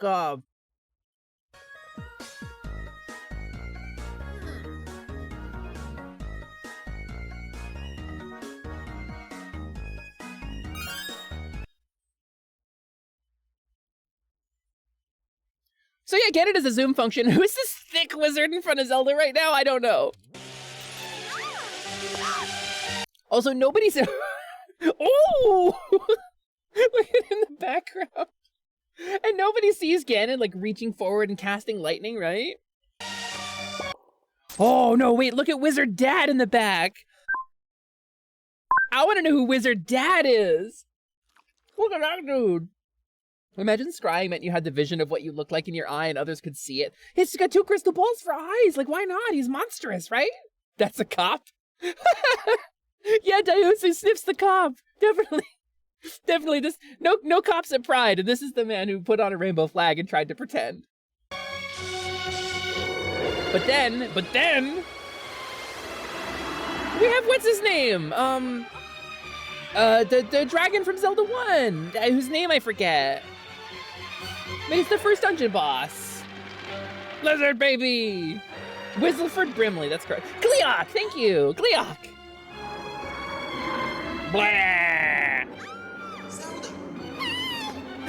Poor Sprite. Can we talk about her, what it is to live in zero gravity when the man that you're sitting on, like daydreaming about, like having sloppy makeouts with, suddenly moves? She just goes spinning. Wait here, Sprite. Wait here, Sprite, he says to the 3-inch tall pixie.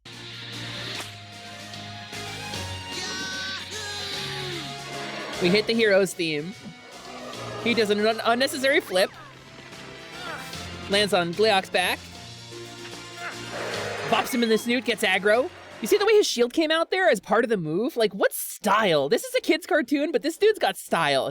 He's rolling. He gets the shield out and then blocks Gleeok fire. Toasty! And then has the time to be quippy about it. Can't get a clear shot. But so here's the narrative of the show, and one of the reasons the show was a little bit ahead of its time, because here's the hero coming in to save the girl, but he gets himself kind of into a pickle here.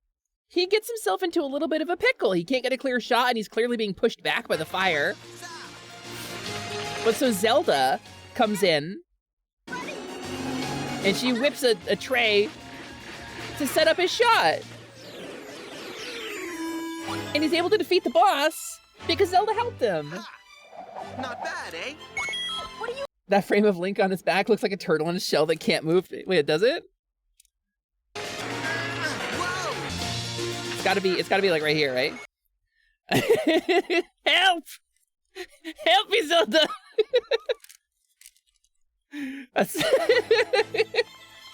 Yeah, the way they worked this out. So, like Ryusei, I was saying this before. I think the director was like, okay, the director was told by Nintendo, you have to include sounds from the game and promote the physical game with the show. It's got to be an ad, right? And the director was like, okay, cool. How do we do that organically? How do we include these sound effects as like Foley for this show? And so it's always like the status quo of the show changing, like an event changes, like a monster defeated or Link producing an item. They're just the incidental sounds of the show, which I think is really clever.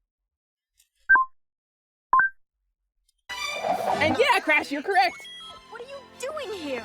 Nothing much. Just heroically I'm gonna have a little bite saving your again. life. Why? You're supposed to be guarding the Triforce. Well, excuse me, princess. And this is why Sprite can get it. This is why Sprite is so good. Here stands the most powerful and monstrous sorcerer in the entire land. Just effortlessly spawned a Gleeok out of a tiny little lizard, right? And here's Sprite standing alone against him in front of the Triforce. The Triforce of Wisdom! Mine at last! No, you can't! And she says no to him! Hello, Luetta. Welcome in. It is wonderful to have you. Hi, welcome in. Thank you for the raid. I hope you're having a wonderful day. How is your day going? Are you having a good time? How was your stream? What's up? Paint me a word picture. And also, if you came in with Luetta's raid, go ahead and tell me what the most embarrassing part of the raid was. What the most embarrassing part of the stream? Tell me what got messed up. Tell me the tea. Dunk on your favorite streamer for my benefit. Hi, Luetta. I hope you're having a good day. A Wapto Wade? I'm just kidding. We love you, Luetta. Thank you so much for the raid. Thanks for bringing your community by. It's a shallow effort to get your community engaged and talking. I hope you had a good stream. Sorry, I'm still eating. Acquired. Sassy.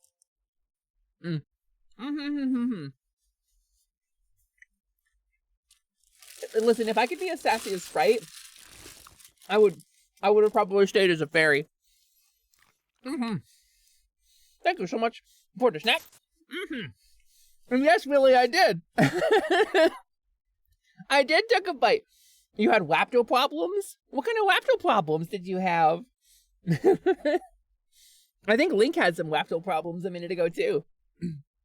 But we're watching today's normally our DDO community day, but I was going to raid out, and then we got a bunch of raids, so I thought I would eat my food while we watched some Zelda cartoon. To kind of take like a break and wind down, and then the raids just keep coming, so I keep streaming longer. You had a great stream, expected to wrap up early, but more than doubled it up. I mean, I can relate. You've been playing the Elden Ring DLC, which you want to avoid spoiling. Yes, please don't spoiler. I have not played it. I have not touched it at all. But it both awed you and made you uncomfortable. Apparently the bosses are really hard, and there's some really like a horror-y kind of designs in it. We were kind of gonna wrap, but we're just gonna wrap whatever. Probably maybe after this episode. I don't know. We'll see what's up. Oh no, actually, Nat, I was able to finish my food. But Luetta, you know the drill. I'm a kobold, and as a kobold, the three most important things to me are snack, nap, and shiny. The three pillars of kobold life. Snack is things that you eat. Nap is a thing that you take. And shiny is also a thing that you take, but it's a thing that you have longer than you just take it. And so if you got to get any of those three things after your long stream, please don't feel obligated to stick around. I'm a good kobold. I will do my best to take care of everybody you brought in with you. But if you want to stick around, we're polishing off the first episode of the Zelda cartoon from the 80s, which was like my whole childhood. About the embarrassing things. Slyman, please don't harass my raiders, Slyman. Thank you very much. You're trying to replace Sword with your new name, but you can't decide on a starter. You want to go Rillaboom, but whenever I remember Cinderace, it reminds me... Cinderace is the right choice, Juno. I'm sorry. You got to get the weird little... Mine is named Ruckus because he looks like a soccer hooligan. His name is Ruckus, and he's wonderful, and he killed Hop. He actually killed Hop's Wooloo, which, incidentally, Hop steals in that, canonically. Hop stole that Wooloo from a farmer. You don't encounter wild Wooloo in the starter town. You don't get Wooloo until like halfway through the game, but there are Wooloo present at the farm nearby. Hop just went and stole a farm animal in Sword and Shield. But yeah. Charlotte would know all the embarrassing secrets. Oh, well, I'll have to get hit up on that. But either way, Luet, I really appreciate you coming in. Thanks for bringing your community by. And if you got a raid and fade, please don't feel obligated. But we're going to pick the Zelda cartoon up because Sprite here, the pixie, right, the fairy from the Zelda cartoon, absolutely a role model for young Hesper. Go away, you pesky insect. And then she is defeated and she is vulnerable, but she stood strong. And so Ganon exulting and having the Triforce of Wisdom.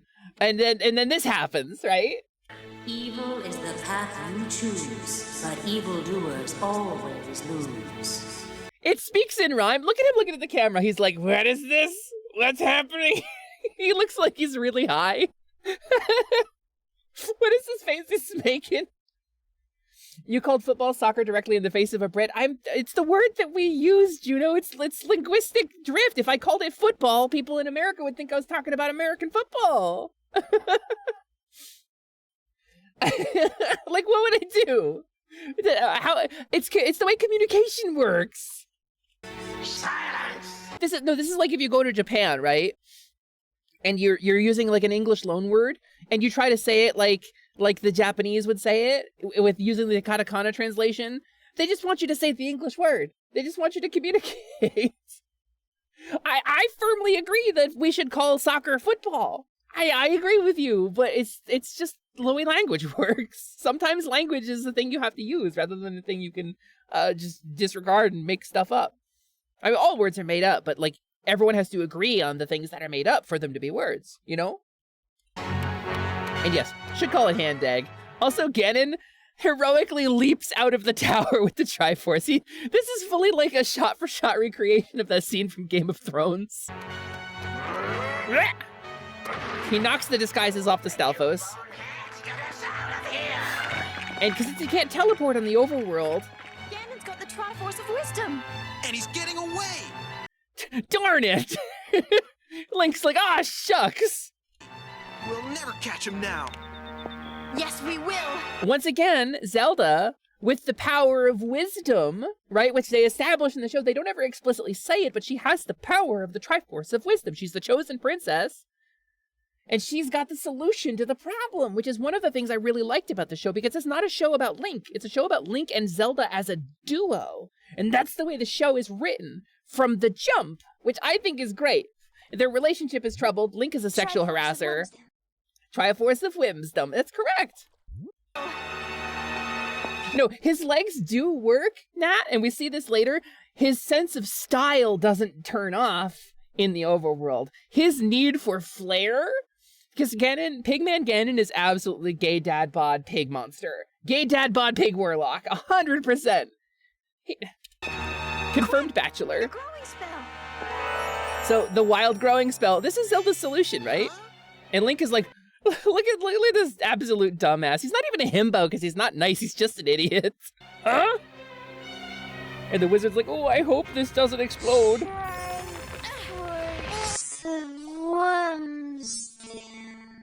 Triforce of Wimbledon. That's correct, Simon. Thank you for that. Also, thank you for the follow, new friend. Welcome in. It's normally our DDO community day, but I'm just coming back from a little bit of a break. So, we're watching the Zelda cartoon. But hello, dog, says Edward. This is the saddest name on Twitch. Congratulations! Congratulations on having the saddest name on Twitch. Pepper, help, I need another transpositive song for a silly video I'm making. Ooh, don't use Slimin' for personal stuff. Face My Fears by Hikaru and Skrillex were banned by Yeah, another transpositive song other than Face My Fears and Skrillex. If you were Transmask, I would say do the I'm a Man song from Tomska. from Asif movie because that's a banger, but you're not. So, well, that's a great question. I'd have to think about that. I don't think I have anything like handy right now. Would the saddest name on Twitch not be saddest name on Twitch? It could be Simon if you took it literally. What do you win? Nothing, because State Alchemy in that show is about child soldiers and the horrors of war. But you do win the right to hang out with a kobold if you want to. If you want to hang out and watch the Zelda cartoon from the 1980s with me. Also, I should take the DDO logo off of the thing, I guess. Hold on. Let me actually change that. Oops. I left the DDO logo on. So it was going to be our DDO community day today, and we got about an hour and a half in, and my body just kind of started quitting on me, and I just kept getting raids, so we kept streaming. So we're going to probably watch the tail end of this and then maybe raid out. But this is my favorite cartoon from when I was a kid. I have a lot of thoughts about this. And yeah, the Slime and Redeem is gone because people were misusing him a little bit. There's a thing, if you have a favorite streamer who has a TTS pet, don't use it just to talk about your stuff and be heard. That's what Highlight My Message is for.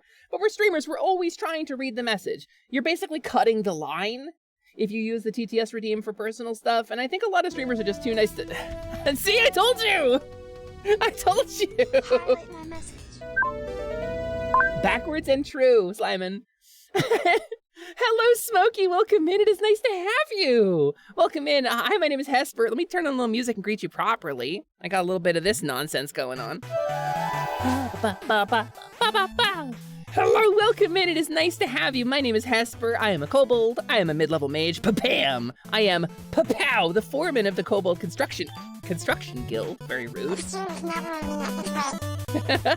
And I'm the resident Scaly Sorceress. It's nice to have you. So hello, Raiders. Welcome in. How was your stream, Smokey? Did you have a good one? What'd you get up to? Tell me about it. Paint me a word picture. And if you came in with Smokey's raid, tell me the most embarrassing thing. Give me the tea. I need ammo. Welcome in. Welcome to the workshop. It's nice to have you. We're watching the Zelda cartoon today. Normally Tuesdays, we play D&D online from 3 p.m. Eastern. And we did a little bit shorter than usual because I am a disabled streamer and my body's kind of crapping on me, so I just ate food instead. Speaking of tea, can we have some after stream? Yes, Slyman, I think that's a really good idea. My throat, actually, I could really use some. That's the coolest raid welcome ever. Thank you. Whatever. I'm adding another 15 minutes to the stream length. Thank you, Ryusei. Thank you, buddy. That little guy down there is Ryusei Shining Heart, or rather his Hodmedad. A little straw stuffed dummy that I plucked a little bit of Ryu's soul into. Can we also have some animals with a tea too? I can't talk about that on Twitch, Slyman. That's against Twitch terms of service right now if I don't have my stream flagged for that. It was a good stream? Hell yeah, Smokey. Well, let me tell you something about kobolds, right? I got 1 snoot for snoofling. I got 2 pokers for hitting.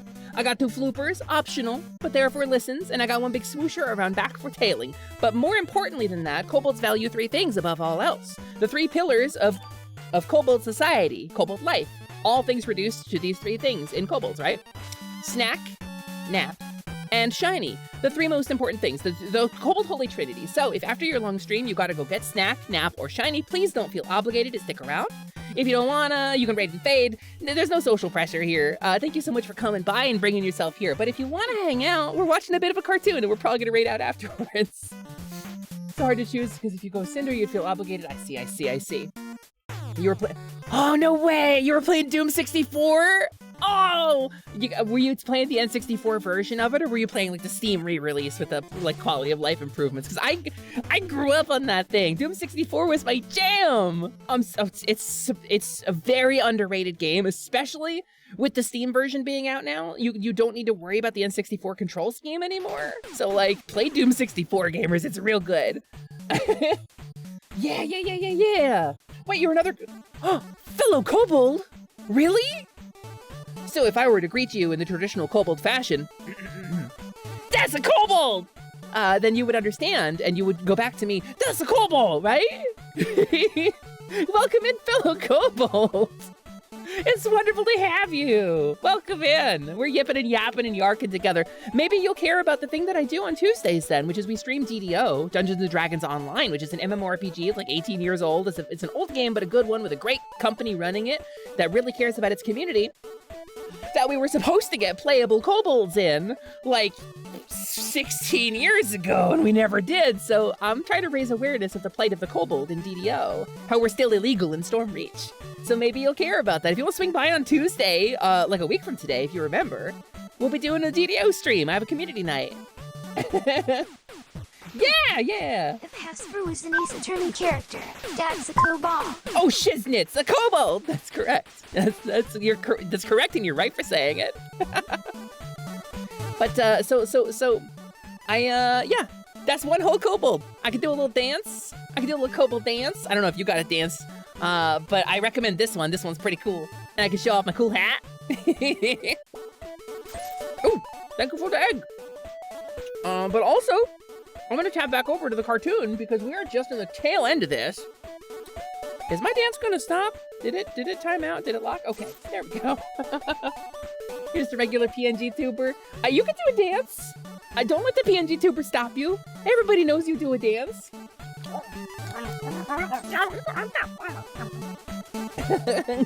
Listen, if you told me you were doing a dance, I would believe you. You got power. I have to do the dance. You don't got to do the dance. You can just say it. Oh, thank you for the mushroom. Definitely eat mushrooms that you find in the woods. That's a great idea. Misa, hi! Misa, 1 heart. Misa, thank you for coming in. Thank you for the sub. Gamers, if you don't know, Misa Deluxe, one of the founding members of Positivity, the stream group that we formed together. Misa's a very good friend, a very good person, and you would love her content if you like my content. I love eating random mushrooms. Probably a little chiller than me as a general rule, but she does have moments of, like, really intense agitation, which are usually really funny. Because she's a very talented streamer. You should check her out on twitch.tv/Misa Deluxe. They can click the little heart at the top of your chat. It's free. The government can't stop you. And by the way, since we have some new folks in here right now, check out this website, positivity.space. That is the website, the home of our streaming team, Positivity. You can find my schedule up there. You can find some cool merch for us. And you can also find all of my friends and links to all of their content, which is a really great place to explore stuff if you're interested in it. But yeah, so, yeah, she's okay. Yeah, she's all right, Blancha. She's okay. I'm kind of into it.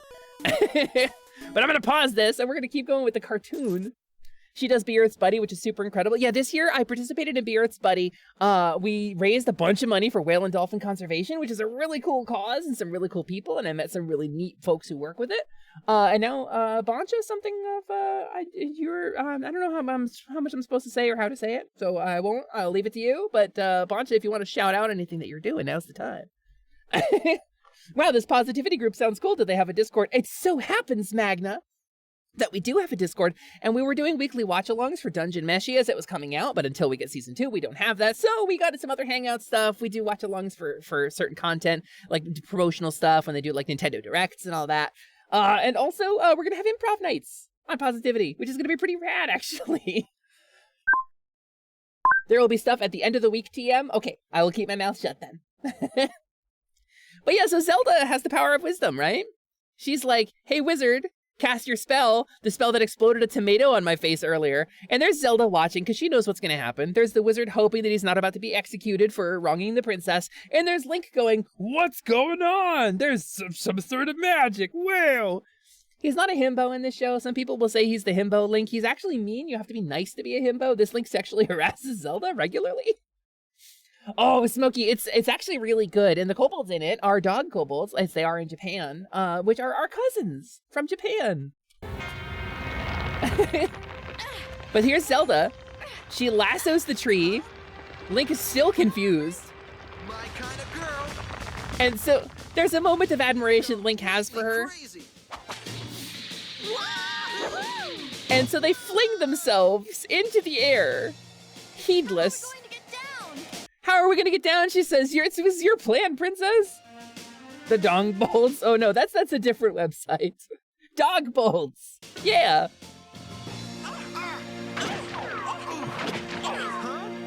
Good. Ta-da! Saved your life again. Kiss me. And there he is sexually harassing the princess and sexually assaulting the princess this time. Look out! It's Gammon! But so she kind of, here's the thing about it that makes it like a little bit different, right? Because this is obviously a little trouble and it hasn't aged well, but like she pushes him away and he relents.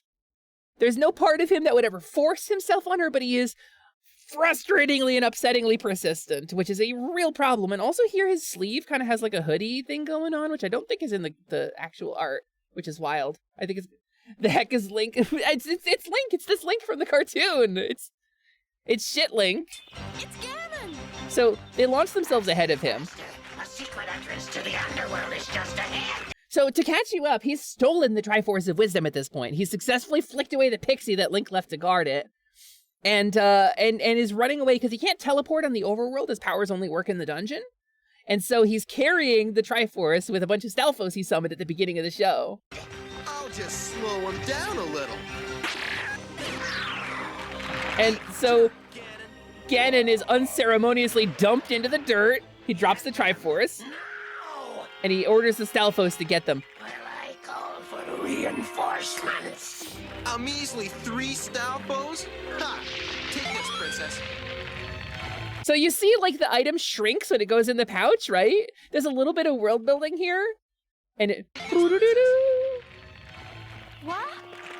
But Ganon has called reinforcements because the secret entrance to the underworld is right there. Huh? Back to back, princess. Fast! And now here we have Link, not a tactical genius, not very smart. They would probably have been way more effective had they not tied themselves together.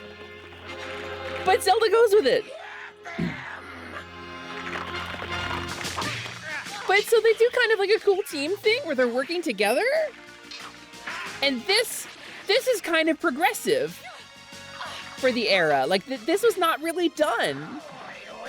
Okay, no, hold on. So Zelda throws the Stalfos away, right? I gotta raise attention to this. I gotta show this. Because this is my favorite moment in this whole cartoon. Top to bottom, every episode, this is my favorite moment, right? Stalfos thrown away. Get them like this.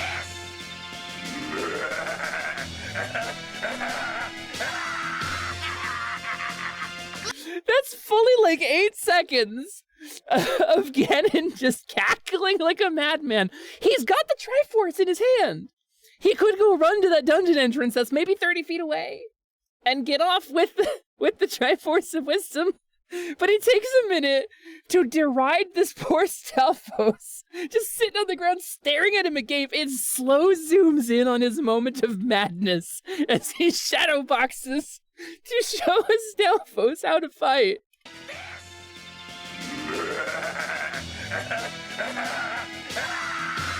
And just like, they animated like the jab, the hook, and the weave. Like they spent time on this. It's just so good. Yeah, you miss this type of villain. You like what Reboot did with their silly villain. Frankly, Enzo's birthday is one of the best pieces of media from that whole era. They've got me! And Ganon throws a bomb. Zelda flips him up. They work together. Also, absolute badass hero shot. Here's Link looking a little bit like he's having a stroke right now. But Zelda fully upside down with the bow, her hair hanging down. Absolute moment of power. The scowl on this woman's face. This is a great shot. This is genuinely a great hero shot. And she lights Ganon on fire. Knocks the Triforce free. Get them, blast you! And so, Stalfo just has a bomb. In none of the games do Stalfos use bombs, but this dude happens to have a lit bomb in his rib cage, so that's cool. We're just gonna go with that. Link! A bomb! And I'm out of zap bolts! Zap bolts. She's out of zap bolts, you see. Magna, they're zap bolts. I wish I was in this style sometimes. I wish I was like a stupid 80s cartoon. I'm out of zap bolts! Look at this. Look at his full, because it's like, simultaneously, it's like goofy design, right? He's got like the weird articulate. Look at his elbow. Why is it like that? I don't know. His front facing elbow. It's got like, it's just a coloring issue. But then he fully like action movie shots, right? The movement is actually really good. Like, look, he flexes a little bit before the throw. His arms go reverse position, and then he whips. Boom. The full like the smear frame here of his arm bending backwards, and then it goes into like a full like in the frame shoulder throw. It's really cool action scenes, right? Gotcha, Stalfo. Zap. But I have the Triforce. You have lost. So theoretically, they're like 30 feet away, but it's okay. Because it was close enough that the Stalfo could throw the bomb. But Link and Zelda, I guess, can't walk while they're tied together. Rule is mine. Here it goes. But then... Not yet. Thunk. Link is good at sports because he is boy. And then this is enough. I guess that's enough to get the Triforce back. The Triforce. And then content warning, he's about to sexually harass the princess a third time. Save the kingdom again, princess. Not bad, eh? You got lucky. Now get this belt off. No. What do you want? No, he says. Problems in this show. A kiss. Come on. No. Then we stay like this. So Link is sexually harassing and coercing the princess into a romantic encounter, which is really bad. I grew up on this, and even when I was a kid, I knew this was bad. Oh, all right. Remember, 37 no's and a yes means yes, right? I No! suppose you do deserve some reward. Just don't try to make a habit of this. I feel like the animators even hated this. Like, look how distorted their faces got in this moment. But then my favorite character saves the day. Oh, I won't. I promise. And he lies.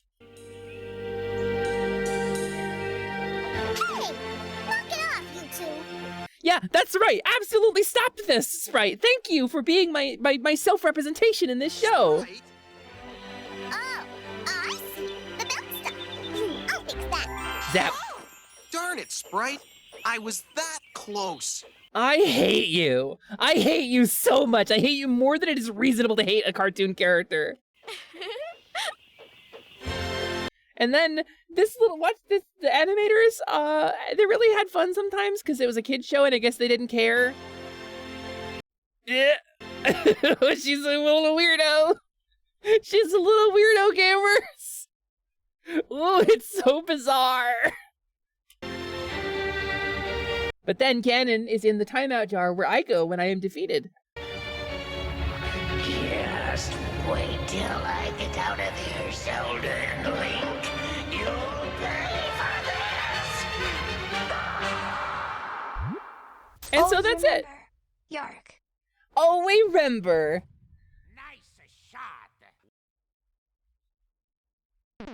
Oh, I'm not gonna yuck Sprite's yum, Nat. I'm just thinking, I'm thinking I wish Link was less of a harasser. But then, as an outro for our stream today, as we set up the raid, please, I would love it if you'd stick around with the raid because number one, it gets you more channel points here. If you stick around for the raid and say something in the chat that we land, you get bonus points here.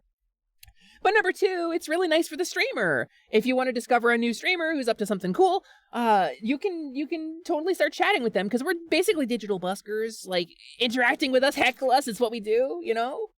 Push the button that the streamer gives you because interaction makes the stream more fun for everybody. So I like to if we do a raid, I like to stick around, you know? So let me turn this off and let's do the famous outro from this show. Do the Mario, swing your arms from side to side. Come on, it's time to go do the Mario. Take one step and then again. Let's do the Mario all together now. You got it. Do the Mario. Where are we gonna raid? I guess we got Tag is live. Oh wait. That's kind of a special event. I don't know if that's the right vibes for us. Just like that. Oh, and then we got some commercials. Deek. Deek. So we're gonna raid out. Where do we want to go? Oh, is Cabal live? Interesting choice. Oh wait, no. You know what? We're gonna keep it kobold to kobold, right? We're gonna go kobold to kobold today. Oh wait. No, hold on. I do want to go kobold to kobold, but we can raid. Let me see who's been live how long, because this is an important question. Because I think at this time of day, probably Soot's gonna be ending, so we have a different raid to do, gamers. It's not gonna be Cobalt to Cobalt. We're not gonna do Cobalt Train today. We will raid Soot in the near future. Solana, that's rude. That's so rude of you. How dare you compliment me? We are instead gonna raid a friend of the community, a friend of positivity, a guy by the name of Jorb. We're gonna raid Jorbizzle since he just started and he's playing Zelda, so we can go Zelda to Zelda raid. What is a good, what do we say? But, there are only 2 Triforces raid. Do we say, but you're no amateur, you're a pro. What do we do? What's a good line from Zelda that we can throw at him?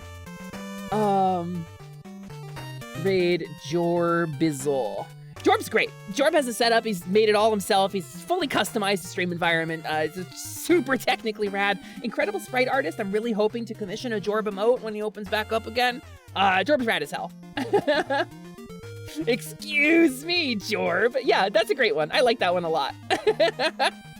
Let's go ahead and let's do that raid, and let's do Dorito. Let's throw a Doritum or 2 in there. 1 or 2 of the sacred Doritum from Zelda fame. And we're gonna go ahead and raid Jorb. So if you stick around, it would be super cool if you would drop the raid message because you get some extra channel points over here. And also, it's nice for the streamer to have a number of chats and to get engaged. And if you don't want to drop the raid message, that's also fine. You can say something nice about Jorb, about the content that he's doing. He's currently Ocarina Link, which is like the 2nd best Link, so we don't have to ride him about that. But I really appreciate y'all being here, gamers. I'll be doing DDO Community Day, hopefully a full-length one next week on Tuesday, but I will be playing DDO off-stream as well. So come and hang out in the Discord. I've got a DDO channel for that. To hit me up on Positivity, whatever you want to do. Also Thursday, I'll be playing Wind Waker. We'll be trying to finish out our Wind Waker playthrough and gather the last pieces of the Sacred Doritum. And then Saturday is Cobalt's Choice Gaming, so stick around for that. I'm going to be playing something cool and fun that you might not have seen before, and it's going to be a lot of fun. So thank you so much, Raiders, gamers, everybody. Thank you so much. Let's go give a lot of love to Jorb, okay? I love you very much. Thank you. Goodbye.